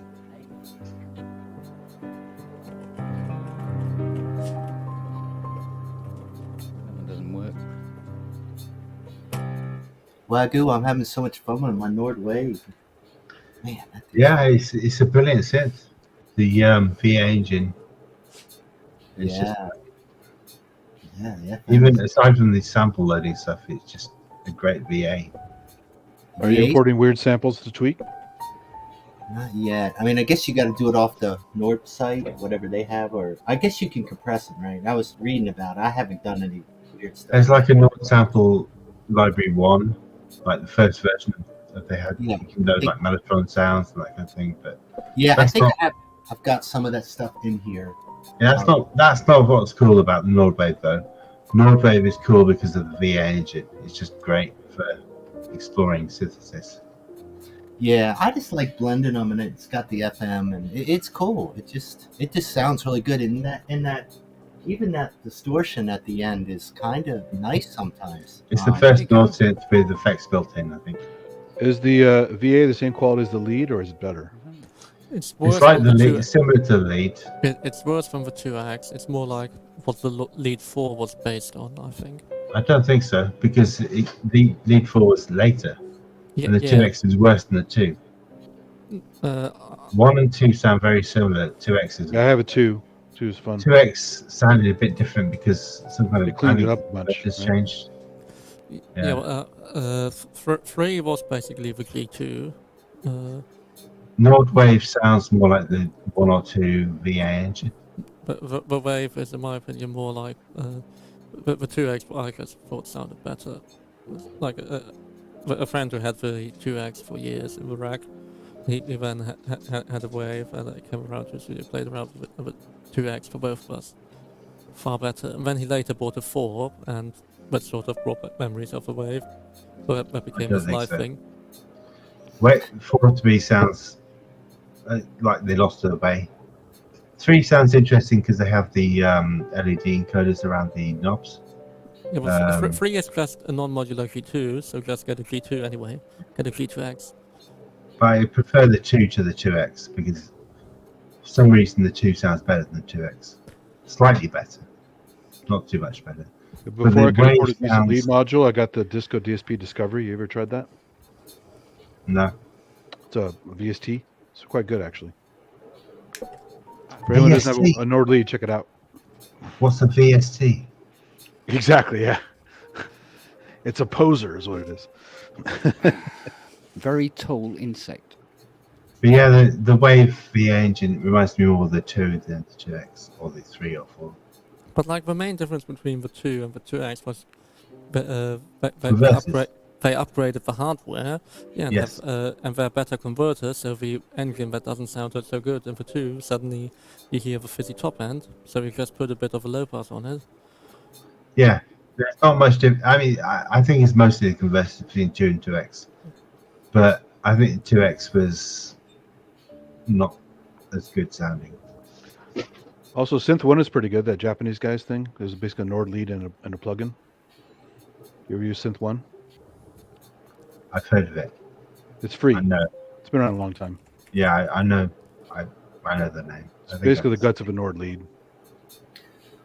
I I was mean, just probably the Nords can be emulated these days. I think 56K DSPs. Same as the Barnes emulator. Yes, I remember Synth 1. That wasn't that just a standard synth maker plugin? Which one? Synth 1, if it's the It one might with have a been, nice... but it used the same basic architecture as the lead. Maybe the sound sources aren't true, but it's the same basic architecture. But the lead is just a Prophet 5. I mean, that is just what the Nord lead was, right? has anyone tried a Prophet X? Yeah, they're pretty cool. No, I've not tried one. I know Jamie had one, and he had to send his motherboard back to What? sequential because it's Why? like a PC motherboard. Why would anybody want Omnisphere in a hardware box with analog filters? If you see the video I shot of Carson Day from Sequential playing it at a synth meet in San Francisco, you'll see why. It's wicked. When you tweak those samples just right, it's pretty amazing. It seems like it'd be pretty cool, fun Yeah. to play. I mean, I like hardware, so that's why even the Wave for me is just the interface is just so easy and so interesting, to really work with. If you follow Espen Craft, he just got a Prophet X for his life rig. Yeah, I mean, it's pricey. I probably wouldn't do something like that right now. Plus, I don't have space for it. Jesus. I just don't like the way you have to convert stuff to import samples in there into ADO format. You can't sample directly into the synth. Well, it's a rumpler. Yeah. And they never claimed it to be a sampler. I mean, you can treat them once they're in there, but you have to load the samples. Yeah, you can't sample directly into it. Yeah, you need to convert. No, but like you have to set up your key groups and all that shit beforehand, right? think so. I think you have some variability on the board, but I never play with it that much. But you know, Jamie had to send his motherboard back to the US. But the 8DIO samples are great. They're good stuff. Yeah, they always seem to. I know I had to get one. Yeah, of but my, it's like I don't have contacts. I don't want to get contact particularly because I don't want these clean samples. I want samples I make myself or grungy style samples. there's got to be. I don't know if it has a collection. I mean, I gotta imagine there's so much crap out there too. Somebody else already did. That's the way I look at it. I'll use other people's samples all day long if they put them up on the web. I mean, The Piano Book is a great source of free contact libraries. I have some great shit on there. yeah. Yeah. Some terrible stuff from me as well. There you you put some go. up there? Yeah, I've put quite a few things up there. Oh, what's the one that I haven't seen it? What's one Well, of them? the lovely accordion that I've always tortured you with. Oh, When there's like some modular stuff, something from out of the 700, some other random shit. I might have uploaded some organ stuff as well, or not yet. I don't know. I can't remember. I never made a contact library. It's a lot of work. Yes and no. The scripting language is a bit annoying. Or if you know Pascal, then you sort of get the Pascal. language. You have to declare everything in a lot of time. You just have to write out a shit ton of boilerplate to get anything done, which is annoying. Does it really use Pascal? KSP is very inspired by Pascal. Wow. Well, it's definitely more Pascal than C, but What's the name of your accordion up there? what's it called? ESC Weltmeister or something like that? Oh, okay. Oh, you have the Neumann head in there. Is Yes. that your avatar? Yes, because back when I uploaded stuff was before there were accounts. So Okay. I see. you would just put something in Christian's Dropbox, and eventually it would appear on Piano Book. I see. Oh, That's back in the old day. And then eventually they created accounts, and then I created an account, and then I like emailed them 3 or 4 times and put stuff in the forum of like, is there a way I can claim my thing? And that got no responses, and then I just stopped caring. And I haven't really done anything up there for years now.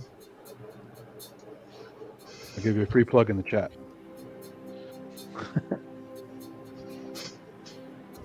Yeah, what other stuff did I upload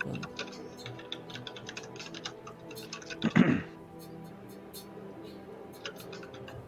But one of the hardware jams thing I did recently with a bunch of guitars, there's some guys uploaded some really good guitar libraries. I couldn't find them natively without having to buy a bunch of stuff on Native Instruments or built into the Machina Plus. So I got a couple libraries on there, and they weren't loops; they were just instruments, and I just had to play them.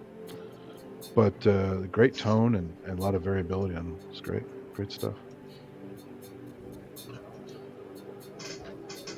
My guitar skills still suck ass. So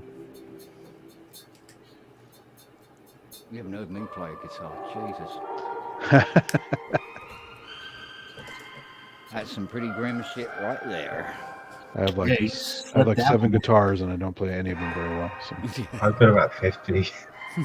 Yeah, but you play them well, I'm sure. Yeah, guitars was my gas outlet before I got into synths, really. So. Yeah, right before I got into synths, I remember I bought a really beautiful Telecaster, and then literally I got a Slim Fatty and started playing synths, and I never touched it. Sold it a couple of years ago finally. The good thing was when I got into synths, Yeah. I had loads of guitar pedals already, so it's kind of like Yeah, modular.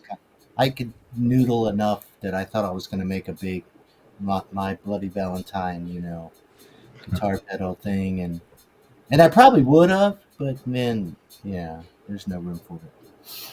I had to get rid of it. That's why the Timberwolf is so good. It has Exactly. individual outputs, so you can have all these guitar pedals lying around. You just hook up a random chain on every voice. And it's microtonal out of the box. It's great. Yeah. Before I got into modular, that's pretty much what I did. I just chain pedals and do all sorts Yeah, of me too. Yeah. It's modular before modular. Yeah. And then, I still love just grabbing a random synth and grabbing some random guitar pedals and just setting up a weird signal chain and oh yeah, it's seeing what comes out.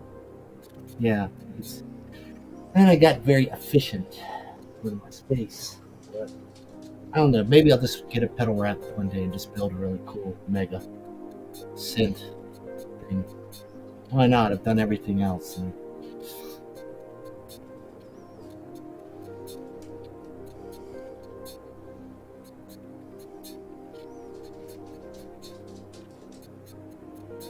I had to laugh when Strymon just brought out that new Cloudburst, Oh god.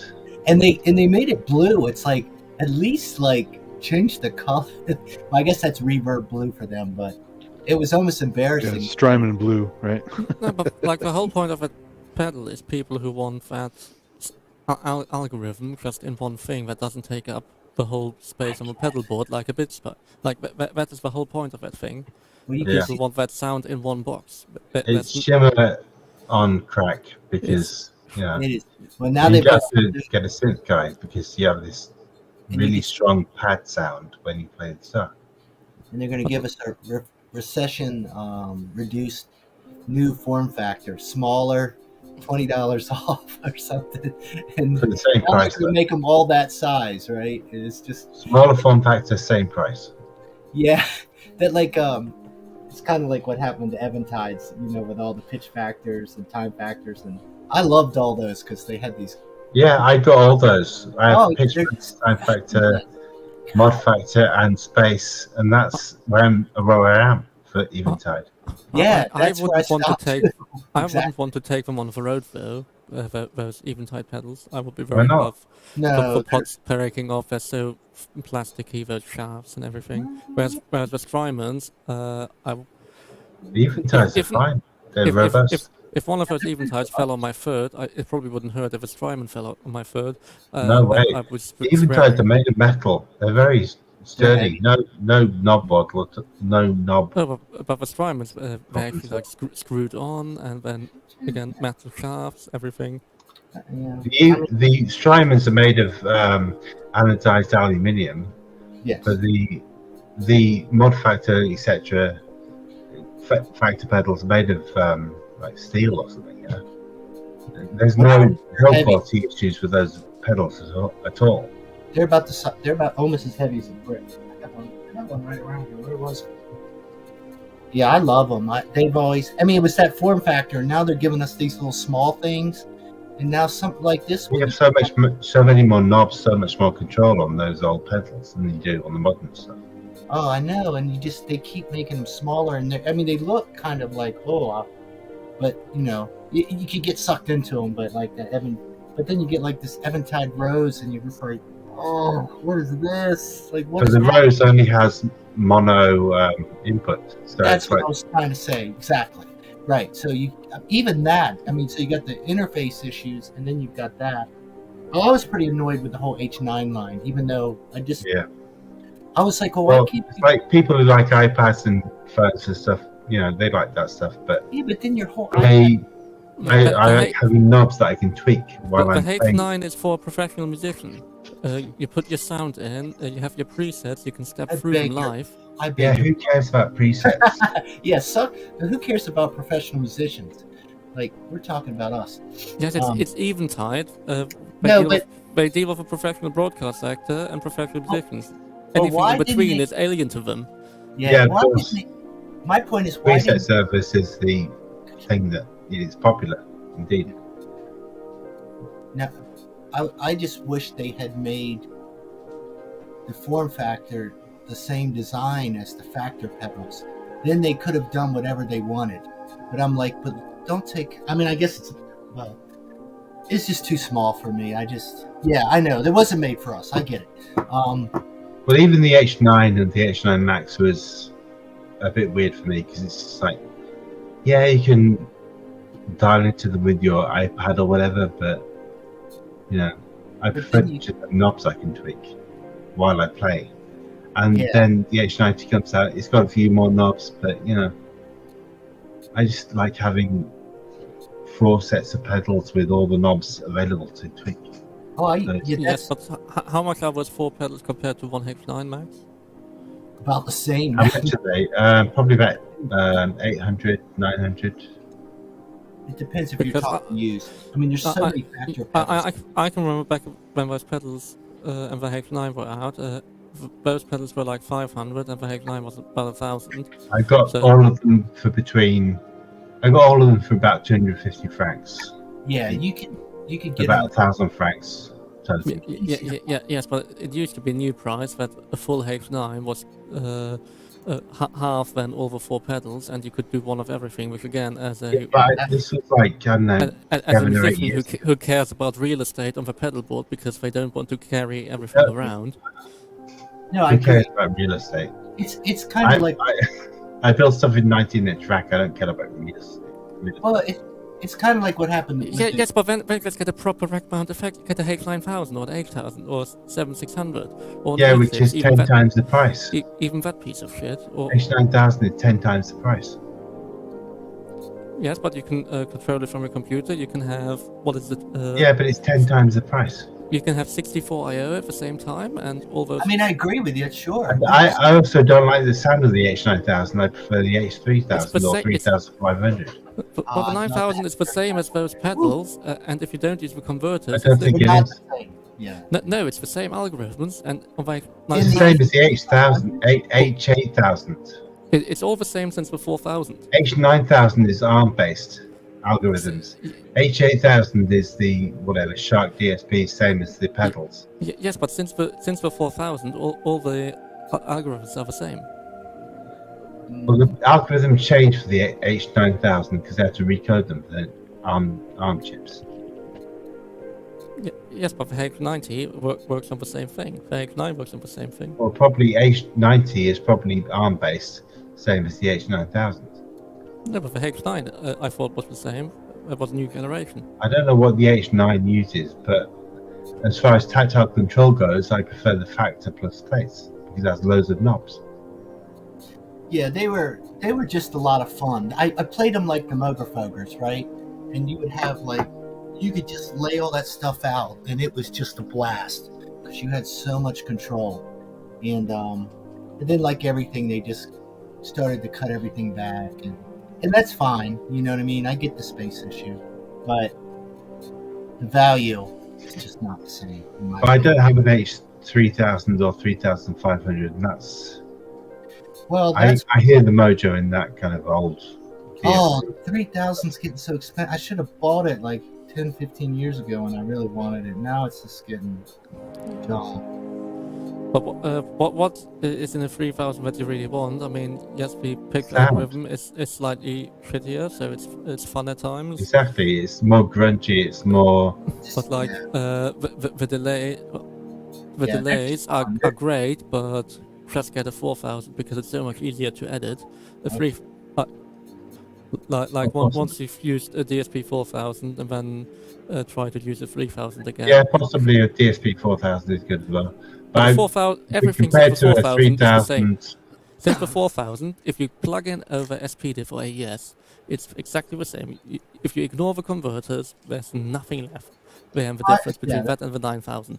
that's Yeah. By the way, Ken, I like to soothe Well, the music behind the spirited 9000 is discussion. complete recode. Familiar with the 3,000. That's why. 9000 versus anything before is completely different. Because it's a complete recode. Yeah. Yes, They but have it's they have to re-engineer the algorithms. They have to take DSP code and recode that in C based on ARM chips. yes, and only because your platform is different, it's Yes. still the same mathematics. They Not had to put necessarily. No, it's still the same mathematics. You just use different tricks to make it run efficiently, or you don't. That's care like about saying the D50 is the same as the D05. It's not. It's an emulation. It's taking an algorithm and remaking it in a different processor. Are you Completely not different sure? timings. Are you not sure that Digital D50? cannot be ported perfectly to something else easily. You can port it No, perfectly you in can just between chips. you can emulate the hardware. That's the easiest solution. Well, you can emulate the hardware, or you can emulate the hardware byte perfect. There's a very big difference. Emulators for consoles or computers took a long time to be byte perfect. Let's look at the back. It's the same thing. You can get the code running, but it is not perfectly emulated until it's byte perfect, timings are perfect, etc. I mean, it's such simple mathematics in the grand scheme of things. It's just It's running not at simple. Everybody thinks it's simple because digital is digital, but it's not the same. No, it is quite simple. It just needs it needs to be high performance because running at 48 kilohertz, yeah, that's a high frequency that you need to run it at. But the mathematics, it's been around since the 50s. That mathematics. Most of digital audio has been around in the 50s. It took until the 80s to actually use it. It's nothing to do with that. It's to do with the timings of the code you were emulating. DSP is very different to a CPU emulating a DSP.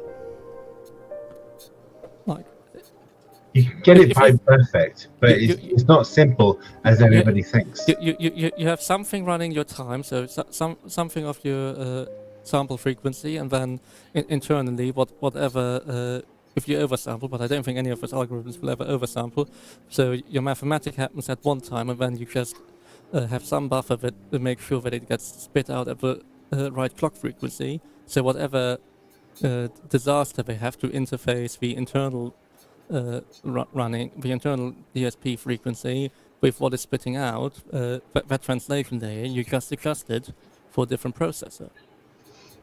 Well, that's not how it works, because, if you code something that emulates a DSP, which is a very different thing to a CPU, then you have to account into timings and all that kind of thing. So, but how much of the hardware specifics of a DSP do they use? Probably not that much, because the eventides were so flexible that I think they were far too much for the DSPs. Honestly, I think Eventide is going to done a good job on the H9000 compared to like the H8000.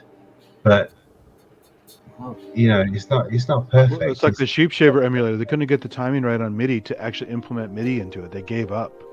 It's like early Super Nintendo emulators, or like SNES X, that kind of thing. It took a long time before we had byte perfect emulation with like BSTES and all that kind of thing. Same with Roland and their DCB. They emulated the D50 code on the D05, and it sounds slightly different on the same patch. Are you sure they used that code, or they just didn't use what they did for the vSynth 20 years ago? No, the vSynth sounds very different. vSynth sounds very bad compared to the D50 code on the bootings. It really is a very different generation. The D05 sounds very close to the D50, but it still sounds slightly different. Well, it's probably cleaner, right? Because D50 is more noisy, which gives a character. It's not noisy or anything like that. It's just slight timing differences. And if you layer the two of them, it probably sound great because they are the same patch layered, which, with slight differences would obviously sound brilliant. But, it's nothing to do with, that kind of thing. And the old vSynth stuff is very primitive compared to the DCB. Like a kind of almost like a console style emulation. It was like the JD800 used similar samples to the D50, but they're much higher resolution, so they sound very different too. Yeah, and probably the new Zenc-based booting. They're 16-bit waves instead of compressed shit. Yeah. That's why the JD990 was so prized. It had a lot of cool algorithms on top of the JD800, and it was clean as hell. It had really nice samples in it. Yeah, the JD990 had the mod matrix. So more advanced. And you had ring modulation and AM. Yeah. So Don Solaris loves it so much. I think he rebought it recently. Oh, really? Pretty surprised he got rid of his... Yeah, he had a thread on the old KSS forum on challenge. It's like a JD990 challenge. Post your tracks and we'll analyze I think he sold his to get an Oberheim expander originally. Oh, yeah. Well, he was for a while. He was doing all kinds of stuff, and then he started working for Roland. Yeah. I don't know Well, what yeah, he I does. think he rebought his rebought a 990 recently. So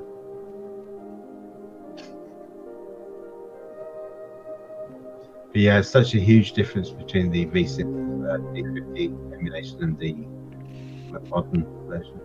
I think it was good for people who didn't have access and just wanted it all in one box, you know. Sure. Yeah. And the vocal designer is killer on the V-Synth. That's a pretty V6 special is one. crazy for Magley samples. Yeah. I still need to start importing some. I never actually tried importing stuff for Elastic Audio, but I need to do that. I always wanted a VP9000. Yeah, that's cool. Yeah. Nice. Because that's what the sound plan for the VSynth is based on. Well, the one before that, what's the red 1U box? It was the Oh yeah. Mark Ty Wharton always talks about it. He goes, "Oh, this thing is Yeah, terrible it's- because yeah, it's not yeah, supported anymore. What? Because it was unsupported like 2 years It's Windows afterwards. 98 and no later or something like that." Is it VRAC or? It's something like VF.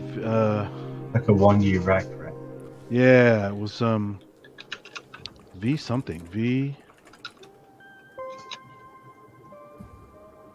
Yeah, I'm trying to remember without looking it up, but I can't. So the cobwebs. I've seen them around. There's a couple stores had them in the past. I nearly Yeah, I've bought one. seen them. But I've A never few, been. I've been tempted a few times when we were like 200. Various or something. Various, that's it. Varios, yeah, Yeah, that's it. Also had some stuff the VSynth didn't get. There were a couple Well, other emulators in there. Yeah, you have the Jupiter 8 and Yeah, that was the it. 303, and was there also 106? Yeah, something like that. Yeah, it's pretty cool.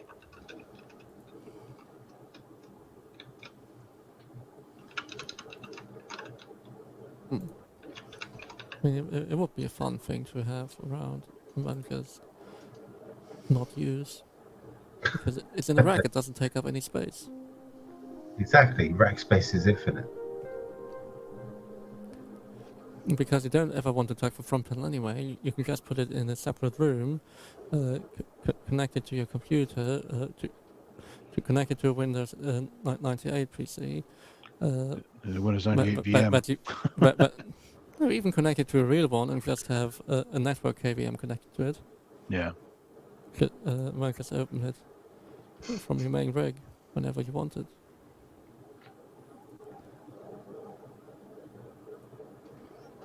Yeah, KVMs. So the Raritan LAN KVMs are pretty cool. We use those at work a lot in the past. But typical in room, at your desk KVMs have always kind of been iffy. I used to use no machine these days. I need GUI. Yeah, trying to install that on your Digico or Avid console. Yeah.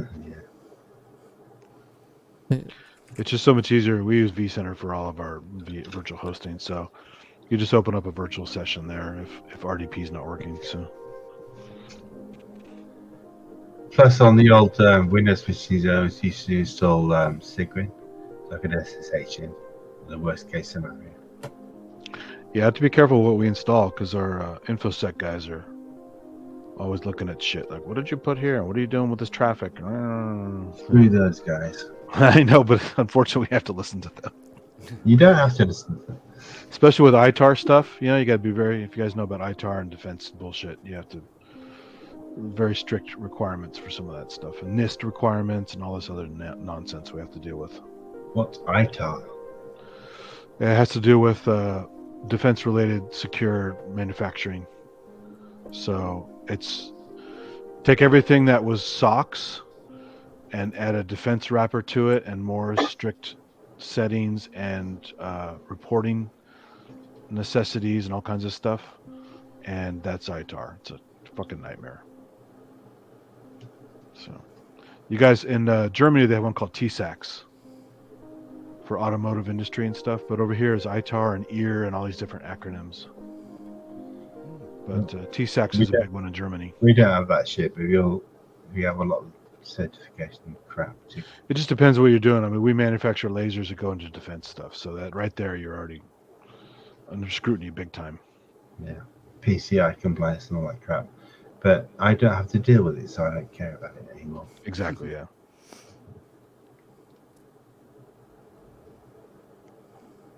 But yeah, InfoSec guys are a bunch of goofballs usually. One guy actually had a talk to the hand moment not too long ago in a discussion. I'm like, did you really just put up your hand and say talk to the hand? I mean, you're gonna get smacked.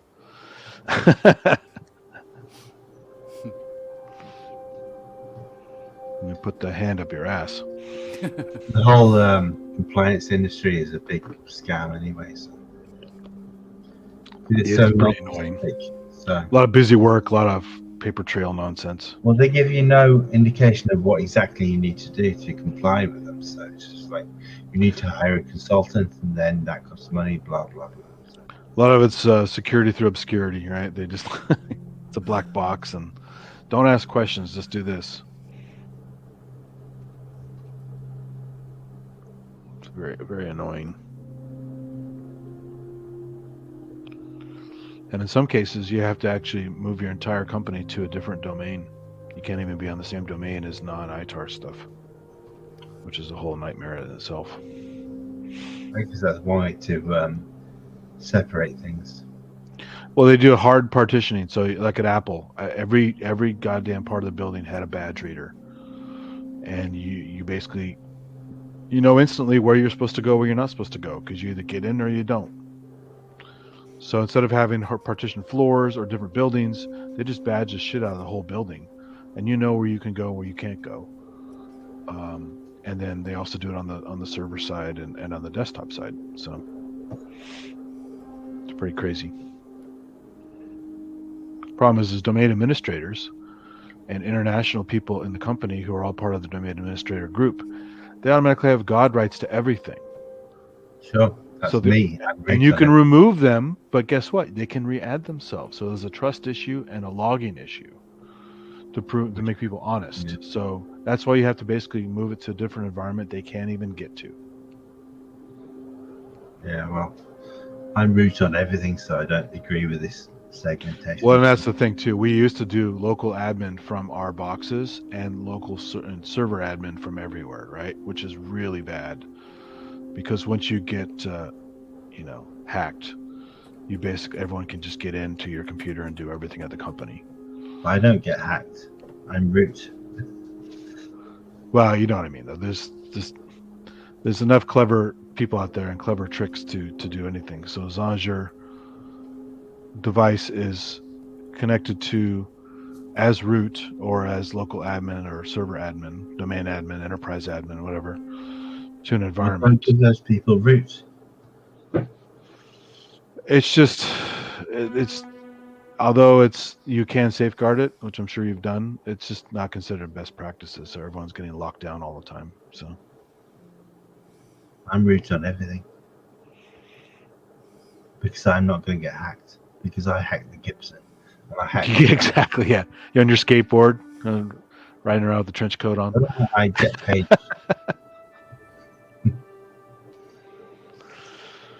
I mean, that's the point, isn't it? The people who are root on everything defend the network. So, yeah, if you can't rely on them, then who the hell can you rely on? You're like Heisenberg. I am the danger. Yeah. I have become death, the destroyer of worlds. Yeah, Hack the Gibson, man. What a silly movie that was. Holy shit. Brilliant. The flying through the city of computers. They always have to do something so the audience knows what's going on, because looking at computers is very boring. It's not cinematic at all. So that's why, like, Swordfish had that stupid shit with the 5 or 6 monitors. The guy who has to hack something while he's getting a blowjob or something. Yeah, exactly. That was his contest. Yeah. And but all these movies have this just silly. People have the dumbest view of what IT stuff is really like, and because they got to make it exciting. Yeah, it's just it's very funny. Practice was cool though, even if it was really strange. I mean, yeah, it had an okay soundtrack and it had some decent actors in it, but it's just so poorly written and so of its time.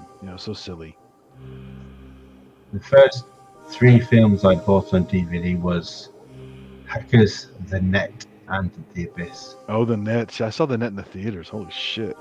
Yeah.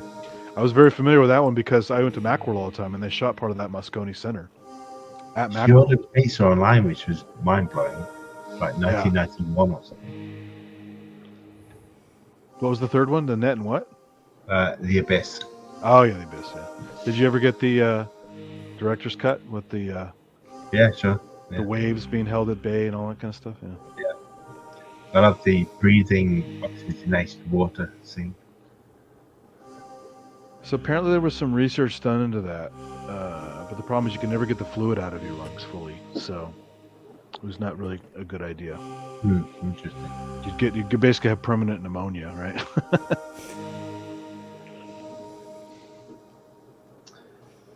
But yeah, the Net was interesting. Like the early ordering pizza online, chatting to weirdos on the internet. Yeah. Cyber Bob.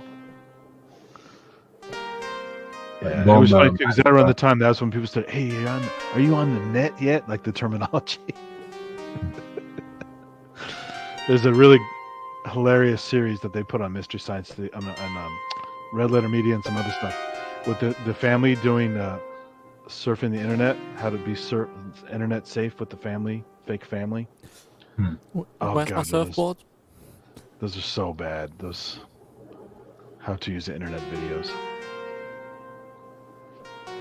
There's an old school like BBC video from like 1984 or something with a girl sending emails and that kind of thing. Yeah. There's a lot of Tomorrow's World content as well, which kind of preempts the internet. There's very little BBS content, to be honest. Nobody really covers the BBS era. Yeah, that was kind of a black box for a lot of people. They didn't understand it.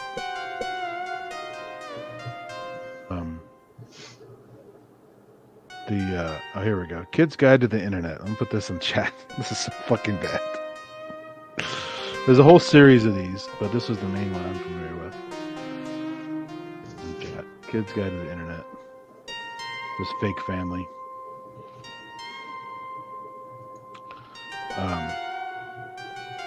And has just terrible bumper music, and you going surfing on the internet, you know, and just bad acting and everything. It's just, but it's so great because it shows the old websites with the old terrible web pages.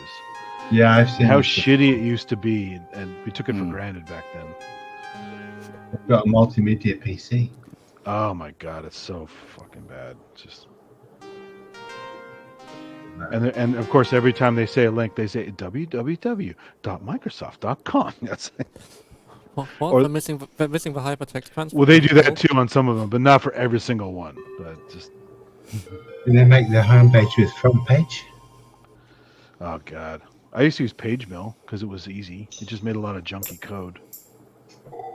Adobe's PageMill. Microsoft Word added HTML at some point. And you could build a web page in Microsoft Word. And then you look at the code; it was so nasty. Yeah, I've seen that, and I hate Office applications. Oh, so ugly. That's why I still hate Office applications. Yeah, they're pretty messy. I can see the point of a like a word processor for laying out. OpenOffice is great. It does everything in one little module. It does. Word processor? You just use LaTeX like any normal person. Indeed, yeah, it's just like I hate like Excel and all that kind of crap. Or you just have everything on GitHub anyway for your word processing needs. Sure. You just have your private repository. Crazy shit in Excel. It's bizarre. Dragon Land Rover, they run off Excel. That's where all the calculations happen in. Why not write a program instead of using algorithms in Excel? Because incompetent people who don't know, it's been done too long, that switching over to something properly would be effort. Yeah. It's like every friend at uni who spent a gap year at Dragon Land Rover or worked for them otherwise over summer holidays was always afterwards, no, never again.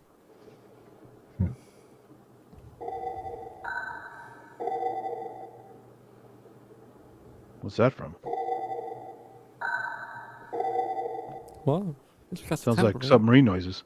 It's just a tambourine. No, I know, but it's just got that pingy quality to it. So. Well, it sounds like any Eric Serra soundtrack from the late 90s. That's true, yes. That's too funny. Oh, I'm going to have to do myself another coffee. This is no good. I'll straighten my picture while I'm at it. Oh, yeah. It's been like that for a while, huh? Hans hasn't fallen over yet. So.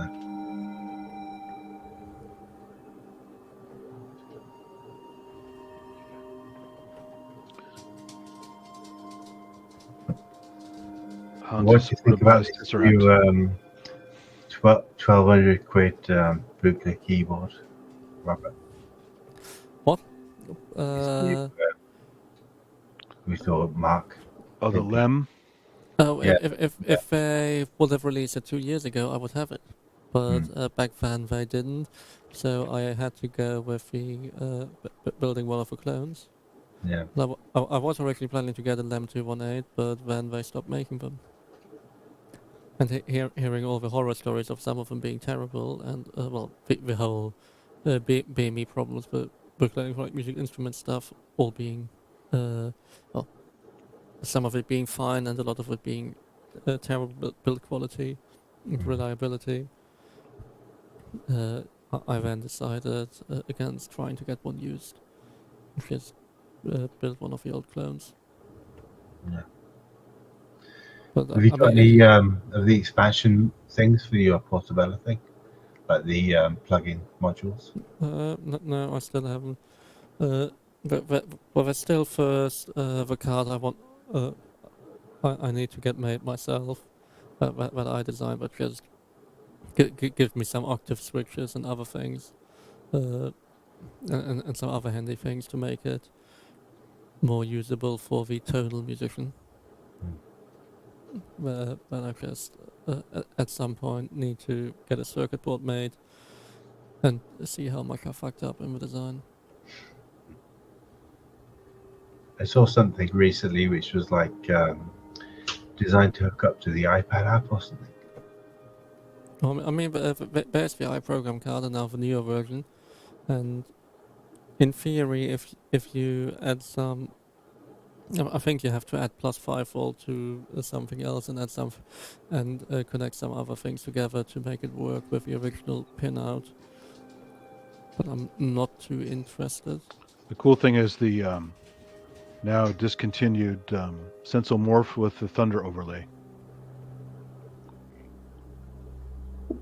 Works very well with the Buchla Arturia desktop plugin as well as some Buchla type stuff on the iPad. I guess the Buchla version was like PCB style touch surface in that kind of Thunder. It just it does a good job of approximating that touch thing, just like on the standard Buchla easel keybed or on the MicroFreak. Yeah, so was the original in contact, like you know. PCB? I've never seen original Thunder, but I would assume it's an FSR foil or something along those lines to get all the position data just from one massive thing, and then just do some clever maths behind it in the digital brain. It's kind of more like the ribbon controllers. The more pressure on a surface versus the skin contact. Yeah. I think it was probably an FSR because the Thunder was from the 90s, right? Mid 90s. No, it was actually 80s, the original. I think. It was 80s. Well, late 80s. Early 80s. They have one on display at a local museum. It's pretty cool. Go check out the real thing. Wikipedia says 89, so clearly Oh, is it? Wikipedia Oh, okay. must be always right. So well, it probably is. It's around the same time as the lightning, those little sticks, right? yeah, the drum sticks. Yeah, the weird directional. They're like Wii controllers because they're directional. It's really weird. Yep. Got to play with those at an event. Very expressive. I would quite like to use something modern tracking technologies and like just put modern wideband trackers, something like that, and see whether they're actually precise enough. It's like knowing D-beams. no, but like knowing some of the companies that do the professional tracking for Yeah, I know. events, cameras, and all that shit. Welcome back, It Kent. would be interesting. Right, I'm now equipped with my hydrogenated vegetable oil and emulsifiers. Oh, nice. Oh, yeah. Twinkies, duty. Polysorbate 60. Oh, my man. For a strong growing boy. Genghis Khan's favourite. There you go.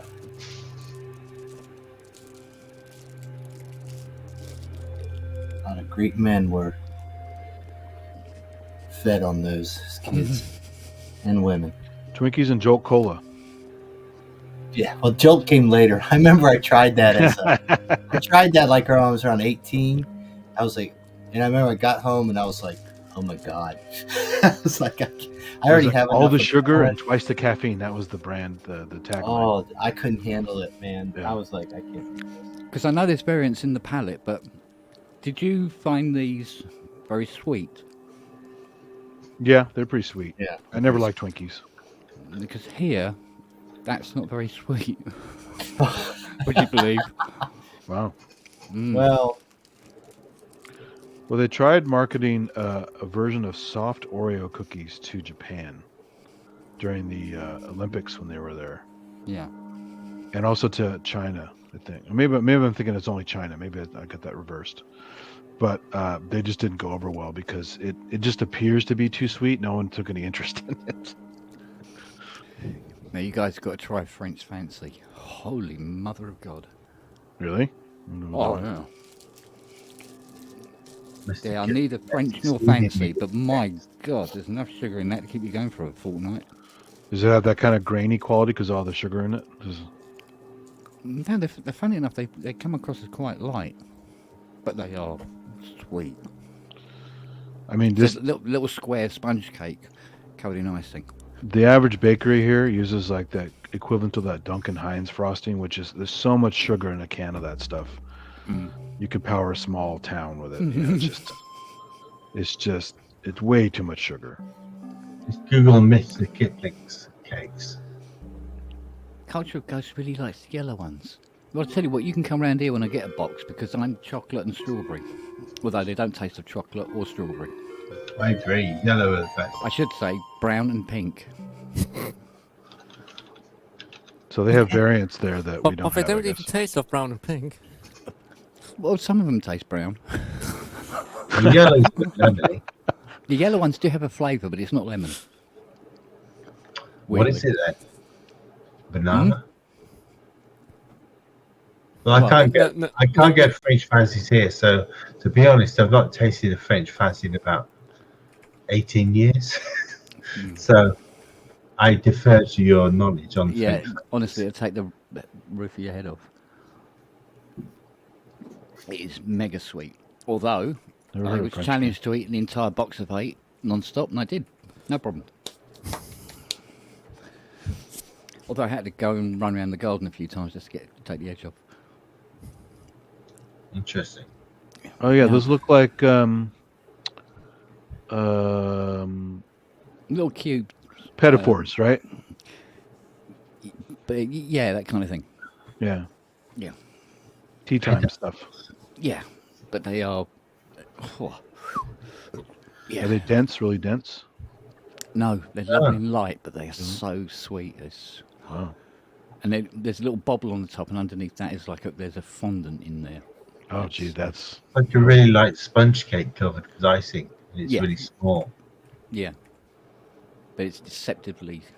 yeah. One here powerful. says Kipling. That's a brand, Kipling. Yeah, Mr. Mr. Kipling, he makes exceedingly good cakes. Yeah, That's the tag. French fancy. Huh. Yeah. Interesting. There's several Japanese areas around here that or bakeries or whatever that have really good little high quality light cakes that aren't very sweet, but are sweet enough to be dessert. Mm. Some of Japanese the cakes are incredible, to be honest. which one? Japanese cakes are incredible in general. There's Oh, this like green tea flavored Yeah, the roll, roll cakes and stuff, right? The which is just incredible. there's a chain here called Matsura Cakes or something like that. They make them fresh there, but a lot of times you just buy them in the stores. Roll cakes and But the thing missing from Western flavors is green tea flavor, sweet potato flavor. yeah, the purple cakes are kind of weird with the sweet potato. Yeah, Well, yeah, but green Kotaro. tea. They have a Kotaro version. Yeah, green tea, red bean paste, and Yeah, Atsuki sweet beans. Yeah. potato. Why is it missing from Western stuff? Like, We don't it's think of beans as sweet, really. You know, like Indians have sweet bean desserts, and We don't think of it, but it is sweet when we actually try it. no, it's good, but it's just odd. People think sweet beans. What the fuck is that? Who cares what they think? If they just taste it, they can try it. They think savory, but I like yokon and stuff like that. I eat that stuff. But it doesn't matter what you taste; it's your association. If Exactly. the association Yeah, so with it is don't tell them what it's always something different, then your brain will override what your body actually tells you. Yeah, don't tell them what it is. Just say it's a new flavor. Like when people think fungus, they think it's funky and strong smelling and stuff like that. But you can get some of that, like jelly fungus, in a lot of Asian foods. That's kind of neutral, and used for sauces and coverings and things like that. Psilocybin.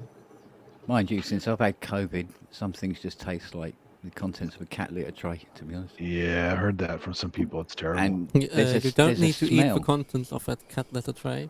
Just No, saying. but there's a smell that you get sometimes, and you go, I know this smell, but you can't describe it to anybody. Yeah, It's really weird. You go, what is that smell? But I can't. like You go, urine "What- cake what's it smell. smell Kind of like?" thing. Yeah. Fiona goes, she goes, well, what's it smell like? I go, well, it smells like, I don't know, dust and wallpaper paste and duck shit. I don't know. It's Like an old attic mixed with. yeah, exactly. It's like, sort of like, it smells like shampoo and regret.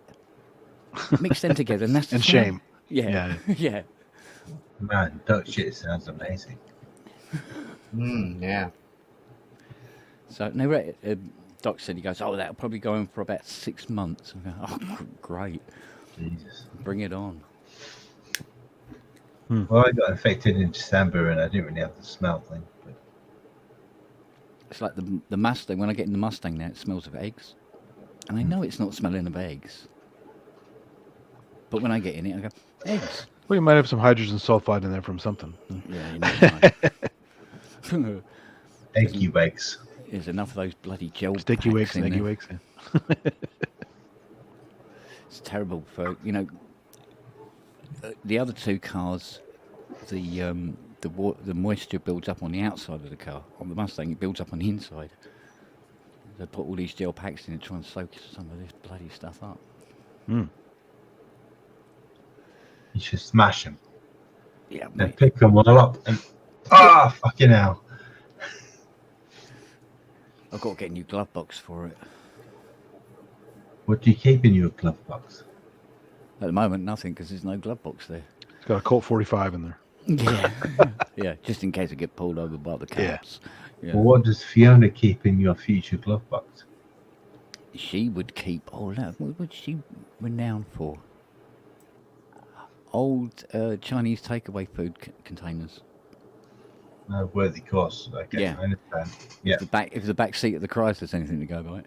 yeah. You should upgrade your glove box. Yeah, Mm. good idea. But it's going to cost so much money just to get it from CJ Pony. It's worth it. Definitely get it done. Mm. I was quite surprised actually. They got new ones for sale. I was like, oh, okay. But Who the is shipping- CJ Pony? CJ Pony are a Mustang part supplier in, oh God, where is it now? Might be Minneapolis. Is it part pick and pull kind of thing? Is it a No. These are actually brand new products. Oh wow. Yeah, because unfortunately the glove box fits from 63 to, is it 63 or 64 to 73? They fit Yeah. all the Mac ones. We have a ton of those pick and pulls around here. They're kind of fun to walk around. Yeah, no, these are actually brand new parts they're doing. So because I want to get the fuel cap as well. Because the one I've got, you just turn it and then people can steal your fuel. And considering it's worth more than gold now, it might be an idea to have a lockable one. Yeah. There's a student who lived down the road from me, and me and my friends tipped orange squash into his fuel tank. Oh God! And it was a larder, and I heard this is what I heard. I heard his car blew up while he was driving down the motorway, but I don't really believe that actually happened. Probably broke down, but yeah. No, orange juice not known to be very combustible. You didn't do the banana in the tailpipe from Beverly Hills Cop?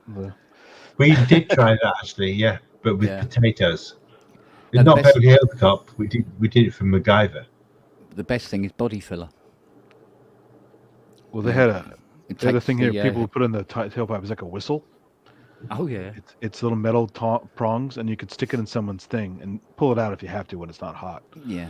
But as it starts, it goes. And it sounds like Jetsons when they drive away. Yeah. And it makes people go get their car fixed. And there's these little rubber things you can put on the exhaust pipes now. It makes it sound like this weedy little moped. So you put it on this big V8 and everything, and you start it and it goes. Like modern F1. Wow. Yeah. That's funny. Yeah, remember those whistles though. It was bad because you make people fix their car for nothing and they get really pissed, right? Yeah. So. I'm more of a person for putting the shrimp on the air intake for the ventilation or AC. Yes, that's a classic one. Or actually a semi-rotting carp is a classic one. There's some people out here, they had cats crawl up in their engine for warmth and they got turned into muck. That was not very pleasant. Yeah, well, our old white cat was a bugger for getting under people's bonnets and trying to keep warm in their engine. Yeah. But he was deaf as well, so as long as there was a lot of vibration, he goes, "Oh, hang on a minute," he's starting it, and he'll jump down and come out of the car.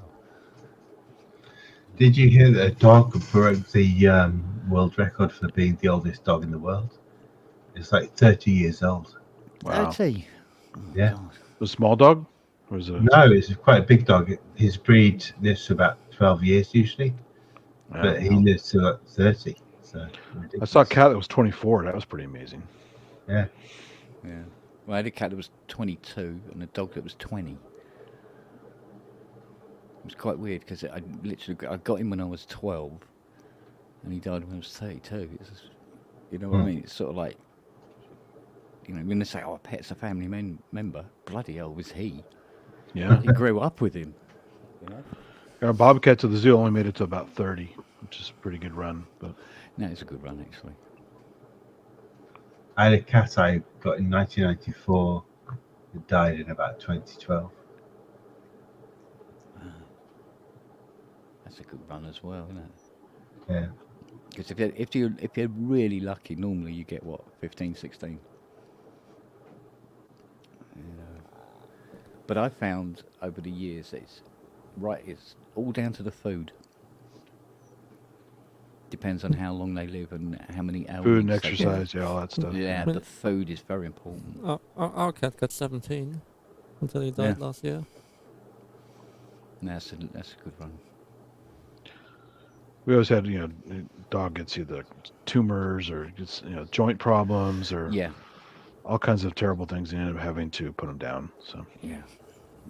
My husky was the worst because he was completely healthy all his life, and then he stopped running around as much after he was born and that kind of stuff, and took him to the vets. It's just like, he's got advanced stage lung cancer.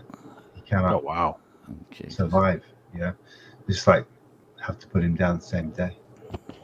So Was And it radon or something? Where the hell did they get the lung cancer? it took about 3 days between being 100% healthy and being Yeah. chronically impossible to carry on lung cancer. So it's just ridiculous. Amazing. In a way, it's kind of, in a way, from experience, I would say that it's easier if it's very quick like that. Yeah, Oh, yeah. I think so. Because think so. Max took several months of before he got to the point where he had to be put down. Yeah. Yeah. Me being the silly bastard I was trying everything to Yeah. keep him Well, going. that's what I did. But if you have like, Yeah. there's no choice. Then, Whereas if there's you no can't choice, it's refuse it. kind of easier Why because prolong the suffering? yeah, exactly. Yeah. And the choice has been taken away from you because of it. Yeah. If you see what I mean. So, but, And he had all his life basically behaving like a puppy. Yeah. He was a puppy all his life. Yeah. And he got to the end, like 1 week downhill, and then suddenly he's got. Mm. Mind you, after reading about the Food Standards Board have now set a maximum level of the amount of lead you can have in baby food. Makes you wonder what they put in cheap dog food. Well, they had all that food from China that was killing dogs. Yeah, it was pretty bad. Well, Yeah. I thought pet food has to be higher quality than what humans need, what humans can have. Yeah, but there's cheap dog food, mate, where you go. Now, there is no cut of meat that looks like that. Yeah. If I had to eat dog in food, I would nature. seize it. Yeah. My dad one time I bought would a just pack of something recommend called eating sturdy dog dog food. It looked like a bunch of dog bones, like milk bones, broken up. Yeah. The cheapest shit ever. It's like, what are you Yeah. buying that for? Yeah. And it's funny when if you get an animal that lives on, particularly with dogs, if you get a dog that you give it not quality dog food, give it cheapish dog food, you think it's okay, and there'll be tumours and all sorts of shit waiting Yeah. for you later on. When I was pre-vet for a while and studying all this stuff, and we had these seminars from Hills with Science Diet and all these like fancy foods that are quite expensive. And then it turns out later on, people are like, yeah, Science Diet actually has too much sodium and too much this and too much that. You should go with IAMS. IAMS is a better quality food for a commercial food, but it doesn't have all the marketing that Science Diet has.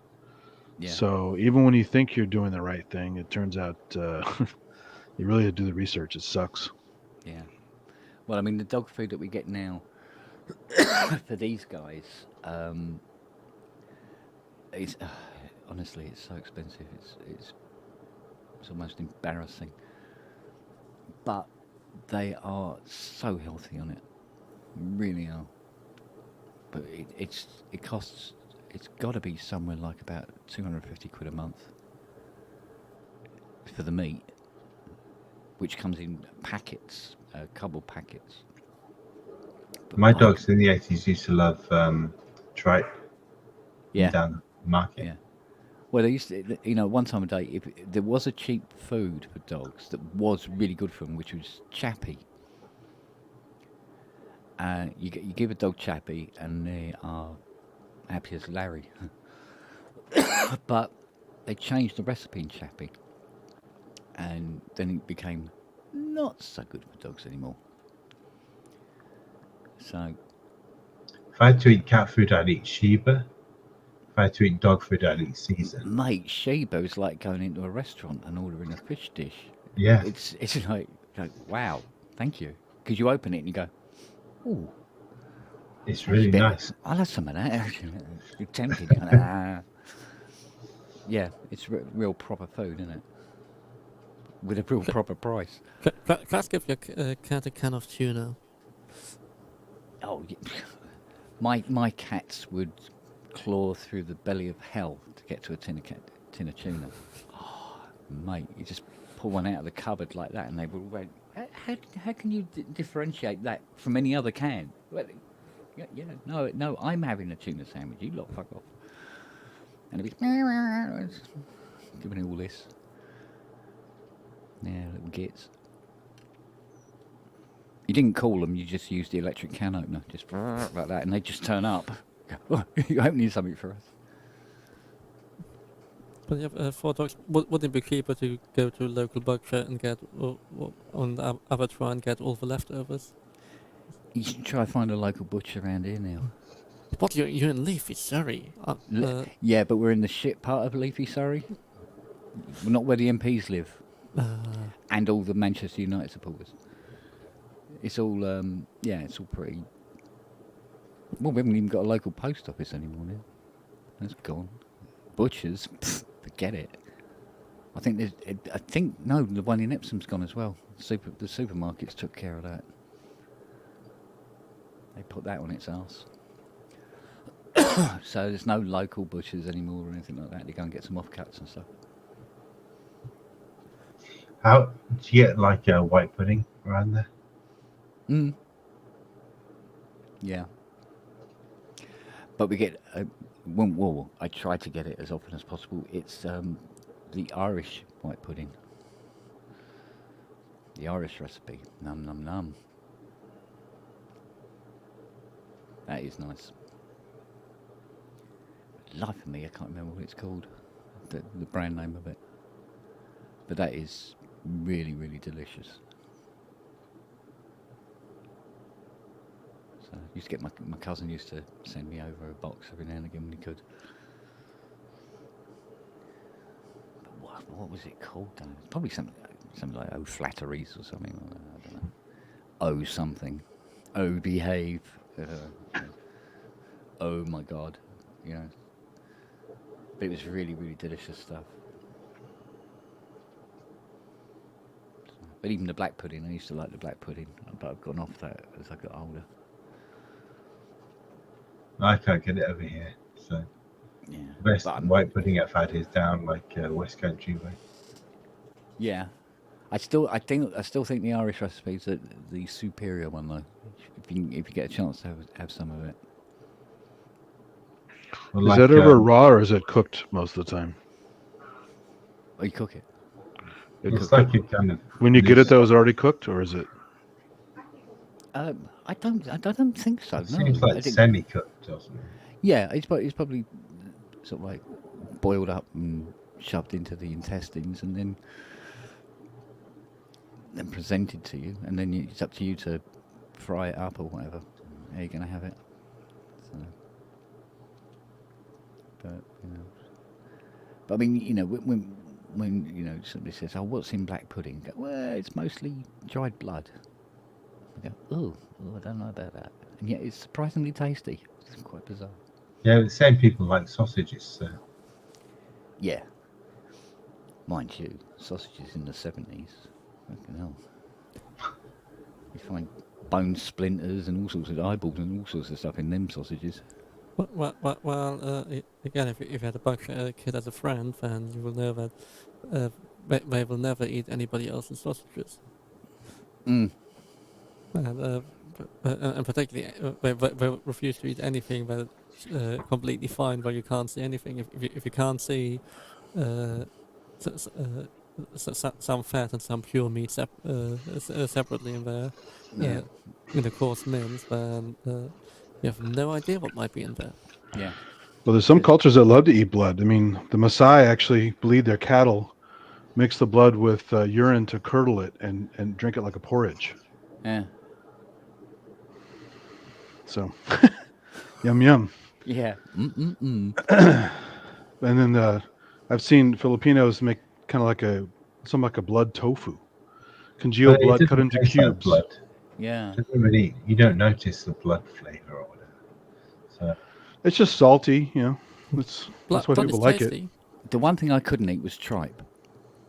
yeah, I hated tripe. I couldn't eat it. I didn't like the smell of it. It and I was furry. certainly couldn't look at it. It was like a furry thing. Yeah. But It's it had pretty that- nasty. No, they're sort of like hexagony alien looking. It's fucking no. But my dogs loved it. It looks like sea life. Yeah. Yeah, yeah. So yeah, it looks like it's grown in a petri dish, doesn't it? But yeah, no, Smells dogs really love weird. it. They love that. Yeah. Mind you, dogs tend to like just about anything, really. Although, funny enough, Charlie doesn't like what was it? Mints. Hmm. Oh, as in, like polo mints or breath fresheners and stuff like that. Doesn't like anything that's vaguely minty. Whereas the others will crawl through a pinhole in the wall for it. But the very popular here, you get chitlins, right? Or chitterlings, cooked intestines in the south, and then they have a similar version in along with the tripe in Mexico called menudo. Oh, okay. So, which is apparently why a lot of people have as a hangover cure, because I imagine some remaining parts of the stomach that haven't been cooked out are actually soothing to your stomach when it feels like crap. I guess it'll wake you up eating that stuff. Yeah. Pretty nasty stuff, though. Well, dogs love it, though. Yeah. Well, dogs will eat shit, so I mean, especially cat treats. Well, you see, well, dogs go mental for cat shit. Yes, my dog used to go to the yard and dig it up and yum yum yum. Yeah. And my dog, Larry, because he was Jack Russell, when he'd be running out in the backfield here, and if he found fox shit, he'd eat that, and then he'd have within a few hours, have a little seizure from it. Ugh. And he'd just fall over and do this, and then get up and he's fine. Very weird. It was very scary the first time he did it, but we could not get him to stop doing it. Yeah, as long as it's got freedom to go out and look, it's going to do it. Yeah. We had I was telling you guys before that in Colorado, we had this husky German Shepherd mix, beautiful dog. And they'd crawl through the barbed wire fence. Our neighbor raised bison. He was out eating all the bison shit. Yeah. Is that big meal? Yeah. Self-service and everything. Yeah. Bring it on. Yeah, we got a warning. Was it yesterday or today? I can't remember now. In our local Facebook page, I think, because Fiona constantly keeps reading it. They broke into somebody three roads up and this sort of thing. And it said there's a warning now of please do not feed the foxes, blah blah blah blah blah. Keep your dogs away from the foxes, because there's been cases of bird flu being transmitted to dogs, and then dogs bring it to people. Or parvovirus or any kind of stuff. Yeah, but they're going. Yeah. Yeah, but it's always the poor old bloody foxes, isn't it? Well, they're foxes vectors. And badgers. Well, yeah, you can't really get away from it, but yeah. Poor little foxes. Well, seems like a good excuse to allow fox hunting. Oh, yeah. Well, not the level they used to do it. That was fucking cruel. But Well, they've introduced the red fox here. Red fox is not native here, and we have a real problem with it in the salt marshes and wetlands and stuff, decimating ground birds. They're not even supposed to be here. Yeah. You say used to do, but they still do it as long as they can get away with it. Well, yeah, sure, of course. Yeah. Well, Fiona used to go on the bus with her mates, and they used to go up and try to upset the hunt. And but she gave it up in the end because she goes, there's only only so many times you can have a shotgun put in your face. Yeah. And she goes, oh, do you know what? They are talking about banning it. I'll one of the few times you're allowed to have guns there, right? Something like that. Yeah. You just got to be white people and gentry. You're pretty so you At hall pass. Yeah. What white person in a disgusting looking jacket and you're fine. Yeah. And a funny way of talking. What? I look like a real twat on a horse, right? Yeah.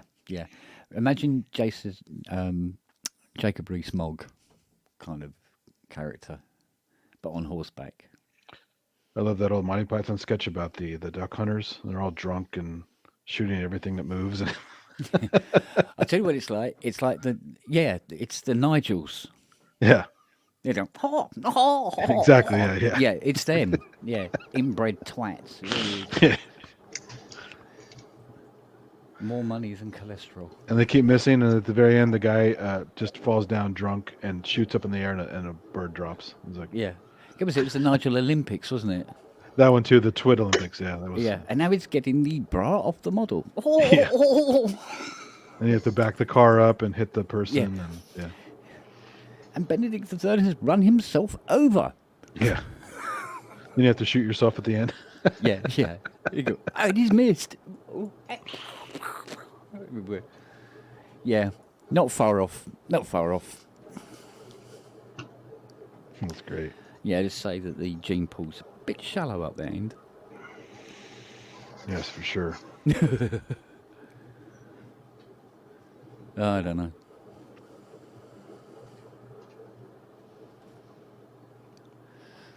Yeah, we got a couple of Lord Farquhars, a couple of mile up the road there in Lower Kingswood. It's very posh indeed. Do you hear them hunting? Do you hear guns going off and stuff?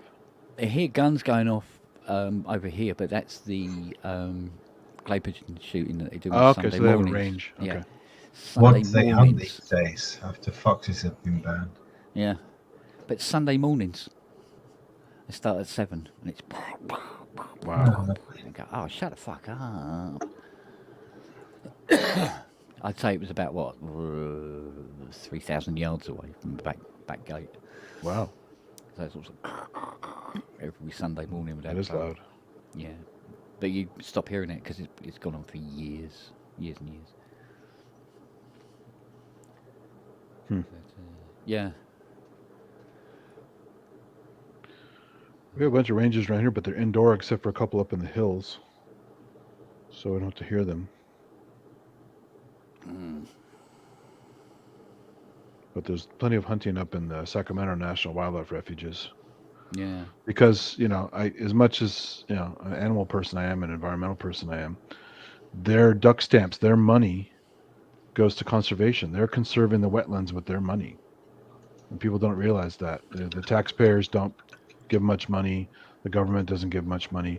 The hunters, ironically, are saving the fly zones, Pacific flyways, and all kinds of stuff. Interesting. Yeah. Although I'm too much of a pussy, I couldn't take a telescopic rifle and point it at a deer. Yeah, no, there's no way. Yeah, it's like, no, mate. I think a real man uses bow hunting, like Ted Nugent, right? It's like, fuck you. Now the thing suffers, and you know, it's just. You go, it's a sport. No, mate, it's a sport if the deer has a gun as well.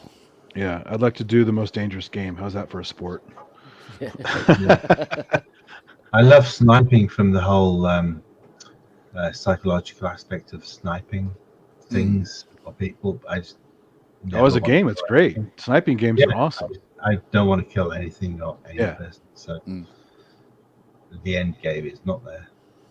There's a fun little iPad game, just all about sniping. There's not even much of a mission. You're always just camped out somewhere, and you have to scan a house.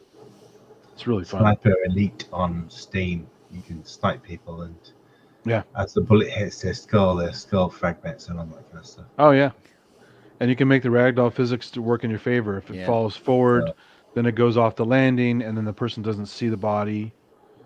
You know. And in real life, I never want to kill or. No, of course not. I love guns, but I don't do anything. Yeah, no, it's weird that. It's funny you should say that. One thing I've always wanted to do is own a gun. They're fun. Just to own a gun. I mean, it's an adrenaline rush, but it's also a fun sport, like a skill. Go target shooting. Oh, I mean, not even shoot it. I mean, even if it's in the glass case in the front room or something with the firing pin fold down or something. Just to own one. They're amazing not a machines. replica, but an actual gun. When I was 8 years old, I went to a church book sale, Wrangthorne Church, and I bought a load of gun magazines. I asked my parents if I could have a gun, and they said no. Have a car instead. Which is fair enough. It was interesting getting to the whole geek side of all the gun style companies pimping their technology and all.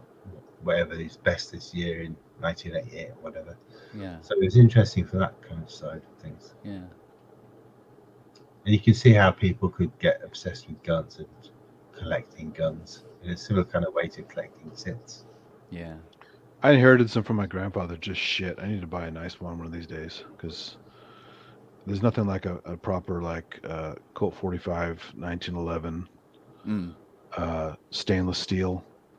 Just I love. I mean, people are all into the Glocks and the all this kind of stuff. Although All the black guns. We don't know well, what the you're Desert talking about. Eagles and all these Not like crazy things in murderers movies, that have Yeah. guns.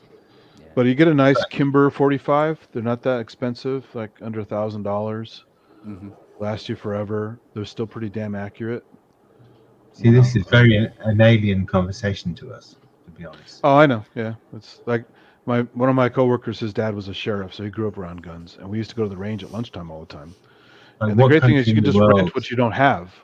What country in the world talks about guns in the same way as the USA? I don't We think love any- it, man. We're just a bunch of crazy bastards. It is an adrenaline rush, and it's in our Great for culture. films. Yeah, We but wouldn't- it's We a, had the it's a Wild West culture and all thing. that, Yeah, so, it's a culture thing, isn't it? I mean, the country was built or won around the gun. There's no getting around it, is there? It played a part in the birth of the nation. You know. So I mean, apparently there used to be a lot of guns knocking around here. Sure. At one time of day. But the thing is, Some of the best guns are made in Germany. I mean, yeah, but you know. there's this thing here, although probably most people wouldn't want to admit it, but there is very much a establishment and serf structure here. So when our leaders go, right, turn in all your guns, and we go, yes sir, and do it. Whereas America was this this birth of a nation that was pushing back the frontiers, and you couldn't have law and order as you'd know it, when there's only you and trees around for 300 miles. So it's and that kind of we're independent from everybody else as well, so Like in Switzerland, there's mandatory military conscription, and after you finish, you're allowed to keep your gun. yeah. Do not own more, just what you got from the service. Well, Switzerland wants to have a huge standing army to make it incredibly a bad idea to invade Switzerland. Yeah, it's just your standard military assault rifle. Yeah. That Yeah. they just tend to buy at the end of the conscription. So after military conscription, they want people to keep their guns to just make the idea of invading Switzerland to be, unthinkable. But do you get mass shootings? No. No, it's just people shooting for wives. In the In bedroom. Australia, they have mass stabbings where they have basically don't have the guns. So they're Yeah. But compared to America, it's just not on the same level. It's just like the odd incident. There's nothing comparable to America. There's no country on the world which is like America for mass shootings. The problem is here is that the NRA claims they want background checks for mental issues, but they don't really want it, and that's the biggest problem. Is not only can you get illegal guns anywhere on the street from anyone at any time if you just throw the money out there, but the legal ones that are sold to wackos is a real problem, and they don't care. And the owners who have guns at home don't secure them properly, the dumb crazy kids who are hell bent on revenge steal their parents' guns or their cousins' guns, like Columbine or whatever, and basically just do whatever the fuck they want. So with better, more responsible gun ownership and better laws that protect people in general, but they think of it as a slippery slope. Oh, we start doing that, they're going to take it away and all this kind of stuff. But my favorite thing is these assholes who are like militia-bound kind of idiots at home with the "Don't Tread on Me" flags and NRA flags on their lawn and all that kind of stuff. They think they're going to hold a rebellion against the government. If you go on TikTok right now, there are endless guys who are pro-military, ex-military, random assholes saying, "The government come take my guns, I'm going to shoot them in the face." Dude, they have tanks, they have drones, they have whatever. Guns aren't going to do shit. If they want you, you're dead. Yeah, But they don't even have to visit you. Yeah, that's not even the problem. It's just like because that kind of mentality exists. The police in America is so kind of Well, they're outgunned, right? The illegal guns are better than the cops' guns. Well, if you're a policeman in America, you go into the environment, you try to do your job, and you're terrified. Yeah. Because anybody you track down might have a gun, so you're going to be overly aggressive, and that's what they all do. I guarantee if I go to downtown San Jose, which is just like 30 minutes away, or even San Francisco, I could ask around and probably within a couple hours find someone who will sell me a pretty awful gun. Yeah. It has no tracking, full auto, some nice long magazines for chaos, hollow point bullets, the works, right? I can do some serious, terrible shit. Yeah. And that's the problem is no matter what the laws do, the guns literally are everywhere. But because of that phenomenon, your police are overly kind of. Oh yeah, I'd be paranoid as a policeman. Goofballs kind of thing. Yeah. It's just, and also they're creating a bad rap for themselves by doing all these horrible things that they shouldn't be doing, like beating people to death and all that kind of stuff. Which is a side effect of being kind of in the environment where they could be shot at any moment. Kind of, but this kid that they ran down and beat to death, that was just ridiculous. That was just really stupid. It had nothing to do with guns or anything. Yeah, but I don't think any policeman in Europe would expect to be shot. They could go through their whole life never expecting to be shot. Yeah. That's true. It's just like an everyday thing for cops in the US. But once the person has left a vehicle and you're in pursuit and they clearly are not shooting back at you, not brandishing any kind of weapons, they're just trying to run away, that's a whole different story. It's the random stop of the creepy guy with the tinted windows and bumping the certain kinds of music that is indicative of a certain group of people, even though that's profiling. What kind of music is this? Because that's interesting. Yeah, you hear some bass thumping out of a car, and it's got it's a slap down car, tinted windows. It's a stereotype, but there's a lot of gangs and drug dealers and various other types who are advertising how tough they are, right? Timberwolf demos. Yeah, right. Plastic Timberwolf. That's a weapon in itself. That shows how tough you are. You just don't give a shit, right? But no, it's a really tricky situation because guns have been a problem here for hundreds of years. I mean, when they had revolutionary times here, plenty of people were armed and could have just killed anybody whenever they wanted to, and so it's always going to be a problem because we always have them. It's the idiots who defend them to the nth degree and don't want regulations and don't want proper jail terms and fines and other stuff for their actions. It's like people worrying about what would happen if they don't have guns. We'll just look at Europe. Yeah. Everything's fine. Well, you'll find some weapon, right? If you need to use a weapon or you're compelled to do something bad, you can improvise a weapon, right? Similar to why everybody gets circumcised in America for some reason. Like that started as a religious thing, became a medical thing, and it just became a common practice. Well, it's Dr. Kellogg, right? It's a bunch of stuff like that. Also because it's a whole concept of like, well, if boys are going to see each other in the shower, they don't want to be different, right? It's an anti-masturbatory thing which has expired hundreds of years. Well, it never stopped me, but it's become a trend, and it shouldn't still be going on, really. I kind of agree. I mean, not knowing the difference, since most kids are still circumcised in this country. I think it's down to 60% now. I'm okay with it, really. I mean, I don't have a problem with it as far as my own experience, but I understand why people think it's mutilation and don't want to do it. I remember there are issues with people having medical things where it tears and has other kinds of problems with. Sure, but that's an issue. That's a fair issue. Isn't it better if it's for kids if it's done early than if it's done later for whatever medical reasons when you're 12, and that might not be the nicest time to have these sort of things. But there's a whole movement to pull it back, to use weights and to stretch it and to force it to come back, which is really bizarre, right? Well, what about this thing that come around a few years ago of injecting oil into your body? For what purpose? it was supposed.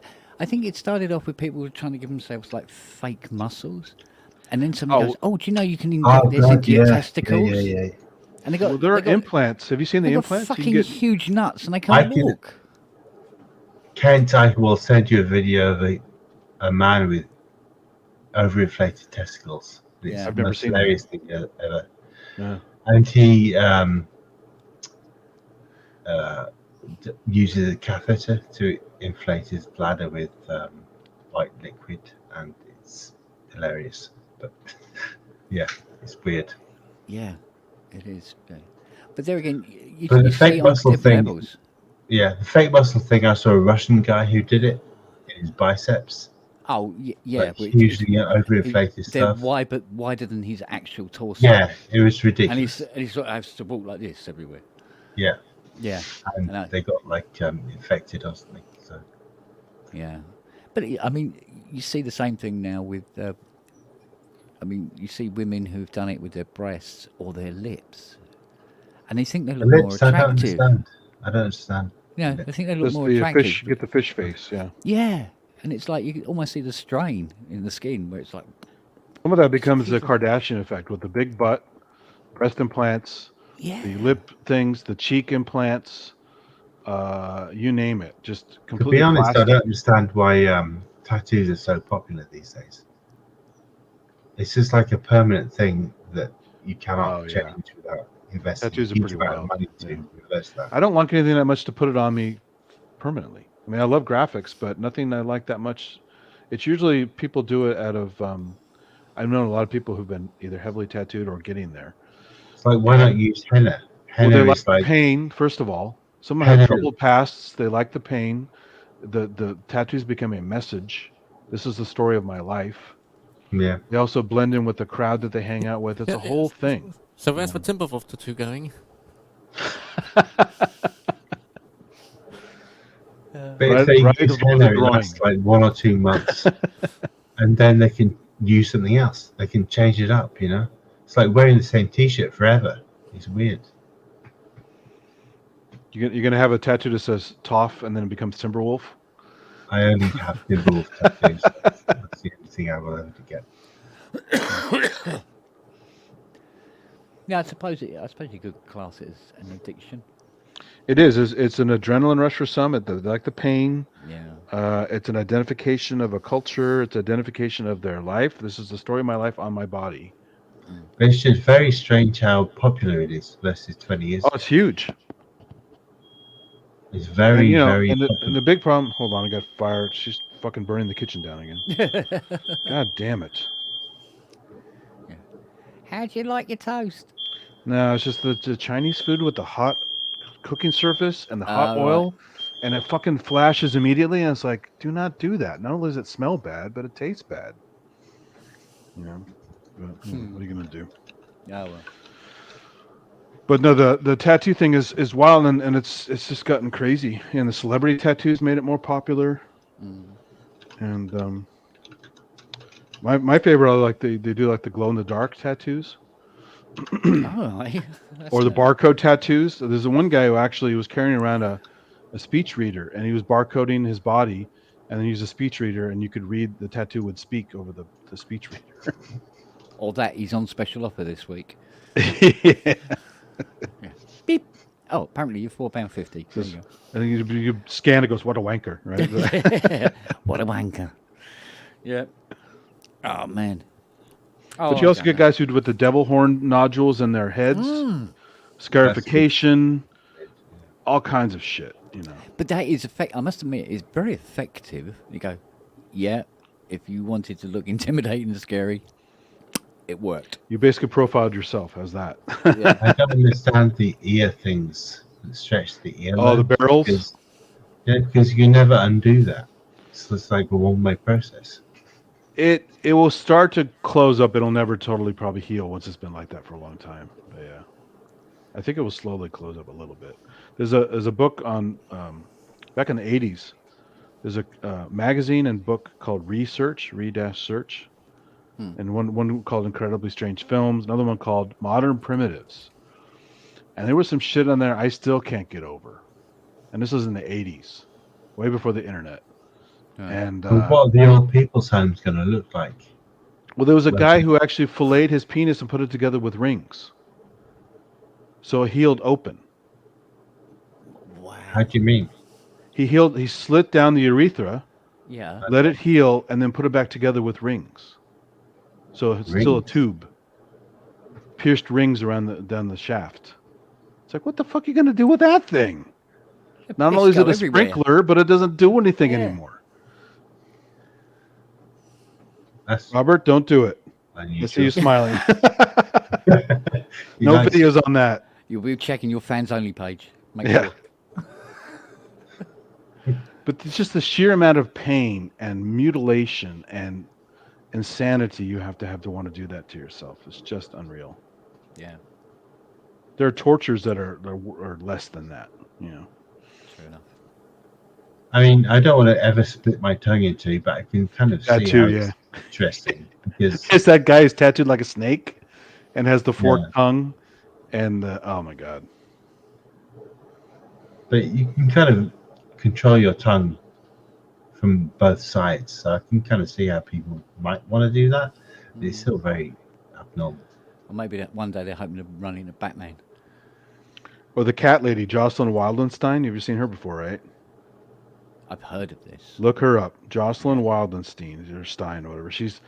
She had so much facial surgery. She's addicted to plastic surgery. Yeah. She ends up looking like the character from Beauty and the Beast, the lion character. Yeah. Yeah. Yeah.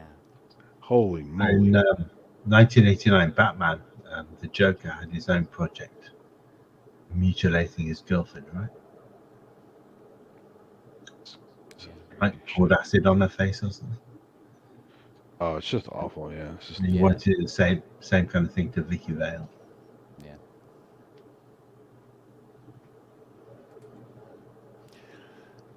Yes, it's an interesting planet. yes. People are often quite bored doing weird things for entertainment and their version of pleasure. I Well, guess. the weird thing is that a lot of them are kind of voluntarily submitting themselves to these kind of things. Yeah. And it's permanent. So even tattoos, there's certain pigments you can't get out with lasers. Yeah. And if you do, you get sometimes some scarring and some weird discoloration. Well, you just put more black pigment on the top of it. That's what usually people do. Just morph it to take a girlfriend's name you don't like anymore and change it to a different word or something like that.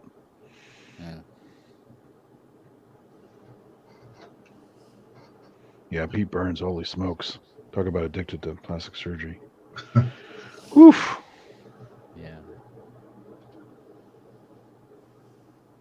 The- There again, I suppose it's in all of us in some way. well, I there's mean- vanity and there's, you know. Well, I can only play one keyboard at a time. But you have 4 I have Rollies and 2 Osmoses and Yeah. 2 Hydras. I think we've seen you play 2 before. Haven't you played the Hydra and the Rolly at the same time? Yes, I have. Yeah.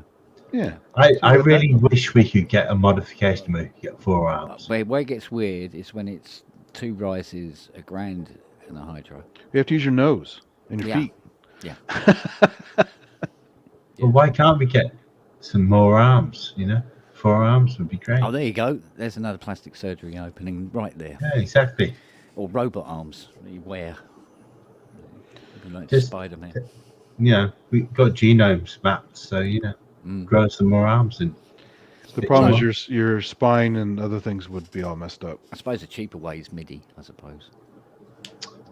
forget that. Get more arms. Yeah, but there's no plastic surgery involved in MIDI unless you start getting MIDI suppose sockets so. fitted on You'd your have to side. reinforce your skeletal frame to handle more arms and more Get a MIDI musculature. socket on your head. Yeah, don't they have a MIDI socket at the back of your head? Yeah. Where the music comes out? Yeah. You can jack That's into the Matrix. That, The MIDI that's- matrix? I suppose that might be on the cards. You never know. MIDI socket on the back of the head, and you think the music instead.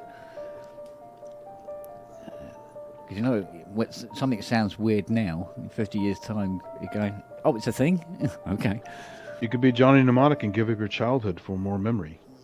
I got 200 gigs of wetware. That's such a stupid that movie. Talk about hackers. That's funny enough. But Johnny Mnemonic is one of the most ridiculous movies ever made. Holy smokes! You use a RAM doubler to change just the everything space about it is. I mean, even the tech is dumb. The storyline is dumb. The low tech Needed the and all that. money. Needed the money. And the fucking dolphin who's supposed to be smart, controlling everything. Yeah, well. Holy moly! The best thing about it had Beat Takeshi in it. Did it? Yeah. He's the evil corporate guy. Of course, yes. Yes, of course. And Dolph Lundgren is a giant, crazy monk. Whatever. Yeah. What was that film we saw the other day? It was obviously silly.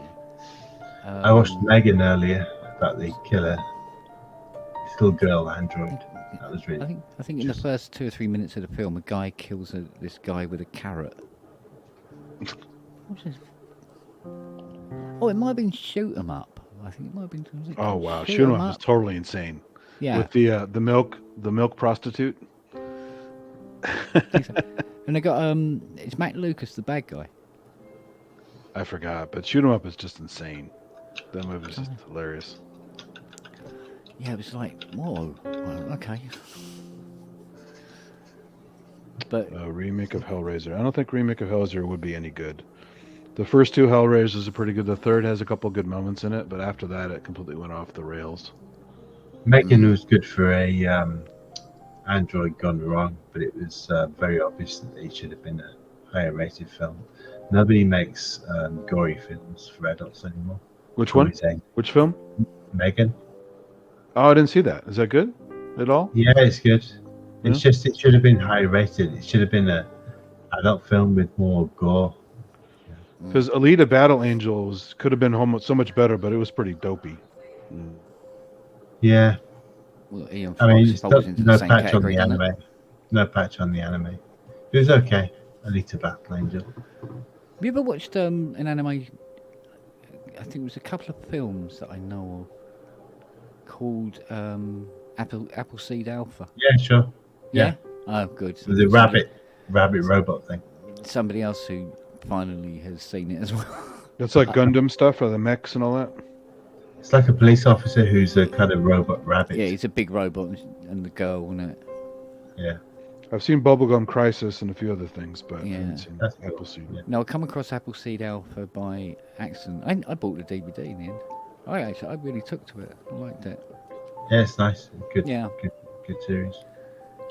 I actually like Tokyo Bebop. The show started interestingly, and then they canceled it. You mean Cowboy Bebop? Cowboy Yeah, Bebop. Cowboy Bebop, yeah. Yeah, the live action was denounced by the creator of the anime, so Yeah. put too much faith in that. The anime is incredible. You should watch that. I should. Yeah, well, I'll have to go back and check. I heard a lot about it. It was released like 25 years ago or something. Yeah, it's like I still prefer the anime of Ghost in the Shell. The original Ghost in the Shell is great. The second Yeah. one was Yeah. and And Akira. the series as well, Ghost in the Shell, Southland Complex. Yeah. That is really good as well. Yeah. They are good. The film. I wouldn't say the film was bad. But No, the film was okay. yeah, it kind of just fell slightly short for some reason that I couldn't put my finger on. And of course, the show Star Blazers, the Spaceship Yamato. That's a classic. Mm. Yeah, mind you, I keep going back to the same old films. I must admit, you watch all these new films and they're coming out and going, yeah, but it's not as good as Forbidden Planet. And you watch something else, going, yeah, but it's not as good as Rio Lobo. I keep going back, constantly going back. Maybe it's because I'm old. I don't know. Become old and bitter. You just want to go, they used to do it better in the old days. It's nice to revisit the things you love. Yeah. You should make a movie out of Frank Miller's Hard Boiled. That would be amazing. Somebody should make a film of Talk about fucking gore. Ringworld. Before I die, please, somebody make a Well, wasn't decent film. wasn't Halo kind of a rip off of that? Yeah, massive rip-off of Yeah. that. Except Ringworld's much bigger anyway, Yeah. and a lot more fun. And I want to see how they Not animate read a those puppeteer. books. Are you going to make a puppeteer walk? Got all day. So, now that'd be pretty cool if it was done Larry like the Niven, book. right? Yeah. Yeah. Actually, we became quite good friends at one point. Yeah. Yeah. Because I did a score and sent it to him. I said, if they ever make a Ringworld film, here you go, there's a score. That's cool. And I was pointing out in the score where, the various events that happened, at least in the first book.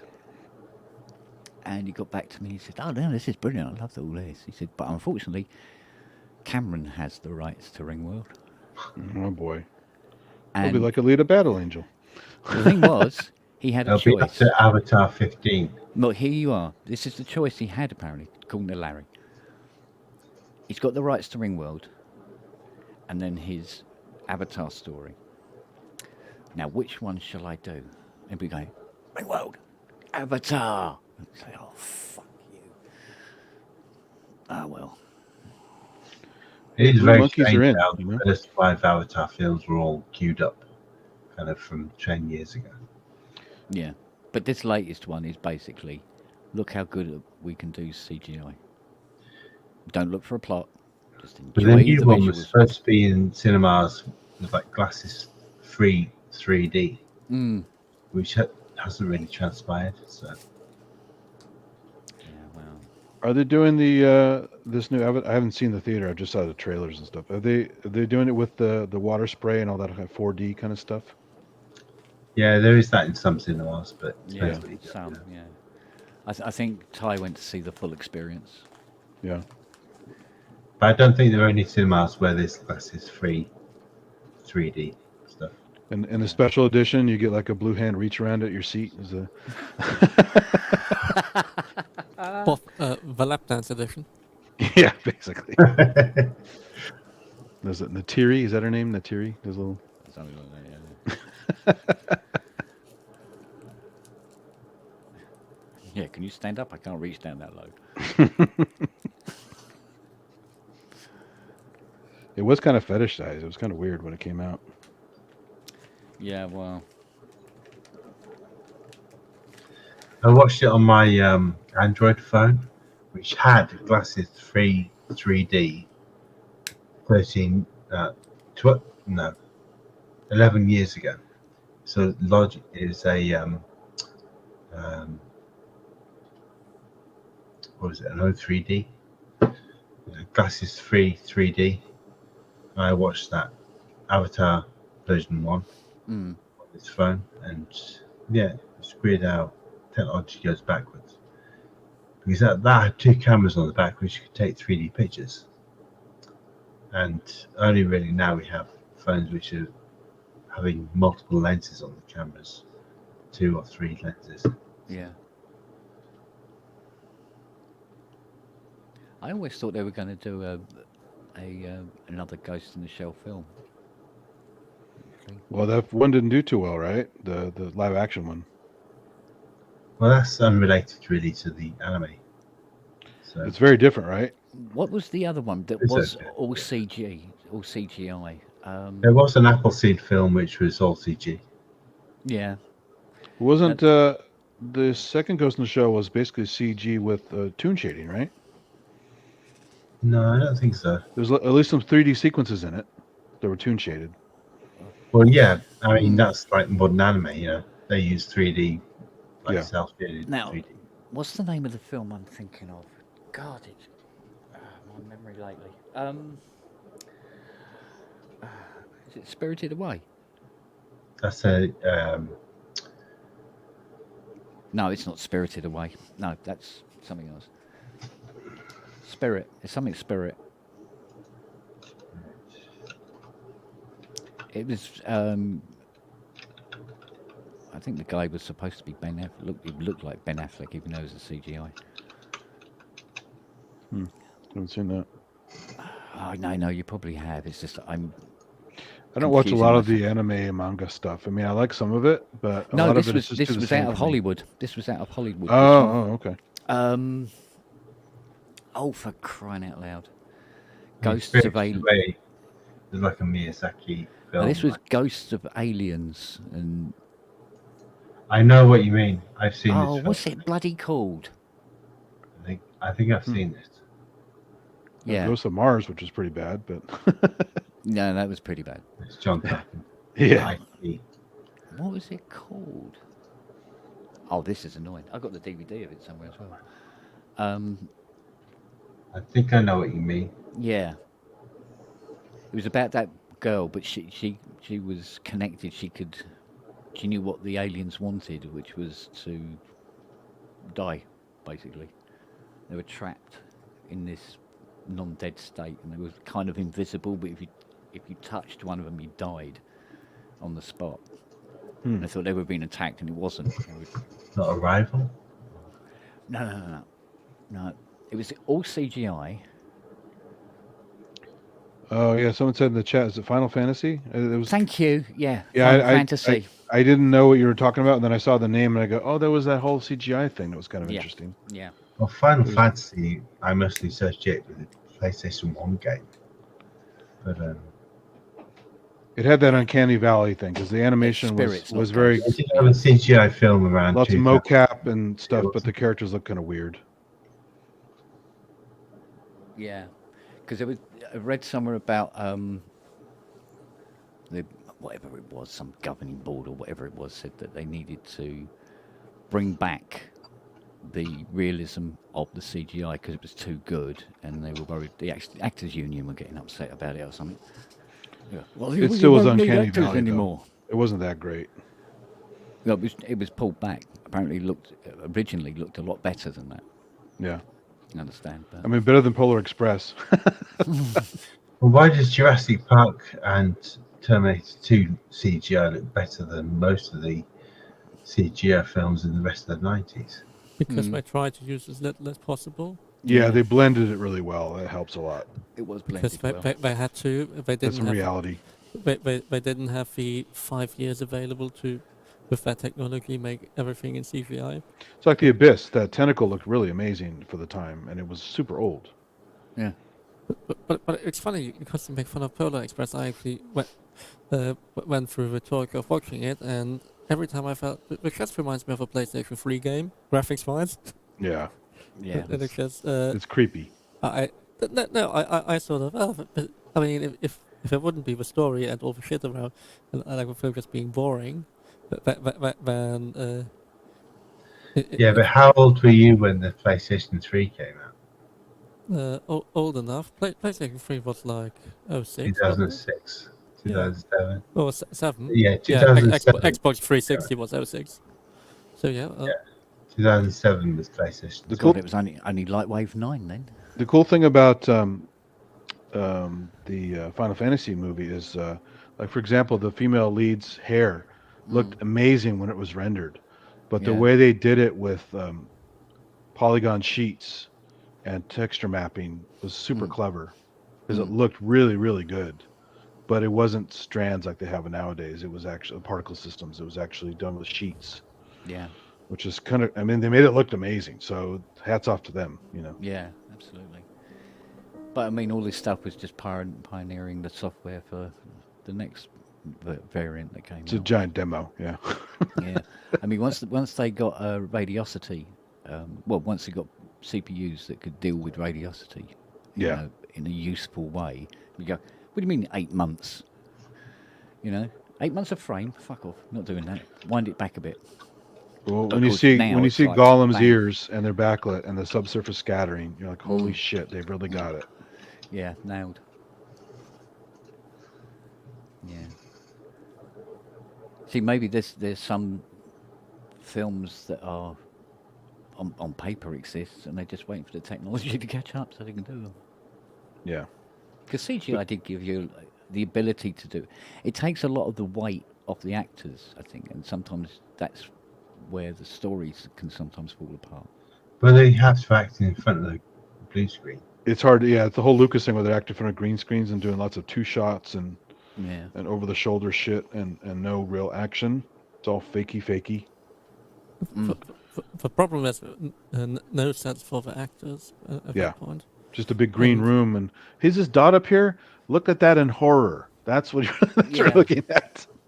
But or actually, at that point, you need the actors who have the experience of doing all the shit drama school stuff in the little black room and trying to act out their Shakespeare. That's actually the one thing you want those wankers. Yeah. When you have the empty room acting. Mm. But then because there's nothing there and they have to reflect a little too much, it's probably a little too unrealistic, right? Because they're kind of having to overcompensate.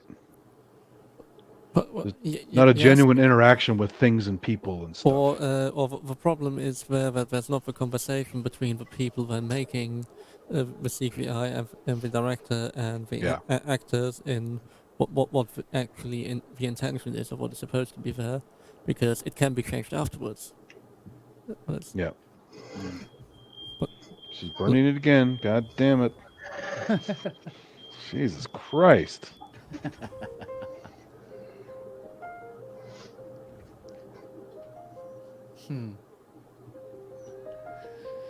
Oh, I don't know. But like, I was used to stuff when I was a kid, like Reboot. Remember how crappy that was? I loved Reboot. It was fun, but it was really. No, it wasn't crappy at all. I mean, the think- quality was good for the time, but it just looked so CG, never close Yes, to real. that's the appeal. Yeah. Because Reboot looks CG, and that is something that's been lost. Because we've lost the CG that looks actually like CG. Reboot looks Tron. like CG. Tron looks like CG. Mm.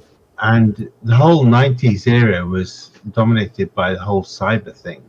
And, silly, like computer graphics actually looked like computer graphics. They weren't trying to be realistic. Yeah, and I get that. I do enjoy that because most of the time that's all I could make anyway. I don't have the talent to make stuff look photoreal, so Yeah, but that was what was good. Yeah. Things looked interesting. They looked weird. Well, to be fair, what's so cool about the original Tron is how little of it was actually CG. Yeah, it's all drawn, painted, Yeah, that kind of thing. camera but techniques you- and You stuff. think yeah. of stop motion animation when they put that into a sci-fi film? For instance, RoboCop with the Ed 209. Oh, it's amazing. Phil Tippett. Stop It's motion. really good Yeah. though. Exactly. Or the end of Terminator. And the low frame rate actually made it look more scary. Same as Terminator in Terminator 1. Yeah. When It was has that walking down practical the feel. corridor. It looks more real because it's actually models with light glinting off of it, and Yeah. it looks, Yeah. Yeah. It's like the whole, people argue the whole, Star Trek DS9 versus Babylon 5, where it was all computer graphics, and I love the computer graphics look, but I can see why people didn't like it because it looked like computer stuff. It didn't look like models with light shining off of them. Yeah, but the thing about Babylon 5 was I love Babylon 5 It- CGI because it It's looks great. interesting. it was built to do the show. Yeah. So that software was driven by the storyline of the show. And watch the its HBO Max HD versions. They really look good. It holds up when you scale it. I mean, but also, what was it intended for? Like 480 lines. So Well, they also didn't shoot. Yeah, they didn't shoot widescreen, unfortunately. So, So- what? So I mean, you can't really complain about too much stuff because it was supposed to be watched for terrestrial TV, 480 lines, or maybe a bit of satellite, but that probably Babylon wasn't 5 really- Season 1 was done on the Amiga with Lightwave.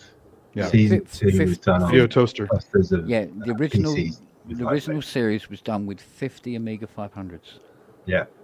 Yeah. Unbelievable. Well, it's like But I tell you how sad I am. The CGI is cool because it does not look realistic. It looks like CGI, and that's why it's good. I used Yeah, to no, I like it. I used to email Stravinsky quite a lot. I got to be like a pen pal with Claudia Christensen for a while. It's quite bizarre. We're still friends on Facebook, and it was wish her a happy birthday. And she wished me happy birthday on a few occasions. Well, she's been through a lot. She had an alcoholism problem. Oh all God, kinds man, of yeah. stuff. But you know what she's gone and done now? The cooking shows. She's gone and had a boob job. Oh, Man. after all this dear. time. Yeah, I know. Well, if you watch The Hidden, she did have them propped in such a way they looked bigger. So Yeah, no, she's not so much bigger, but she's had them re-lifted, Oh, lift. Okay. so they sit up by Right. themselves, kind of thing. But but it still looks weird to have 16-year-old boobs on a 50-year-old. Is the in the one where she played a prostitute? Yeah, that's where she's the gun at the end. Yeah. Yeah, that was a fun movie. No, But- I've always. Boobs You know, of any size are better than fake boobs. So weird. Well, when people say, "Oh, you're either a Babylon or a Star Trek fan," no bollocks. You can be Bollocks. both. Both. Both, Yeah. mate. I take Star Trek. For And it what the gives hell, me, and I even take Star Babs Wars, for what right? it gives- Yeah, sure. Mate, Kind of. I kind of grew up on it. I can't. Not get the away new from it, shit, mate. but the old stuff. Yeah. No, do you know what? I'll take it. Same It's for got- Star Trek. The new shit is crap. mate, It's terrible. If it's got IDSs in it, I'll watch what's it. wrong- Right? What is wrong with the Orville? It's the best Star Trek in years. Orville is absolutely fucking incredible. Yeah, I Orville's love the good. Orville. I just wish it'd stick on one channel. The Orville is well. I don't know you where the fuck it is now. Well, you're on the internet, Ken. You know? Oh right, I've You heard can of it. download from any Yeah. fucking where. I've heard of it. I might go to my Usenet torrent site and see if I can There you go. Exactly. Yeah. on my dark web. That's it. Yes. Yeah. If you're struggling for Orville files, then I will send you them. No problem. Yeah. Don't worry, I'll go looking. I just hardly have time to do anything now. But yeah, I mean, I'm so out of Orville episodes are brilliant. I agree. But Yeah. yeah, I'm so out of touch with Star Trek, and not too interested with them when I accidentally watch some more modern stuff. And then the Orville in comparison, I'm just like, I mean, it's taking the piss out of Star Trek, but also Paying tribute. Yeah, it's taking the piss. definite. Yeah. Yeah. And nailing it for being Yeah, what Star Trek should be. It's TNG all over again. Yeah. Yeah. but yeah, it's definitely it feels like Star Trek, but albeit everything, of course, being different and not having the baggage or the knowledge, whichever way you want to look at it. Have you seen any of the Strange New Worlds yet? Yeah. What do you reckon? I've so far not watched that. Rough start. A couple decent episodes and feel, but Yeah. it's way better than anything else Kurtzman has touched. Put it that way. But it's Okay. still To be not honest, great. I got traumatized getting through the last season of Discovery. Ugh. I've still and not Picard. finished that yet. And there's that whole new TNG Picard coming up that I haven't prepared for yet. So we'll see how that goes. Yeah. It should be like the old TNGs, but slower. Well, I mean, good thing is Will Wheaton's not there. Shut up, Wesley. Did you see those interviews with him and the crew God. of? Oh, those are the sappiest, schmaltzy, head up someone's ass things I've ever seen. Just holy Bill smokes. Wheaton, when he got on the internet like 20 years ago, I thought he's like, a nerd who had been kind of besmirched, and he was going to be like, he was a good guy. But Yeah. these days, he's just like a complete fucking wanker. It's a douchebag. Yeah. It's like, yeah, I cannot watch him. He's just like, everything he says is Major so, cringe. Yeah. so ridiculously bad. Yeah. God. Too So bad yeah. too, because I did follow his old podcast when he first got on the internet, and he had like, moments. fuck you, Wesley is accurate. So Yeah. God. There was an old fan edit Oh, way Tom- back on Tom when Baker, the best online Doctor videos Who? were tiny, Yeah. and it's they actually have Picard blowing Wesley out of the sky. It was great. So I agree. Tom Baker is the best Doctor. yeah, my limited exposure Doctor Who, he's my favorite. So Well, I find I get different things from different doctors. So McCoy, forget it. Sylvester McCoy was just like, fucking hell, what's this all about? Never did get into that. the Capaldi, Eccleston was yeah. okay. The more recent one. Eccleston, yeah, not mad on him. Definitely Capaldi, definitely Tennant, definitely Baker and Pertwee. Because Pertwee, back in those days, it was fucking scary. Oh no, it wasn't. I was young. That was it. Must get that I have to right. be honest with you. I really don't know any Doctor Who's post 2000. So, Yeah, no, but McCoy, I understand McCoy. I don't understand anybody else you've said. Really? apart from Baker and Pertwee, of course. Yeah. I know those guys. Yeah. And Patrick Troughton. Tennant's really good at playing kind of sinister guys. Was he a sinister doctor or was he a?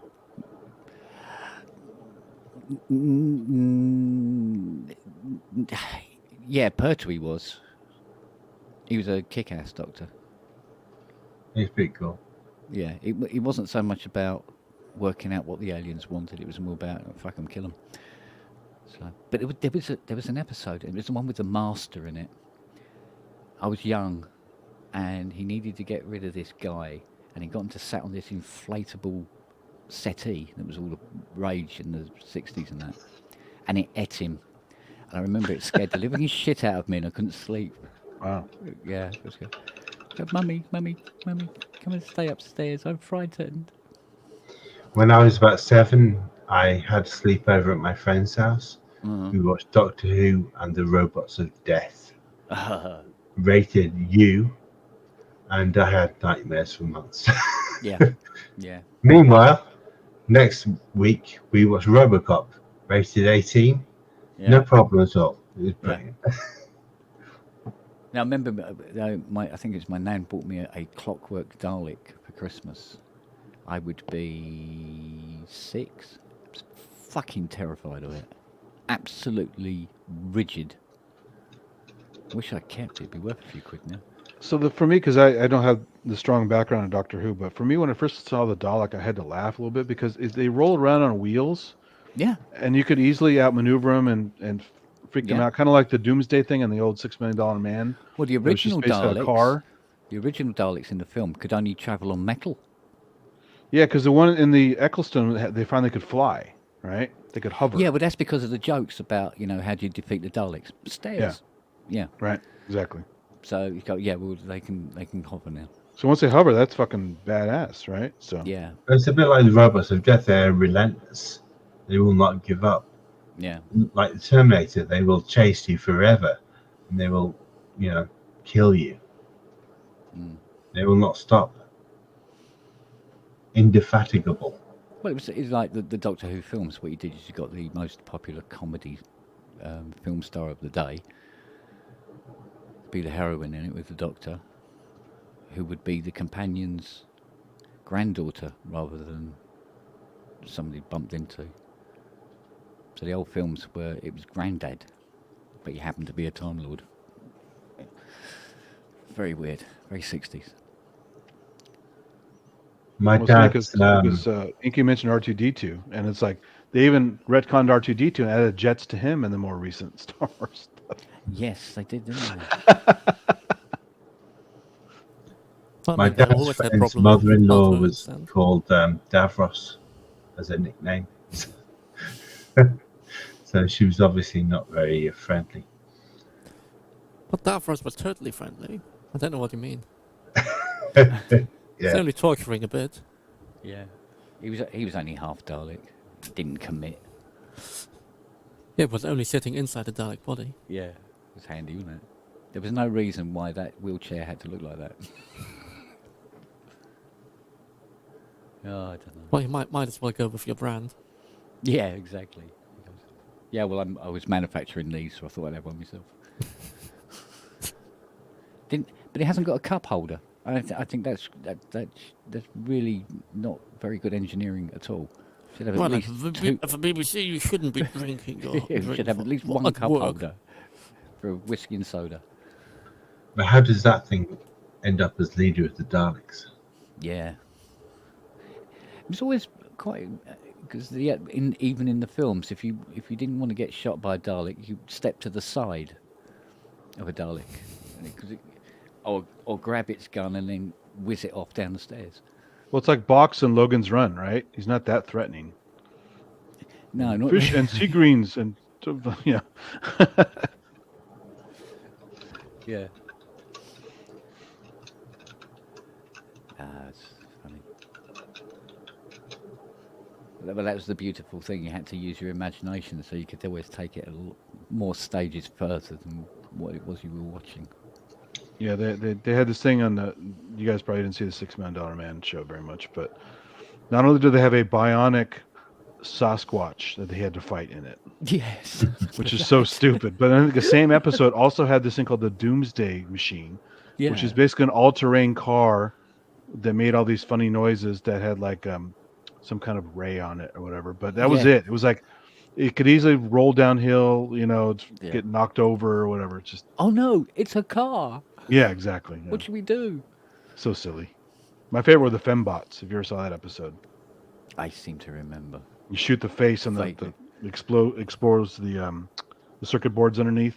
Yes. Kind of scary looking and the circuit little boards. speaker thing where the mouth would go. Yeah, exactly. Yeah. It's like, But they look creepy, right? It was creepy. they did look as creepy as fuck. Yeah. Yeah, absolutely. If you're young enough, it'd scare the living crap out of you. I love the master in Doctor Who. Yeah, Very evil kind of enemy. yeah. Mind you, he always got the job of playing the bad guys.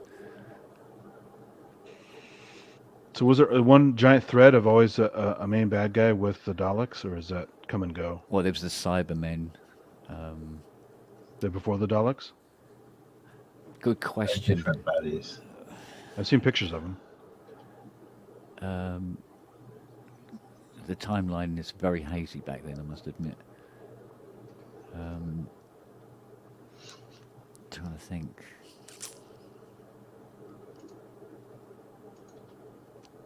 There was all sorts of different weird aliens, but they, whatever suit they could knock up.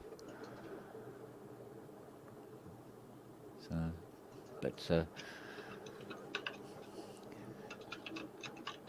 yeah, you kind of look back on it now and you go, "Oh God, that was a bit naff, wasn't it?" But then, I mean, for the time and the budget they had, I guess it was pretty good stuff, right? yeah, it did all right. Yeah, it did okay.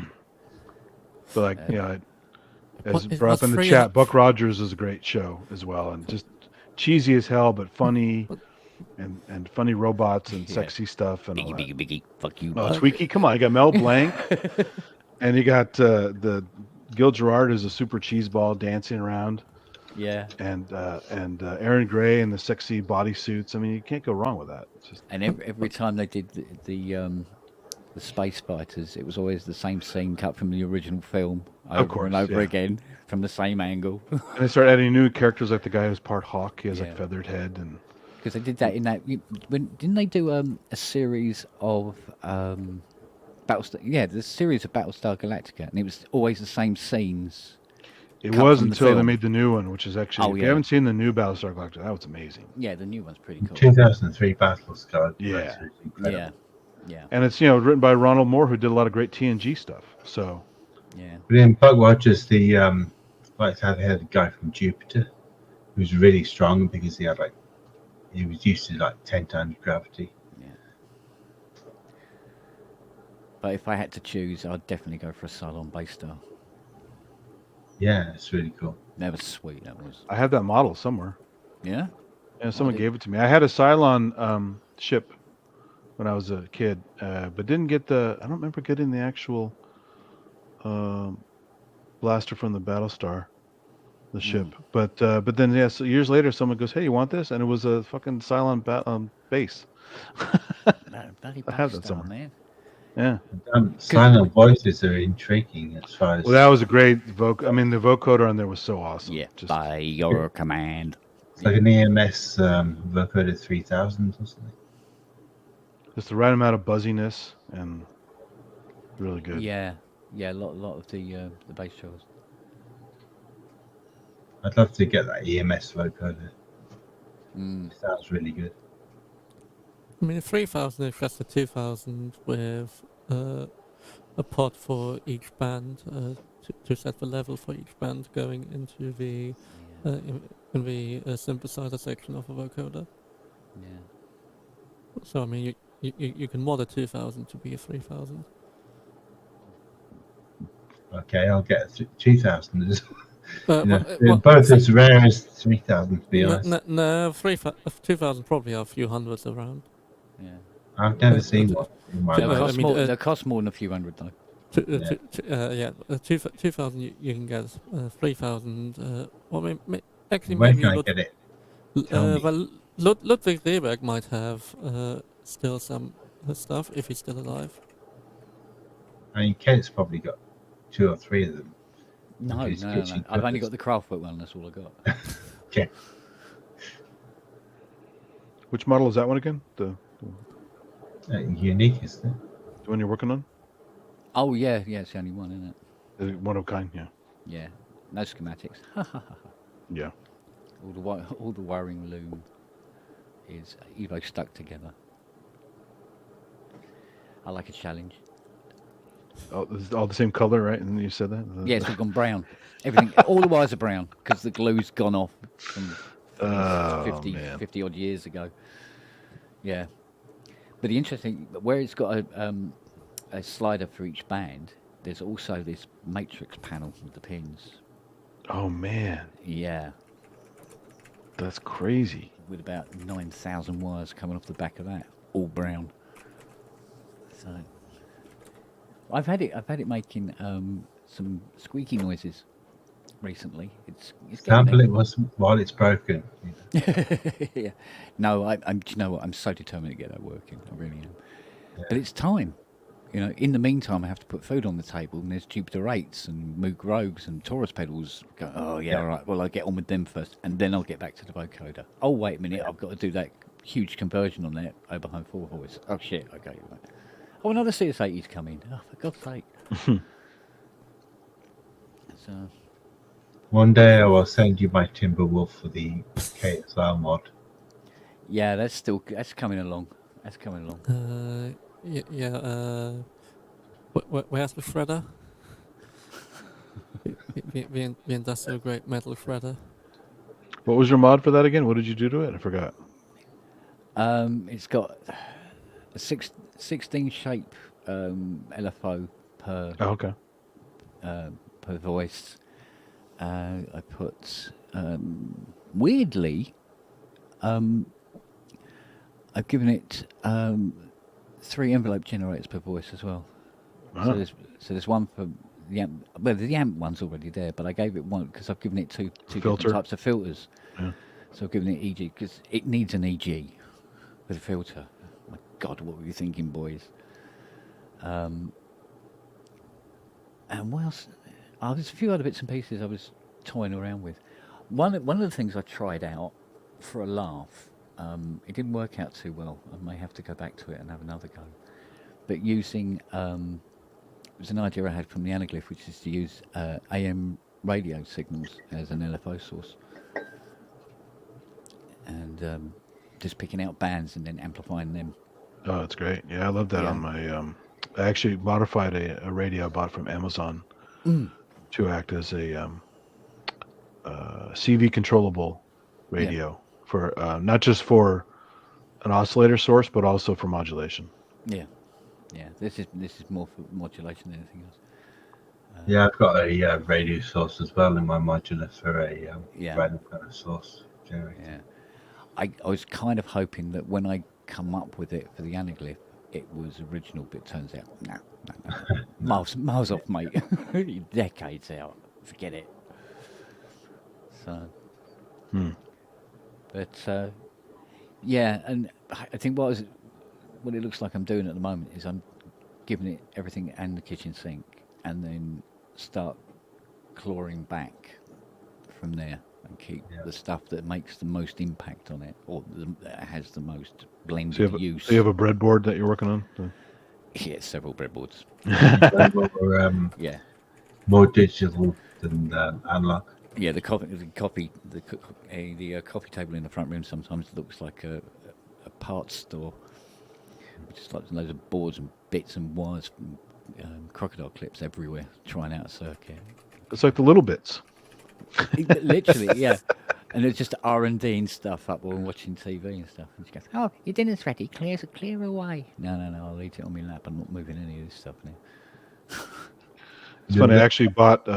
There's some little micro sensors you can get for Arduino and stuff, and you can adapt them to work with little bits. So you have like a thermistor and a moisture sensor, and a pressure sensor, all kinds of different like sensors for Yeah. environmental stuff to add to your little circuit, which is fun. Ah. Yeah, it's good to experiment with little things like that. It's kind of like that. Have you seen that guitar pedal that has like a little cup and you can put different liquids in it? No. Like different types of alcohol and stuff. I forgot what it's called. It's not very common. Analyzes the liquid. You must have seen it, right, Wagyu? You seen it around? Yeah, I've seen something that analyzes liquid, like spectrum analyzer or something. It's just a little guitar pedal-y thing that has some knobs and buttons on it. There's a little well that you pour just a tiny bit of a liquor into, or fluids of some kind. Didn't specify what kinds. Excuse me, can you press into my pedal, please? I The want to try out Jizzmaster something. 1000 pedal. You know. Yeah. Yeah. How do you clean this out again? You don't. You don't ever. Dishwasher. Yeah. Don't work anymore. Oh, mate. That's I funny. don't know. We'll get there. So I'm still in two minds about getting one of these M2 Mac Minis. I probably will get one this year because I'm due an upgrade. Yeah. My Mac Mini is like 10 years old, so I think I've used up all my goodwill with Fiona buying two Osmos. So I turned around and said, I want to get an M2 Mac Mini. She goes, no. There you go. It's in the Enough chat. It's called the Ranger FX Mini Bar, and the article says, "Finally, a guitar pedal you're supposed to spill beer on." Wow. It's in the chat there. They had the guys who make the Italian company that makes, I think it's Sound Machines, makes a bunch of fun stuff. Yeah. Like I have their EEG thing, which I haven't used that much, but it's kind of fun to convert EEG to LFOs from Bluetooth EEG headset on your head. Right. But they also made a breathalyzer module at Super Booth. The drunker you are, the more modulation you get. I said, you guys got to sell that. Oh, it's just a fun thing. I said, just sell it. You're not encouraging people, just sell it. Yeah. You know. Release an album with massive modulation all over it, but you've got liver disease. Yeah. Yeah. You're going to get it anyway, so don't. Yeah. I suffer for my art. Oh, man. Just trying to think, is there any other ancient sci-fi shows to lambast? Man, go for the German classic sci-fi of Raumpatrouille. That's like... That is amazing 60s series. Also black and white as sci-fi should be. And like all these vac form sets and everything. And like rear projection for and overhead projection for this like massive controls table in the middle of a spaceship. Yeah. Everything. we've Quite got all the advanced. Jerry Anderson stuff. Oh, God, yeah. I mean, you can't touch that. It's absolutely faultless. Because I think we've got, was it ITVX? They put all of the Anderson stuff on it now. So you've got Thunderbird, Stingray, UFO Space 1999. The Secret Service is on it. Which is the guy's a vicar. And he shrinks his son to do all those Same- special missions. Is Yeah. it the same face as Captain Scarlet? Yeah, and it's played by the guy, because it's a mixture of marionation and live action. Yeah. And I'm trying to remember the guy who plays the vicar. He's the guy that you might know him. He was the guy who spoke his own that language he made up. J.R. Tolkien. No. What is his name?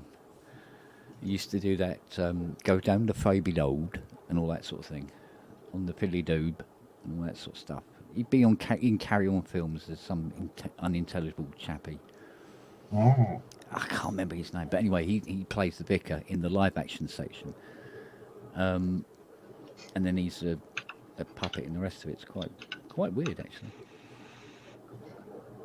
But the Thunderbirds, can't fault that, mate. Captain Scarlet's my favorite. Yes, well, that's actually quite a lot darker than when I watched it again. It was this I is a love lot Captain darker than I remember the first time watching it. And the music is heavy as hell. That whole Yeah. opening scene where he's in the alleyway, it's all creepy and Yeah. This is the voice of the Mr. Ron. the Mr. Orange, yeah. Yeah, but see, technically speaking, because the second time I watched it, I went, "Oh, Captain Scarlet dies in the first episode." It's Stanley Unwin who plays the vicar. Stanley Unwin. Yeah. That's it. Yeah. It was just the way they had to kind of move them to so you know who's talking because you can't really see the mouth very well. Reminded me of those sci-fi movies where they'd wear helmets in the 50s, and the guy would shake his head when he's talking, so you know which helmet is talking. Yeah. It was such a step up from Thunderbirds and Stingray, Captain Scarlet models. Yeah. They look so good.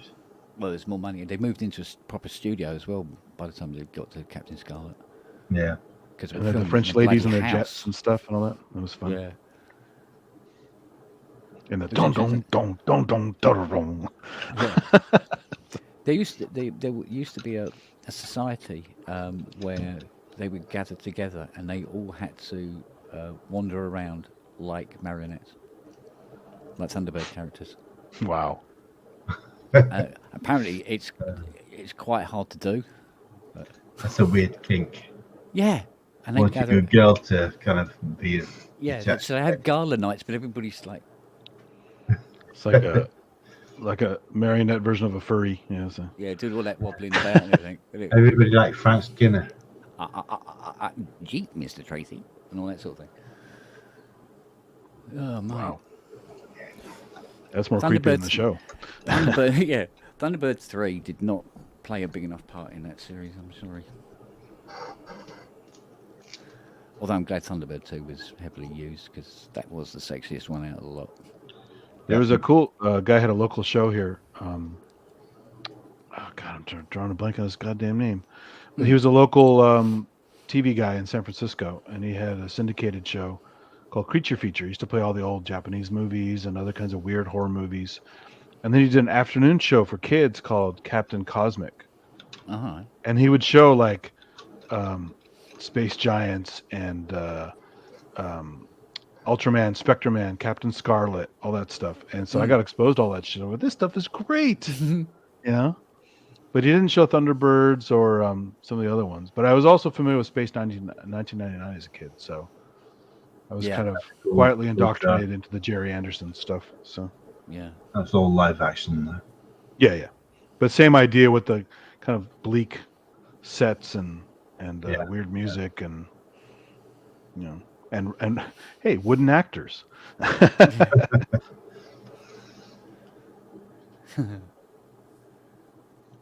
Yeah, Stingray was a bit convoluted, really, because every week it was like there's a threat to world security. God, I hope it's in the water. It was always kind of the same thing, shooting the fish-shaped submarine, and there you go, and go home again. I must remember everybody being in love with Aquamarina. Oh, dear. I think the single got to number 3 in the charts. I'm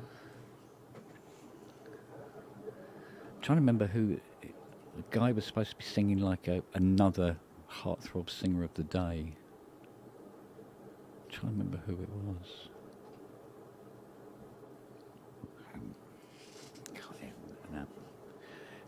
I used to know all this stuff. It's all gone out the window. Did they have one that took place in space other than Space 1999 for the most part, like the marionettes in space, or do they? This Orange was in space because Terrorhawks. Because Terrorhawks were based on the moon. Oh, that's right, the moon. Yeah. Okay. Yeah, Forgot because about the Terrorhawks was literally Thunderbirds meets the Muppets, wasn't it? And the Terrorhawks' voices were terrifying. It's like strange vibrato. It's like Yeah. made you feel sick. Well, they kind of just looked weird anyway. Yeah. Young Star's voice was just like, Yeah. it's really weird. Zelda was the like king of the Terrorhawks, like evil witch kind of thing. Yeah. It was awful. Have to go back and watch that stuff. I still like that episode of Thunderbirds where they're out in the bayou. They got grandma's beans. It explodes when you throw them. The cans of beans, they're like fucking grenades. They've been watching the bean scene from what's it called?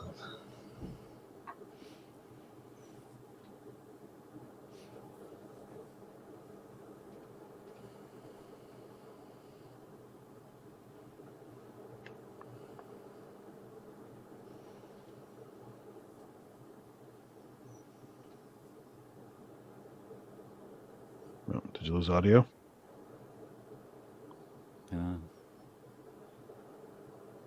Well, the train is still running. Toot toot.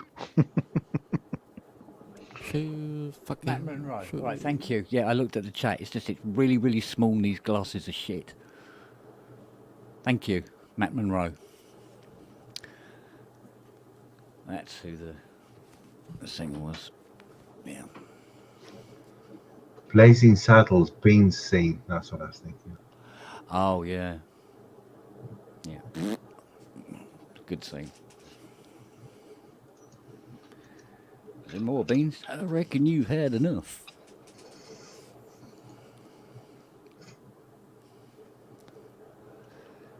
Where's it? Oh, hang on. One wire, where's the others? God's sake. This wire is driving me mad.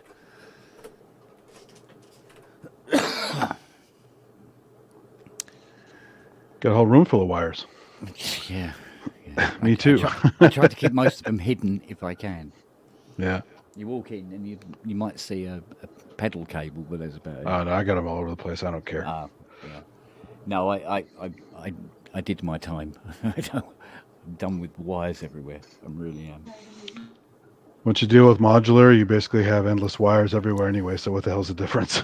It's one of the things that puts me off. Ooh.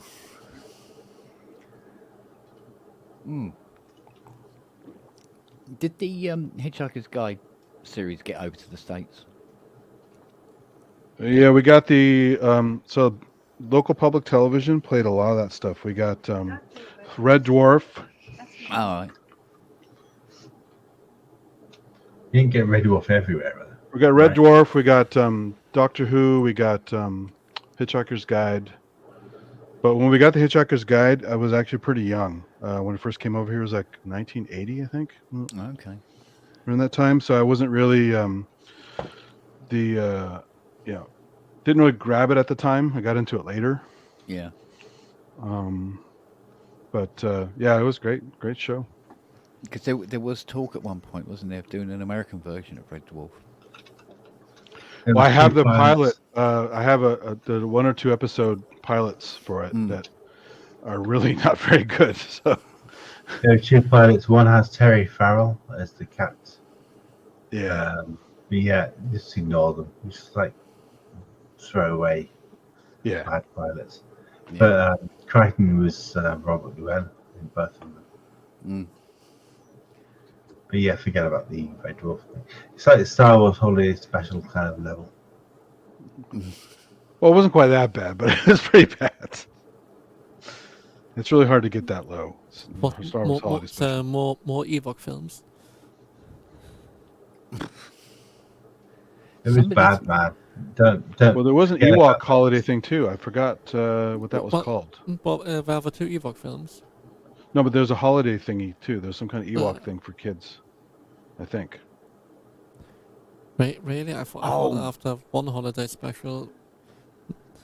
Maybe it wasn't holiday, but it was some kind of kids related Ewok. There thing. was a kids related Ewok thing. Yeah, there was. Yeah.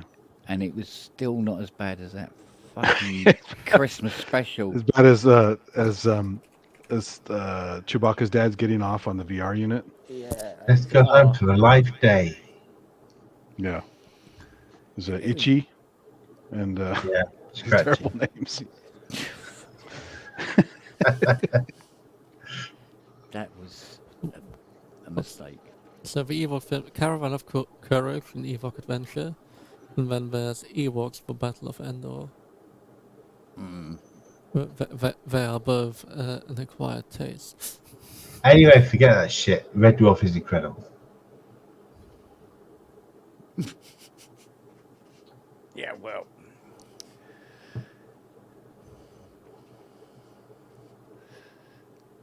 Yeah, Red Dwarf. I was kind of exposed to it here and there, and then some college friends were way into it, so I started watching it more. Yeah. And Good. it was super popular. Should live your life by it. Smeg off. Yeah. Shmee. Yeah. Well, there are a bunch of sound clips showing up everywhere, because Macs are able to play all these sound files as action items all the time. Yeah. So a bunch of Red Dwarf sounds started showing up, and somebody there's a startup item is this is about as much use as a condom in the Vatican or something like that.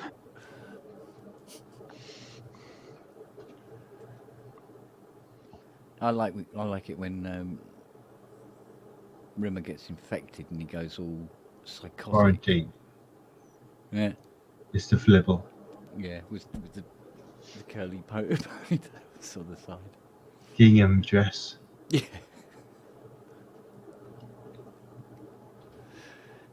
It's quite amazing when you think about, such a small cast in a small confined space, and yet they were able to do so many different stories. Best comedy sitcom ever. Mm. Yeah. I have a medium-sized fire axe buried in my spinal column. What was Cat's alter ego? Dwayne Dibley. Dwayne Dibley. Yeah. Dwayne Dibley. Dwayne Dibley. So he's a hybrid human cat. What was that guy again? He was He ship's evolved cat from and the he was ship's cat. evolved, over the, Yeah. what was it, 3 million years? Yeah. They've been in hypersleep. Lister had a cat before he got put in stasis.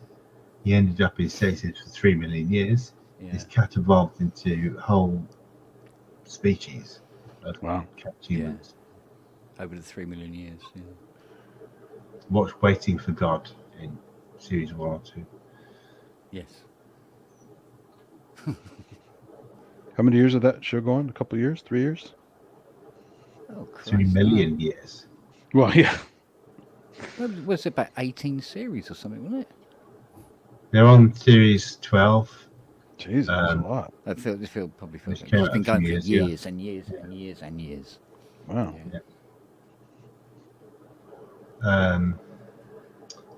Yeah, I'm a bit worried about the new series because Doug Naylor got kind of kicked out of the Doug Naylor Corporation Gestalt entity by Rob Grant. Really? And Rob Grant hasn't been involved in Red Dwarf since series 6. Oh. And his wife is also on the board of the company or whatever. So she kind of collaborated to kick him out. So it's a bit kind of dodgy at the moment. So, but I hope they make more. Yeah. I mean, there's a whole TV channel named after Dave Lister. So. Did they bring Norman Lovett back? They did. I First seem of to all, remember in him Series being 8. there, and looking a lot older, but Yeah, series 8. They first brought him back.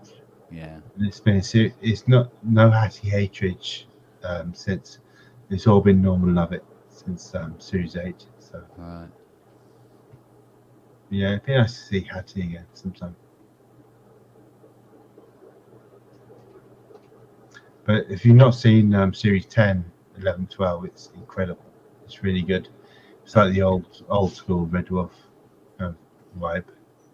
Oh, good.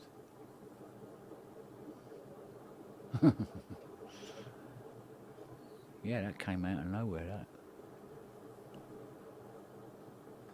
And frankly, some of the episodes are terrifying. It's like kind of existential terror, kind of sci-fi plots. Which, Yeah.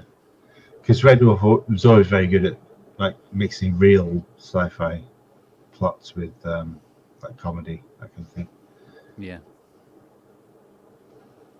Yeah, they're all good. All good. Oh, it's nearly 3 o'clock. Fucking hell. I don't know. Oh. Poor old arse is going numb on this chair. It's not supposed to. It's supposed to be a bloody comfortable chair. Let's shut this down anyway. It's running like crazy. Off you go. Bye. Oh, no. No, it's times like this. I'm glad I have 64 gig of RAM. Yeah, I've only got 384 gigs. Oh, you're doing all right then. Hard drive sitting there covered in cobwebs going, oh, one day you might use me. Which hard drive? I've got 24 hot swap there. I think I'm on 5. I thought I was doing well. But I made it an all SSD system. I did have, standard mechanical,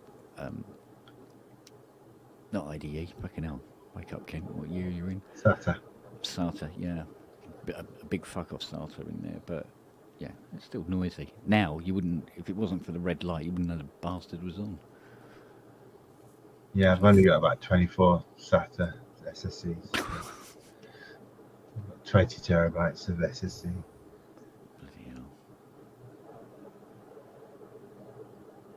Thought I was doing all right with, I think it's 10 across the power drives. I think. I don't know. I used to know the spec of the computer I was running right down to the last nut and bolt. Now it's computer. Yeah. I can empathise. Yeah. No, I've done me, working bloody hours putting an OEM machine together and configuring it and making sure every single cog is oiled and maximised out. Defrag all the drives. No, I'm not doing that anymore. Too old. I'll be dead soon. I can't be sitting around here waiting for a drive to defrag. Yeah, last time we kept track of that stuff, I was building computers. I don't care anymore. So Yeah. I just specs be damned. It was a religion, and then one day I just went, I just want the computer to work. Yeah. I just want to take it out of the box, put the plugs in it, and off we go. With the Mac side, you didn't have to know that shit anyway, to be honest. The PC side needed more of that knowledge. Mind you, Windows 11's been an adventure. But I removed most of the shit it didn't need, which is Oh, right. Bloatware? about 93% of the entire operating system. So much bloody shit attached to it, it's unbelievable. It's like dog hair. Do you know what I I'm mean? still on 10, but yeah. You're the sort of like, pioneer. you downloaded this operating system, there's all this dog hair on it. It's like, fucking hell, there's more dog hair than there is bloody software. It's not how it's supposed to be. Yeah, well, I've given Windows 11 a felt brush, and it's a lot better for it. Zippy on this. I can't even remember what this is. It's fast. It's i9 and it's quick, and blah. Other than that, I don't know. But Mac, M1 and M2 users are still going to say your computer is slow. So. Yeah.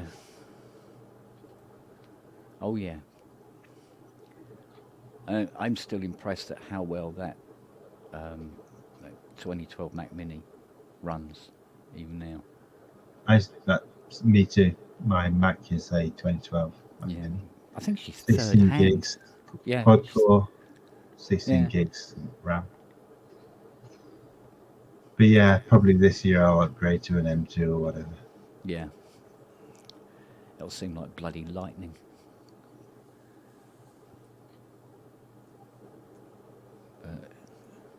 We'll see. Like I said, I think I've used up all my favours with Fiona.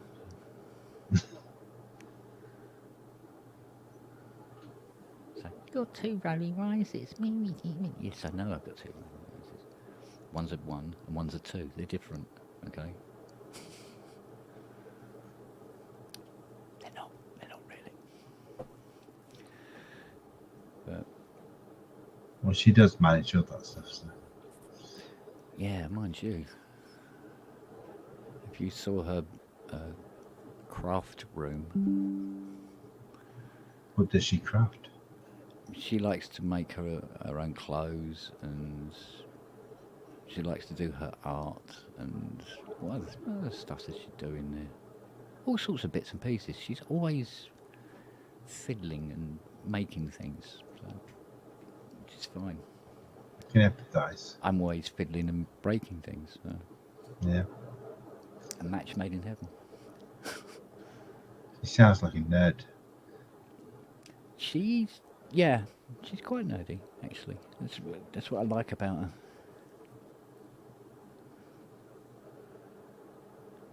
So, Well, it's good to be not helpless, to be, able to fix things and yeah, makes Yeah. things. And yeah. She runs KSR really well. Actually, she runs KSR the way she thinks it should be run. So, I'll do this.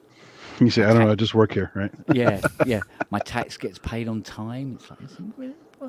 That's overrated. Yeah, true enough.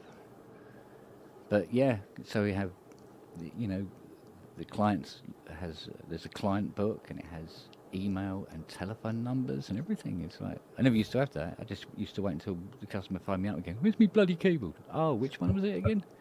Oh, that one. Oh, that's been at the door a month. Done, ready. Glad you phoned.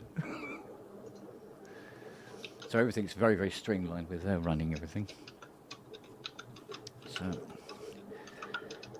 but she used to be in charge of stock control at warehouses at British Airways. So this is a piece of piss for her. Then she went on to, what was that place she went on to? Something logistics. It was to make sure that all the aircraft in first class had nice peanuts, basically. No, salty M&Ms. Yeah. Okay. Are these dry roasted? Even when the pilot was a monkey. Yeah. And she brought home all this booze one day because she was planning what a standard British Airways flight should have on board in the form of alcohol, what types and how much. And she had it in my workshop, and she's working it all out. And she goes to me, she goes, I need to get this sorted out over the weekend and get it back Monday, otherwise I could be in a lot of trouble. I mean, what do you mean? Didn't you get permission to take it? She goes, no, worse trouble than that. I've actually taken it out of a bonded warehouse. Like, you done what? She goes, Wow. cook out of prison. Yeah. All right, let's get this done, shall we?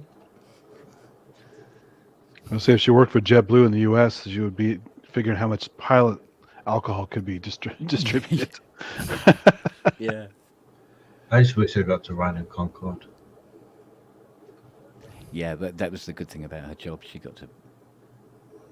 flies all over the world. Not on jaunts, but actually in her job. So she set up warehouses for British Airways in all the other destinations as well. Make sure that all the catering was taken care of.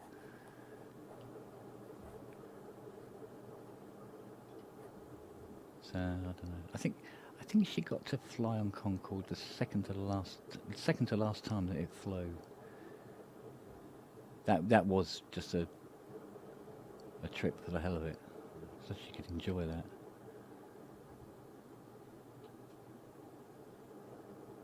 She was really upset when the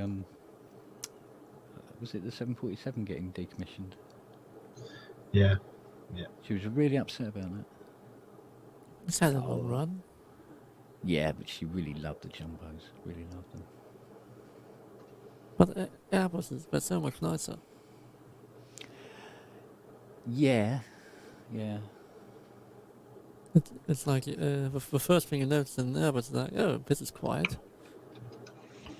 I remember. Did you ever go on those ones that had the different layers and like the stairwell to go to the lounge and all that stuff? Yes. Those are did. crazy ones back then. Although, when she was here one night and she was watching Airport 77, she couldn't stop laughing. Grand piano on a plane. Fucking hell. Oh, right, no. No. Seriously? Well, the worst is this movie called Money Plane. Has Kelsey Grammer in it. You got to see that one because it's about because they're airborne, they can't be. They can do illegal gambling for stuff around the world, betting on like some guy killing some other guy and all kinds of random shit. And it's one of the dumbest movies ever made. On a plane. Yeah, it's like it's way better than that. Yeah. Money Plane's funny though because it's just so dumb, and the sets are so bad. They couldn't bother to get a real plane set. Kind of like Plan 9 from Outer Space, where there's just two chairs, a curtain behind them. Yeah. And that was their plane set. Yeah. No. I just remember the flying saucer being held by some bits of string. Oh yeah, it's clearly on a fishing pole. Yeah. Yeah. Yeah. Great stuff. Wasn't there something about she had a 7-inch waist? Oh, Vampira? Yeah. Yeah. Crazy. Wow. Yeah. Must have taken her ages to digest anything.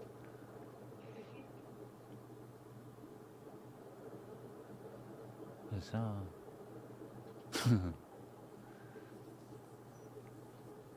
Yeah, the one in the Guinness book is a couple inches smaller than that, I think. I saw a picture of it once. It's funny, Creepy. it's through Fiona's job. She put me onto a comedy series about a private charter airline called Cabin Pressure. And funnily enough, it was Benedict Cumberbatch's first comedy role. Well, it's got to be better than Wings. We had Wings here, which was a terrible show. Yeah, so. yeah, that was a bit up itself, mate. No, Cabin Pressure. It was about these two pilots, but it was a very funny show. Radio show that is. But they talk about these different games that they play to stop themselves from being bored. And Fiona was saying, she goes, pilots do play these games. I spy with my little eyes. No, they play a thing called Flight Deck Buckaroo, which is each pilot takes it in turn to turn off something in the cockpit without triggering the alarm. Altimeters? Who needs altimeters? Yeah. This is your captain speaking. The wings are not on fire.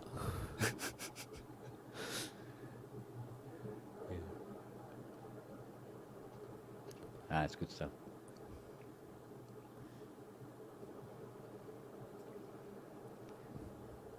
Yeah, but it's quite, like you said, it's quite scary, some of the things that pilots do to stop themselves from getting bored. Or falling asleep. They have long flights sometimes. Yeah. Yeah, mind you, it's perfectly safe to do, especially today. Well, unless you have to be landing, then you're fine. Then you can put your feet up. Literally, those planes can land themselves. I mean, Flying but- ones, yeah.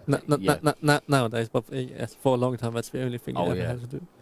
Yeah. I mean, yes, nowadays you just put your landing assistant in, and you like have to observe it legally. Yeah. Or like Airplane, you have the inflatable autopilot guy pops up with a smiley face. How accurate? Yes. Especially Yeah, when they but- have, she has to fill the leak. He is like, Yeah. the one's blowing. I'm sorry, I'll come back later. Airbus seems to have more manual control, but the Boeing planes tend to have fairly automated vehicle landing. Yeah. But it's not like Boeing. They had the best track history of their software. Mm. Mind you, I mean, I seem to remember Fiona had to fly out to, I can't remember where it was. There's always accidents out there. So it was probably New York. India. Probably India. I know it's a long, long way, and she was gone like all the week. And she had to fly out because a Boeing 777 had been taxiing in the dark, kind of lost its way, and instead of contacting tower, said, "No, we'll figure it out. We'll find the runway." And as they were turning, put one of the engines in the wings through a warehouse. Nice. Yeah. And completely wrote the plane off and didn't do the warehouse much good. And she had to go back out there and sort it all out. Not the plane, the warehouse. I wouldn't have put it past her to have a go.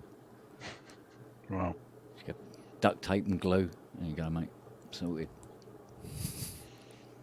Well, the weird thing we had here was the September 11th, where that one hit the Pentagon, yet there was still a kind of intact engine piece nearby. So how the fuck does that happen? Oh, well, it's almost like the engine is supposed to withstand some damage. Not like Yeah. that. When you see it, it looks like an engine. At that But- velocity, it should not look like an engine anymore. I'm not a conspiracy guy. I'm just saying it was really weird how it was just Yeah. laying there. Freak accident.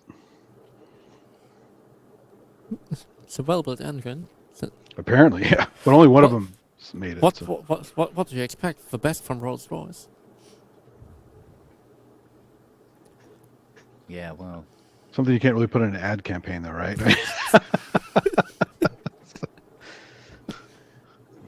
I mean, you can. It's kind of dark. But it, Well, imagine you go, yeah, I book it. Yes, I'd like to book on this plane. Yes. Could I have an engine seat, please? yeah. My fear of flying. Yeah.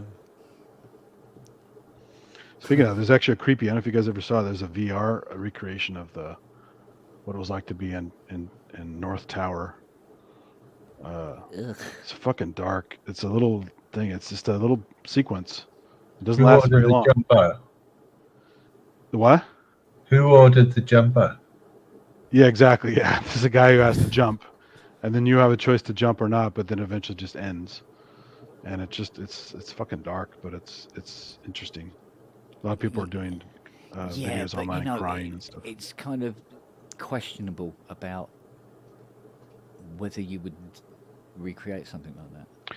They're trying to do it to give you the sense of what people went through, in case people are like, "Oh, it wasn't that bad," or what. It's Can just you putting bullshit honestly? talk. Could you not? If you're incapable of working out in your own mind what that must have been like without having to have some sort Look of at the Zoomers; they visual have no st- clue what it was like back then for anything. So They're Zoomers, they don't count. yes, Wasn't that bad? Just had to work out how to jump out of a 100-story window. yeah, out of a window you couldn't open. Yeah. but it's it was weird. I remember that day because I fell asleep on the couch watching a movie, and I woke up and the lights were on, the TV was on with the news, and it was like, oh shit, it's so early, I gotta go back to bed. And then it was late breaking news. World Trade Center's been hit. I'm like, what the fuck? Mm. And then they had the live feed of the one hitting the building, next to it. And it was like, geez, do I want to go into I fucking didn't know work what today? the World Trade Center was when I heard the news. I'd been up there. We went to New York when I was a kid. And I actually been on top of one of those buildings. Wow. Took that crazy fast elevator up there, and it was kind of a marvel, And Home's been up there. oh, it's terrible. It's still quite kind of sad, isn't it, when you watching a film and there's the trade centers in the background. Yeah, it's on the Die Hard movie poster. Although I think it was getting a bit overly sensitive when they had to change the name of the Lord of the Rings film. What? Did they? Why? Well, because the book originally was Twin Towers. They changed it to Two Towers because. Oh, really? I wanted didn't know it was Twin Towers. Yeah. They changed the name. Wow. Well, also the Spider-Man had that cool opening credit sequence where the helicopter gets captured between the two towers in a giant web, Yeah. and they took that out. It's like, come on, leave that in there as a kind of memorial thing. It's like it was a cool scene. But how about the original ending of Lilo and Stitch? Oh, I didn't see that. Oh, have you? That is it involves hijacking a plane and crash landing in New York, and Ah. for some weird reason they then decided to scrap that and write a new ending. Hmm. Well, it was a very sensitive time for quite a while. You know, I think it was the first time that America had really experienced a proper bloody nose. Well, yeah. I mean, I'll never say it was a necessary event because it was horrible, right? But Yeah. to be fair, our foreign policy has been shit for so long. We did ask for something. We just didn't ask for something so terrible, you know. Yeah. Not that it improved the foreign policy in any way. No, and then everyone was like cool, and even New York City, people were nice to each other for a couple of weeks, and then we went back to being rude assholes. So it didn't even change our culture. We're back to being what we are before, pretty much, just as racist as ever, and just as warmongering as ever. So I remember being impressed how soon they realised it was Al Qaeda. well, the thing that was the most disturbing thing about the whole how it even happened is these guys came on visas that aren't allowed to let you leave and come and go as you please, right? So immigration should have caught these guys long before they got back to do after they had their plans made up and stuff. They shouldn't be able to get in the country again. Second of all, the flight school where they only learn how to take off, that's a little fucking sketchy, right? Mm. So Yeah, and they banned Microsoft Flight Sim. oh yeah, they took it out of there. They Yeah. took that lesson out of there. Don't need to land. But you know, you knew they're going to attack it again because they already tried like 10 years before with the car bombing. It's a major target. I forgot the name of the guy who did that, but Well, he, they just sentenced that guy, haven't they? That they on the news they didn't say, you know, who he was as such, but he was arrested in the grounds of Buckingham Palace with a crossbow oh, and a metal helmet. I didn't hear about that. Yeah, and he was. months ago. I think it happened about a year ago or something. But anyway, he got sentenced. I think it was yesterday, and then they told everybody his name, and it was clearly a very Muslim-y kind of name, if you know what I mean. And then so they kept it quiet up until then, anyway. But I don't even remember hearing the story of the guy getting arrested in the grounds of. It was, you know, you hear about sometimes a guy's arrested in the grounds of Buckingham Palace, and he's normally drunk and got no trousers on. Yeah, kind of thing. the Guy Fawkes mask on or something like that. This guy had this metal helmet thing that he'd made, and a crossbow, and he was all kitted out to cause some aggro. Should have gone to Downing Street. Sure, he's not from here. Yeah.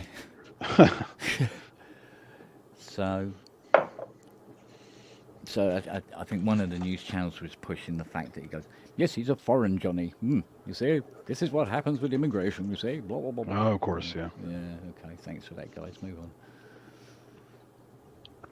My favorite is this country when people say that. I'm like, you know, we're all fucking immigrants, asshole. Funny thing is, somebody should have pointed out to him, Guy, you do realise you're going somewhere where it's legal for them to have guns? Yes. You know, you're going with a crossbow. Good luck. You know, my skin is not reddish tan, and I didn't, live on the plains hunting bison, so yeah. I am also a foreigner. Yeah, well, we're technically foreigners wherever we are, to be honest. My favorite thing is there's always something like it's either like the locusts are coming or the killer bees are coming. Now it's the caravans, all the Muslim caravans coming up through Mexico. It's always this big, scary, thing. And then you go on YouTube and you see the videos of this stupid wall that Trump supposedly spent tons of crazy money on, and the Mexican guys climbing it with ease. Yeah. And putting ladders over it to let other people come up. It's like, give me a fucking break. The border security is a joke. Well, there was a video on YouTube and it was showing all these scrap metal merchants just taking lumps of the wall. Thanks very much. That's worth a few quid. Cheers. Load it Yeah. up and go. Yeah, cut that up with a grinder and ship it out. Off we go. And now I was like, with a few weeks after the first segments were up, but were like videos of people just with a hand metal saw going through it relatively quickly. And they've always had tunnels under the wall, and there's all kinds of ways to get around it. It's just silly. Yeah. And you can also do water. If you can travel to the coast, you can go by sea. You don't have to go by land. Yeah, but it was never about making a wall, was it? Yeah, of course. No. It's about making Mexico pay for it. Yeah. Good luck. Well, and all that graft, where basically like Steve Bannon and all those guys were pocketing money, and this is a big scam. What is it? What's that chappie that's in Congress? He looks like he's got his face on wrong. I'm trying to. Oh, the turtle guy? I don't know. No, not him. No. I know who you mean. Yeah. Yeah. He's sort of the equivalent of our Jacob Rees-Mogg, I think. No, what was his name? Mitch, is it? Mitch McConnell. That's Mitch the turtle McConnell. guy. Yeah, that's Turtle Guy. No, this other guy, it was yesterday or today, put forward an amendment that everybody recite the Pledge of Allegiance every day before commencing, the day's politics. Oh, God. And then a Democrat on the other side put up an amendment to the amendment and said that we plead allegiance to the flag and blah, blah, blah every morning, but it can't be done by anybody who was involved in organising the insurrection on January. Yeah, there you go. January the 6th. That's perfect. Yeah. I thought, yeah, okay, that's pretty much what's going on most of the time. Yeah. And, like here, they're all out there shouting at each other, but nothing's getting done. Well, they all quote the Constitution all the time and point at it and all stuff. Have you read it? No, but I have a good idea what's in there. It's quite short. You can read it probably in a couple hours. You get all these guys that protest and stuff. They're standing around literally for hours, just wasting time. I mean, it's so much better in the UK where it's not written down, because what is this, writing down a constitution? Don't need that shit. Yeah, that culture. Turtle Guy is his name's Mitch McConnell. He's a Republican senator. He's one of the top Senator? guys. Yeah. He's near the head of He's Yertle of the Turtle. the Republican Party, isn't he? Yeah. Yeah, he looks like a snapping turtle. Yeah. Quite bizarre. Or actually, no, he looks more like that turtle in that cartoon. With the tortoise and the hair? With the tortoise and the hair. Yeah. He looks almost identical to him. Yeah. I'm sure he's not old age mutant Ninja Turtle. Old age. Yeah, Mitch McConnell. I think Richard Hilton's had quite a few choice words to say about him. All positive, of course. And that's when Richard Hilton was a Republican. He ain't a Republican anymore, and hasn't been for quite some time. Yeah, you can tell me, Andy, one way or the other. Was there a time when the Democrats were more like the Republicans? Well, here's the funny thing. Republicans were more like the Democrats. They love to point out the fact that the Democrats in the slave times were the primary slave owners. Yeah. And the Republicans were the party of Lincoln, and at some point they flopped. And now the Democrats are more about humanist, less religious nonsense. Yes, big government, but also because government helps people, all right? Yeah. For the most part. I mean, there's a lot of bullshit down that side too. Yeah. I hate both sides, to be honest, but the Democrats at least try to mean well to a certain extent on paper. Yeah. The Republicans are mostly self-serving, religious assholes, all about the money. And I love it when these poor Republicans are all like pro-Trump and pro-Republican, and they get no benefits from it other than lip service. They get no money because they're not rich. They're not getting the tax breaks. Yeah. They're not getting any help from the programs that they're supposedly doing, and it's all pro-racism and anti-foreigner, and it's crazy. I mean, I hate to say it, but it's Literally. essentially a lot of stuff that Sasquatch was always talking about. Yeah. You know? It's kind of flipped over the years. Yeah. Yeah, bizarre, isn't it? Have you ever thought of having a third party? Well, we have multiple. I mean, so there's Peace and Freedom, which never got anywhere. There's Libertarian, which is kind of nuts now, because now, Ben Shapiro, the so-called head libertarian think tank guy, who's just an angry Jewish guy who kind of, in some ways, pisses off a lot of other Jews, because he's very much. He says he's not a Trump fan, but he kind of is. He's kind of a weird radical guy. Now he's a libertarian. So libertarian is like Republican light. It's kind of like Lutheran is Catholic light. Yeah. And they're still just as nasty and crazy and weird and all these weird concepts of like free this and free that. But if you don't want to have taxes, if tax is theft, then you have no roads that work. You have no services like police and fire. You cannot have it decentralized. It will never work. Look what happened in Texas during not last winter, but the winter before, when they had a major problem with the power companies and people were freezing everywhere because it's decentralized. It's bullshit. It just doesn't work. You need some cohesion. So we are the United States, supposedly, right? Who is that woman? Blonde. Looks like roadkill being dug up and reanimated. Marjorie Taylor Greene. Yeah, that's the. Yeah, I think that's her. The one Wow, it is a that whack makes fun job. of trans people but looks like a trans person. She's terrible. Yeah. She is terrible. Yeah, she like opens her mouth and goes, "No, don't." She's so hateful and so mean. She had a thing the other day where she's saying, "Do you know this elementary school was basically, got billions of dollars for critical race theory, and for drag queen support and all this kind of stuff." I'm like, you're nuts. Stop hating people. Stop talking shit about people. Worry about your own problems. Yeah, but it seems to be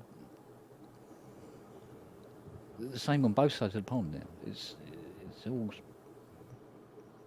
weird and fucked up.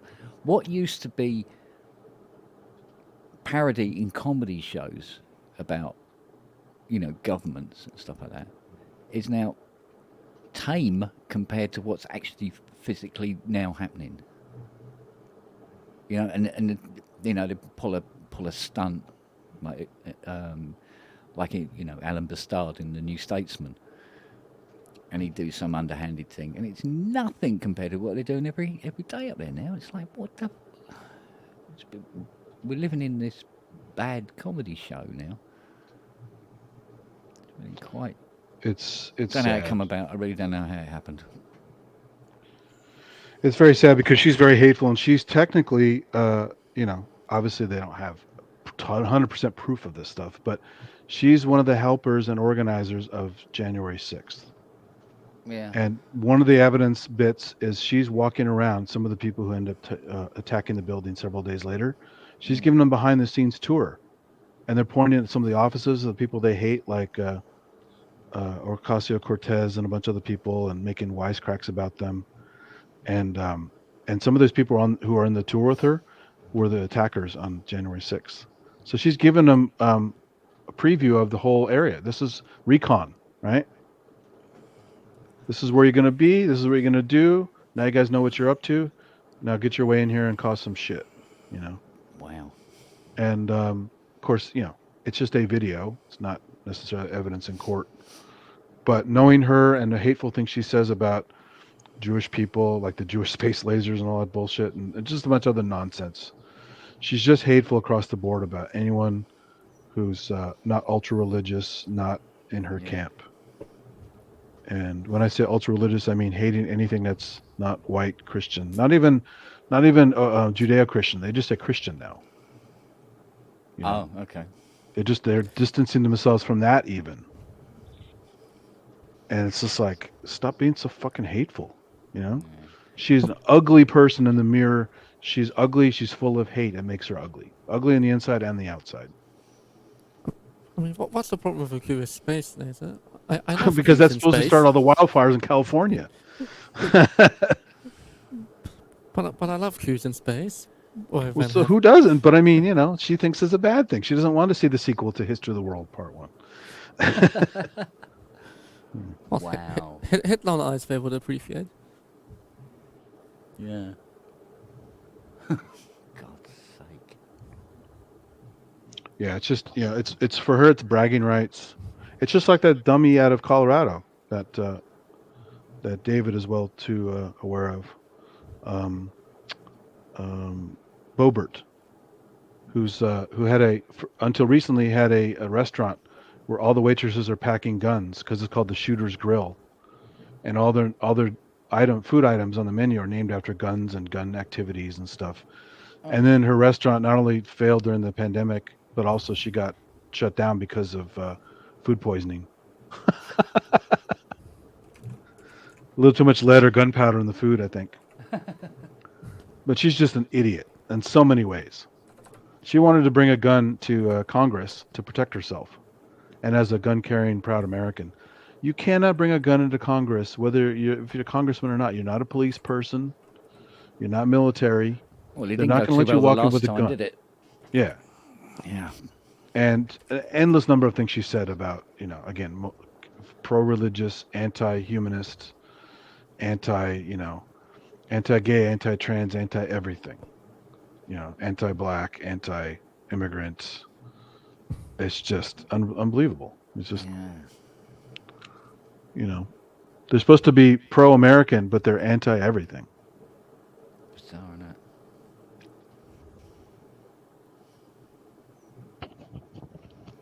So it's terrible.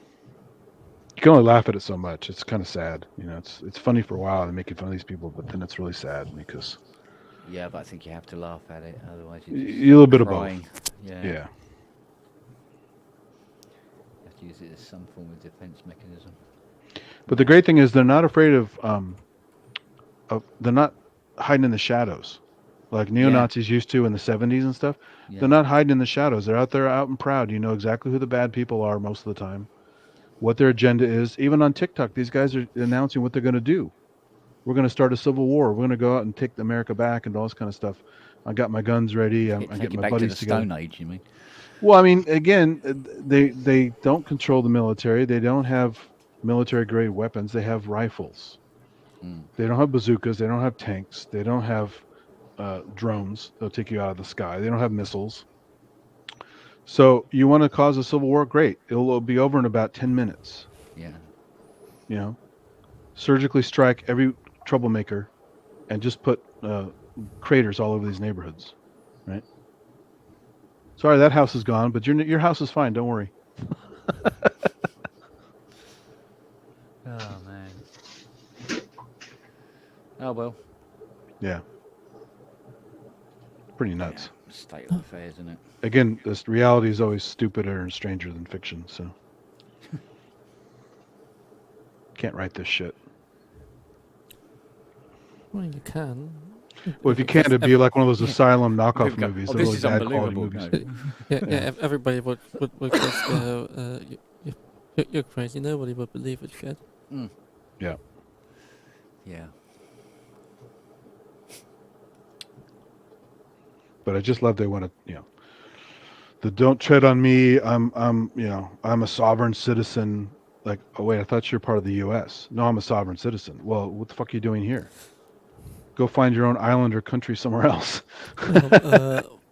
What was that thing? Was it end of last year in Germany, but where they got rid of all the Reichsbürger movement, because all these morons who declare their own state and whatever, and we're actually trying to. We have the guys. They called it Militiagan for a while too, right? Because militia started forming in Michigan, and wanted to have their little cordoned off area, and that lasted about as long as Waco lasted. They basically took those guys out. So. I mean, yeah. I mean, there's nothing wrong with declaring yourself an independent country or nation, but the hard part is getting everybody else to recognize that. Yeah. And having the means to defend it, right? Having the means to get it diplomatically recognized, or if that doesn't work, through force, get it yourself recognized. But Right. either of them, I think, is highly unlikely. I mean, trying to rock up at the UN, saying that you are a new state, that's not going to float so easy to get any other member state to recognize you. Yeah, it's and then like just like with Texas, you want to do independent? Okay, let's see how well you run things. Oh, look, you're running it horribly. So much for being independent. Good on you. Yeah, but it would be better. It's like Brexit. It would be better for the rest. Just set an example. Yeah. Sometimes you have to set an example to make. But people then like you realize. guys have to suffer. That's bullshit, right?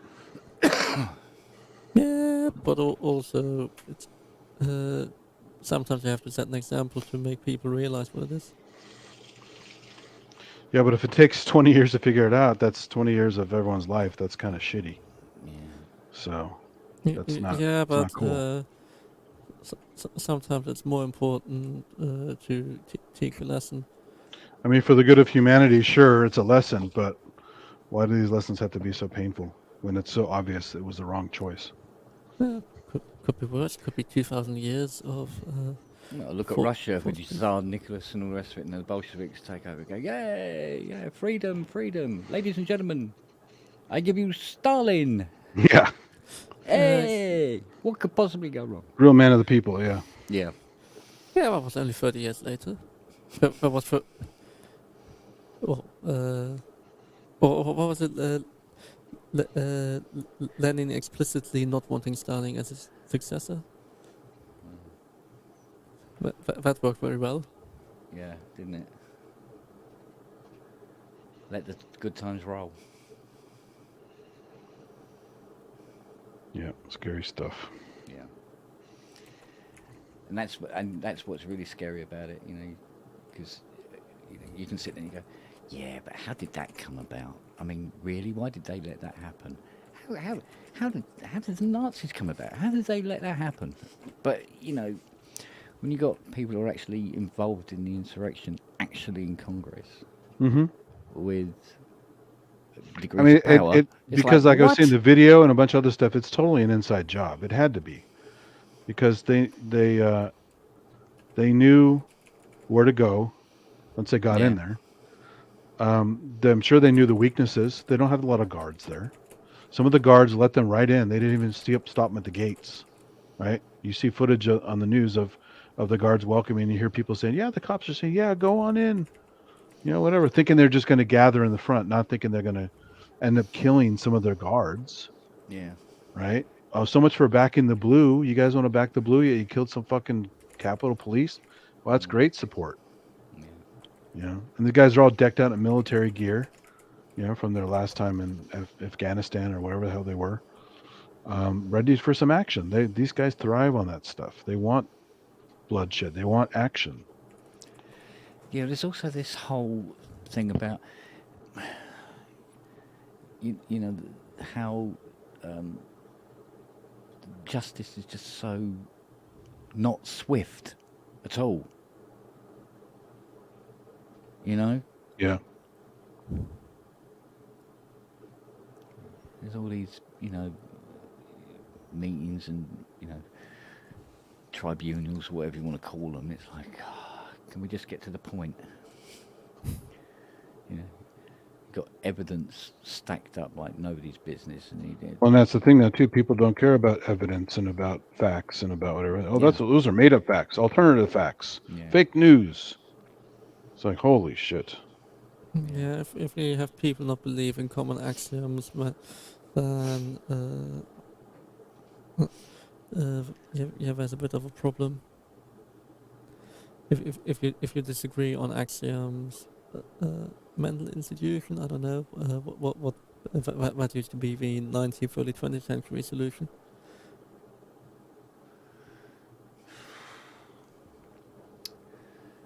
Interesting times. Is what you say when you can't think of anything else. Fun times. Well, it's kind of that old curse, right? May you live in interesting times. Yeah. Fun for the whole family. Yeah, Yeah. it's. Like what I say at every terrorist supermarket. I mean, the good thing is you can tune out for a while and ignore the weather balloons and the and the constant Ukraine stuff going on, which some people don't think is even happening. I mean, there are people they interviewed on the street that think they're again crisis actors, faking it. There's nothing happening in Ukraine. The refugees going to different countries. That's all made up shit. I mean, there's literally people on the street believing that right now.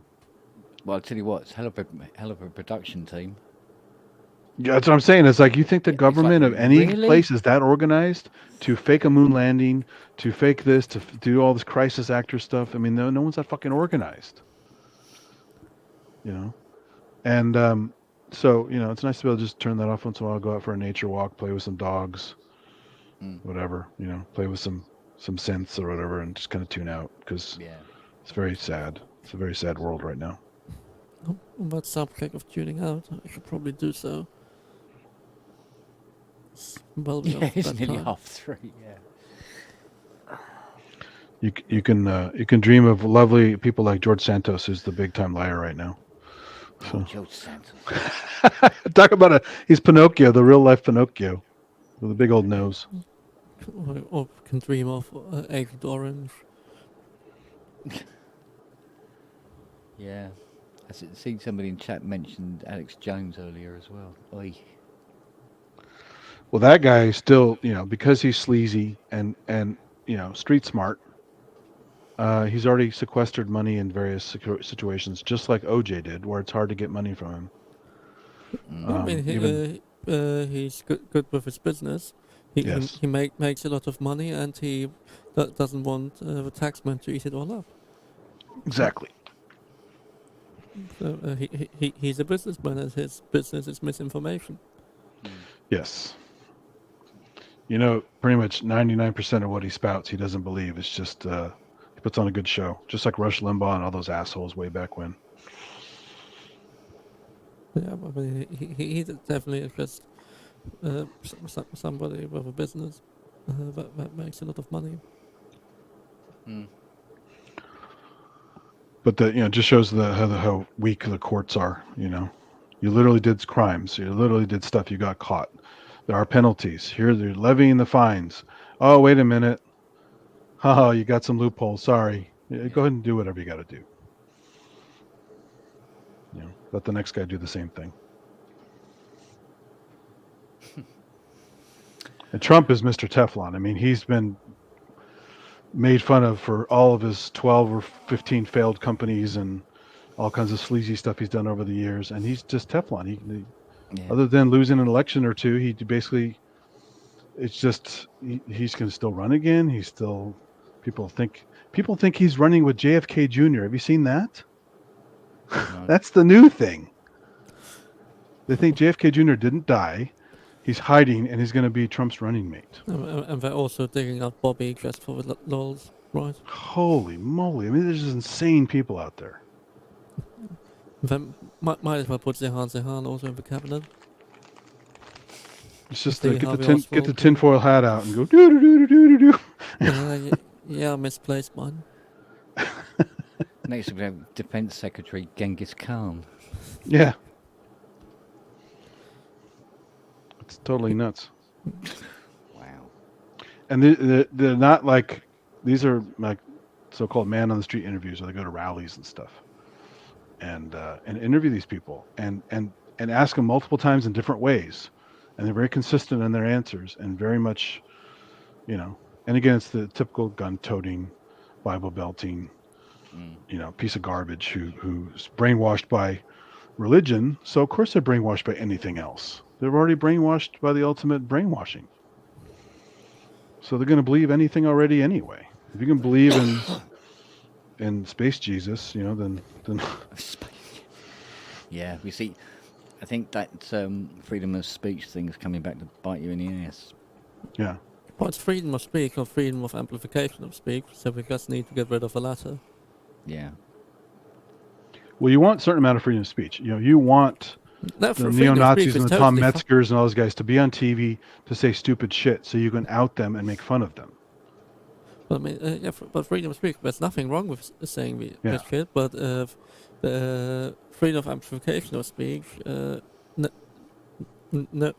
there's no evidence that it's a good idea. Mm. But like, it's totally fine that people saying this shit should not immediately go to death camps. However, maybe you shouldn't broadcast it everywhere and be allowed to do so without repercussions. Yeah, that's the thing. It's like you're free, just like you're free to go to an all-black neighborhood and start screaming the N-word. But guess what's going to happen eventually? That freedom of speech is not going to make you survive. Yeah. You know, and speak your truth and take the consequences. But no, they're cowards. These guys just want to be able to mouth off however they want to and have zero consequences. Well, that's not how life works. It's not how it works in the playground, and it's not how it works in the big system. So, do your hate speech, do whatever you got to do, and guess what? Eventually, you're gonna have to pay for it. But yeah, what's the Voltaire thing? People who believe in absurdities commit atrocities. Yeah, I've heard that one before. Yeah. Wow. Well, before we end up getting so depressed we hang ourselves, let's. I still have a little. I'm not going to do it just yet, but maybe. Yeah, give it time. Yeah, my rope's not long enough yet. So let's talk about face mites and other fun things. Oh yeah, there you go. That'll make you just throw up. Wow. Because I said I was going to hang myself, Alexa's leapt to my. Well, not really, because you're not connected to the internet, are you? Oh yeah. Yeah. So. Should I tell you what length rope to get? Yeah. How to tie that knot? Yeah. Here is a local store that will do rope. When do you want your rope delivered? Yeah. What type of? Oh, I do have a convenient good rope, although it's slightly dynamic. It's probably not quite. You'd want a more static rope. Don't use jute; it will tear. Use a proper nylon rope. Yeah. Your ceiling hook has been dispatched. Yeah, I mean, I do have my proper rigging rope. That I normally use as a hauling line, but also I definitely don't use it for abseiling because I would have to use 2 lines definitely, and having my normal descender, and for safety, I definitely would never use it for that because. Well, you at least have to have a little bit around for autoerotic asphyxiation, right? So. I could try playing my electric guitar. I might end up strangling myself with that instead. Oh, there you go. But, I can't quite remember the one knot I learned at drama school. It was one of those fun knots to randomly be taught, the handcuff knot, but I really can't remember it the last time I tried it, a few weeks ago. No, but it was always the joke that then the next day after learning it to say to the teacher, thanks, I used it in the bedroom tonight. It was great. Speaking of rope jokes, you guys ever see The Warriors, the gang movie? Kind of takes place in the 60s or whatever, 50s, I think.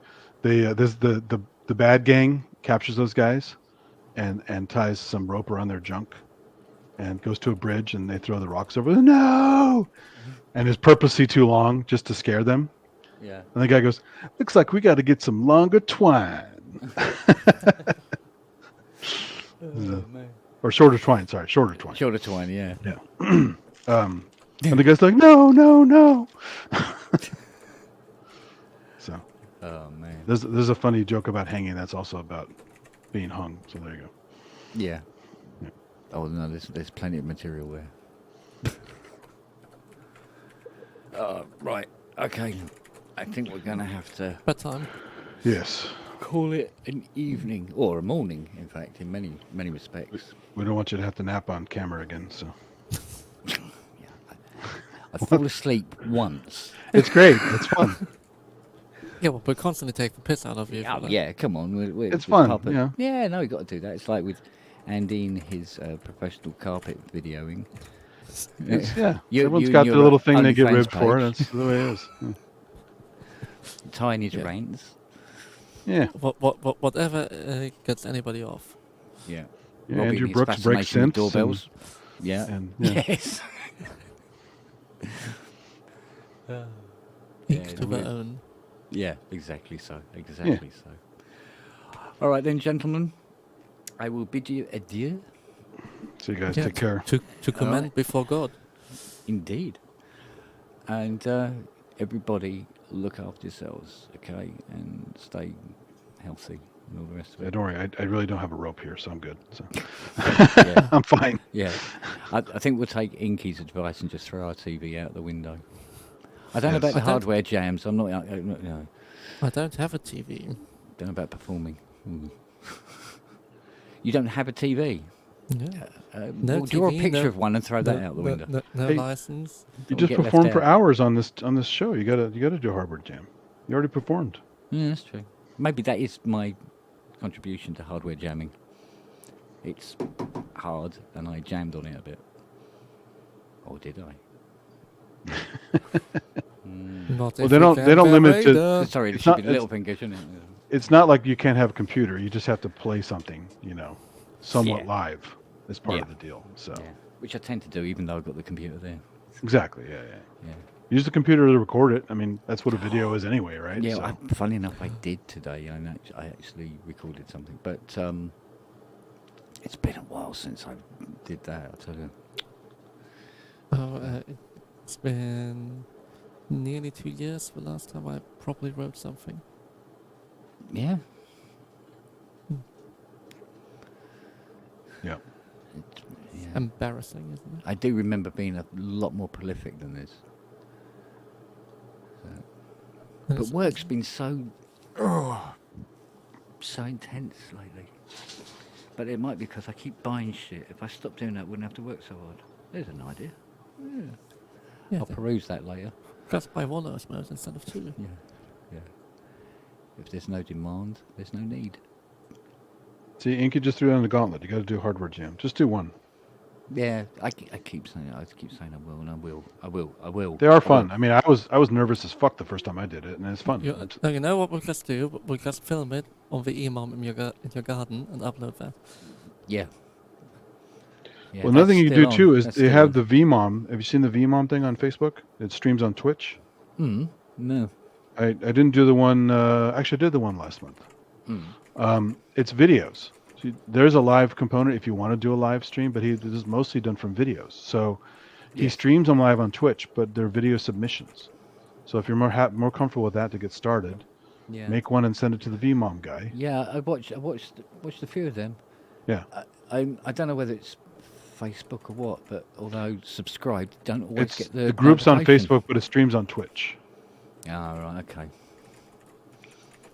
And it only stays up for about that day. So you can watch a replay sometimes, and then it's gone. Oh, right, okay. So that's another thing. It doesn't stay up to, if you don't like it, it's gone. So Yeah. it's ephemeral. You don't have to worry about it lingering around. So Yeah. Because they play yours quite late in the show, don't they? As on average. for hardware What? jams? Yeah. Right, Oh, that's only because I submit last minute, because I usually am working at last minute, because I'm Yeah, either working okay. or sleeping or something. And I'm like, oh shit, I got to get something done for this. So that it's done by order of submission. Right. Okay. So I'm literally submitting it sometimes at like 6 a.m. Yeah. So, With my time. me, it'd be submitted the following day. Yeah. So After I mean, it's all I would gotten like to done. start on Fridays, but normally I can't even touch them on Fridays when they get announced. Yeah. Like today, I may think about what I'm going to do for the one this weekend, and maybe pull out some gear and figure out, oh, maybe I could use that, maybe I could use that.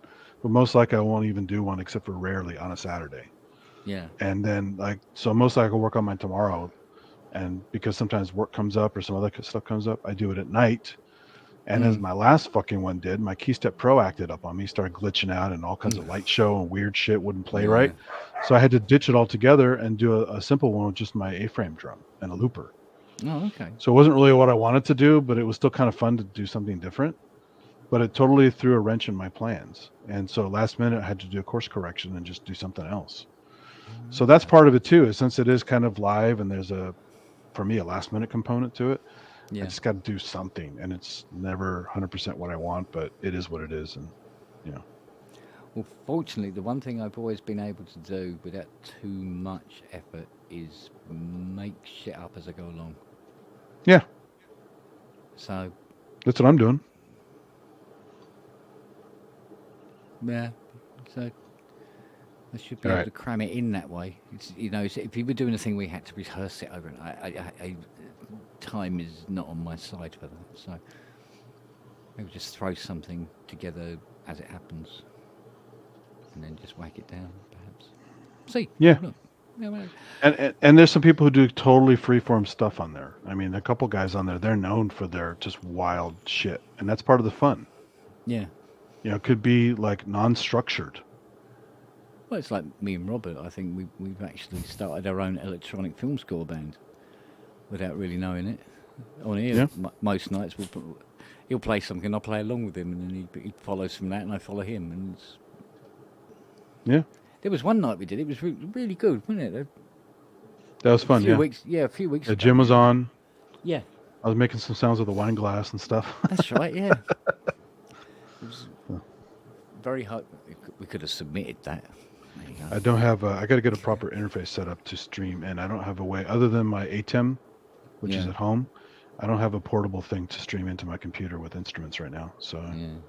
I mean, I don't know how it is for you guys in the chat, but at least my end, it sounds like it's all in time. I don't know about everybody else. You know what I mean? well, because it wasn't tight rhythmically, it was just floaty stuff. It Yeah. works. Yeah. Ambient stuff. Yeah. Yeah, that's it. I mean, as soon as you get too near a rhythm, it's like, oi. Yeah. Which is okay for me. I like the laid back stuff anyway. So. And again, if that's part of the style, then it does work. Like I Yeah. said, there's some guys who do the hardware jams who are loose as hell, but it's fun. It's part of the Yeah. style. Yeah. Well, I don't think I've ever heard anything that I didn't like on that stream at all. No, but I mean, there's some people who like this one guy, Paulio, who does a lot of stuff with his live bass, real bass, and then just some crazy layered stuff, and also pretty wild video to go with it. And he's just always, going off the rails, and it's expected and it's fun. Mm. It's not like, oh, what did he do this time? It's like, no, he's doing more fun, crazy stuff. That's good. Yeah. So that's another thing fun about the stream is that it's not everyone doing exactly the same thing every single time. And even if they do similar style, there's enough variation that it's pretty fresh, I think. Yeah. So yeah, it's fun. Anyway, But again, it's a way for me to use all the stuff that usually just sits around. I don't have enough time to really play everything I have. But when Yeah. a challenge comes up and something, oh, that'd be good for that. I think I'm gonna pull that thing out of the bag it's been in for 2 years and play with it. Yeah.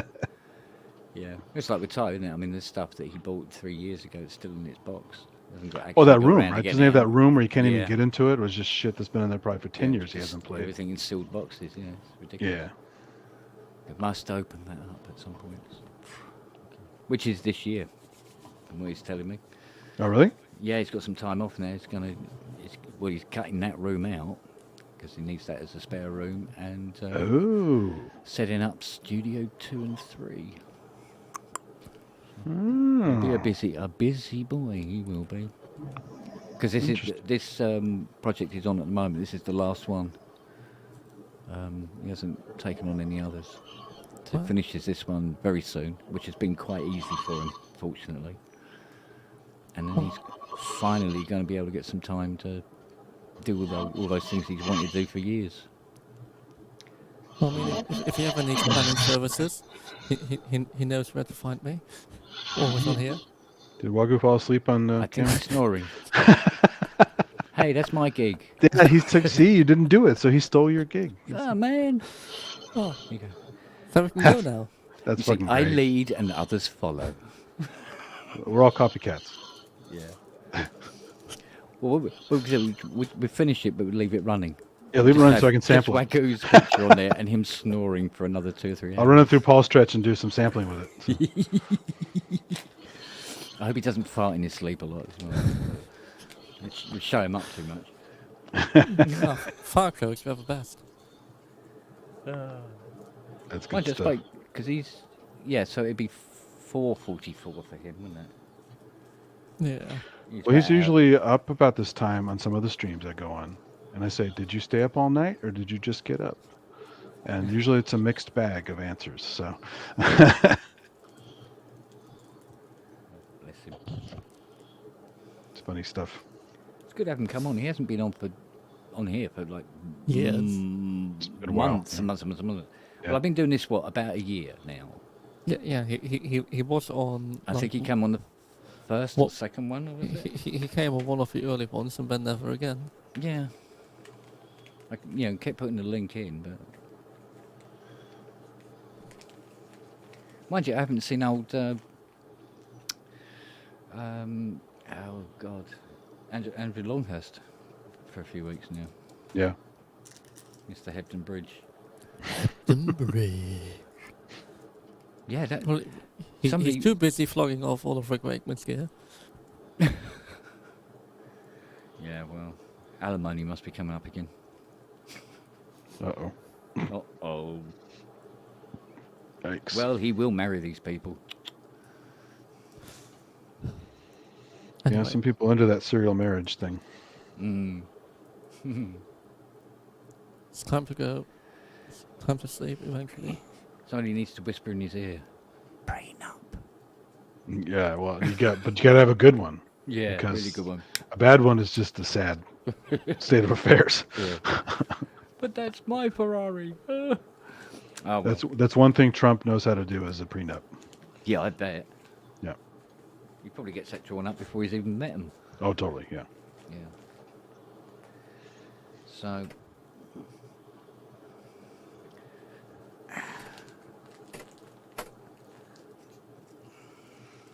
Yeah. Leave Right. it up and let Wagyu have his snoring fest. That'd be good. No, it'd be too cruel. It'd be too cruel. He stopped see. anyway. Yeah. Well, till he rolls Satire. over again. He shifted. Yeah. Yeah. Right then. Okay, guys. Everybody stay healthy and cool. We'll do this again. As I said in Hill Street Blues, everyone be careful out there. Yeah. Yeah. Yeah. Because you fucking really need to be. Well, the old one was get them before they get you, right? That was his old saying. Yeah. But I made the cops look a little too. Yeah, Like it now. just- yeah, yeah, a bit more nowy, as you say. Yeah. Yeah. All right, guys. You take See you care. guys. All right. Alrighty. Look after yourselves. All right. See you all. Night. Good night.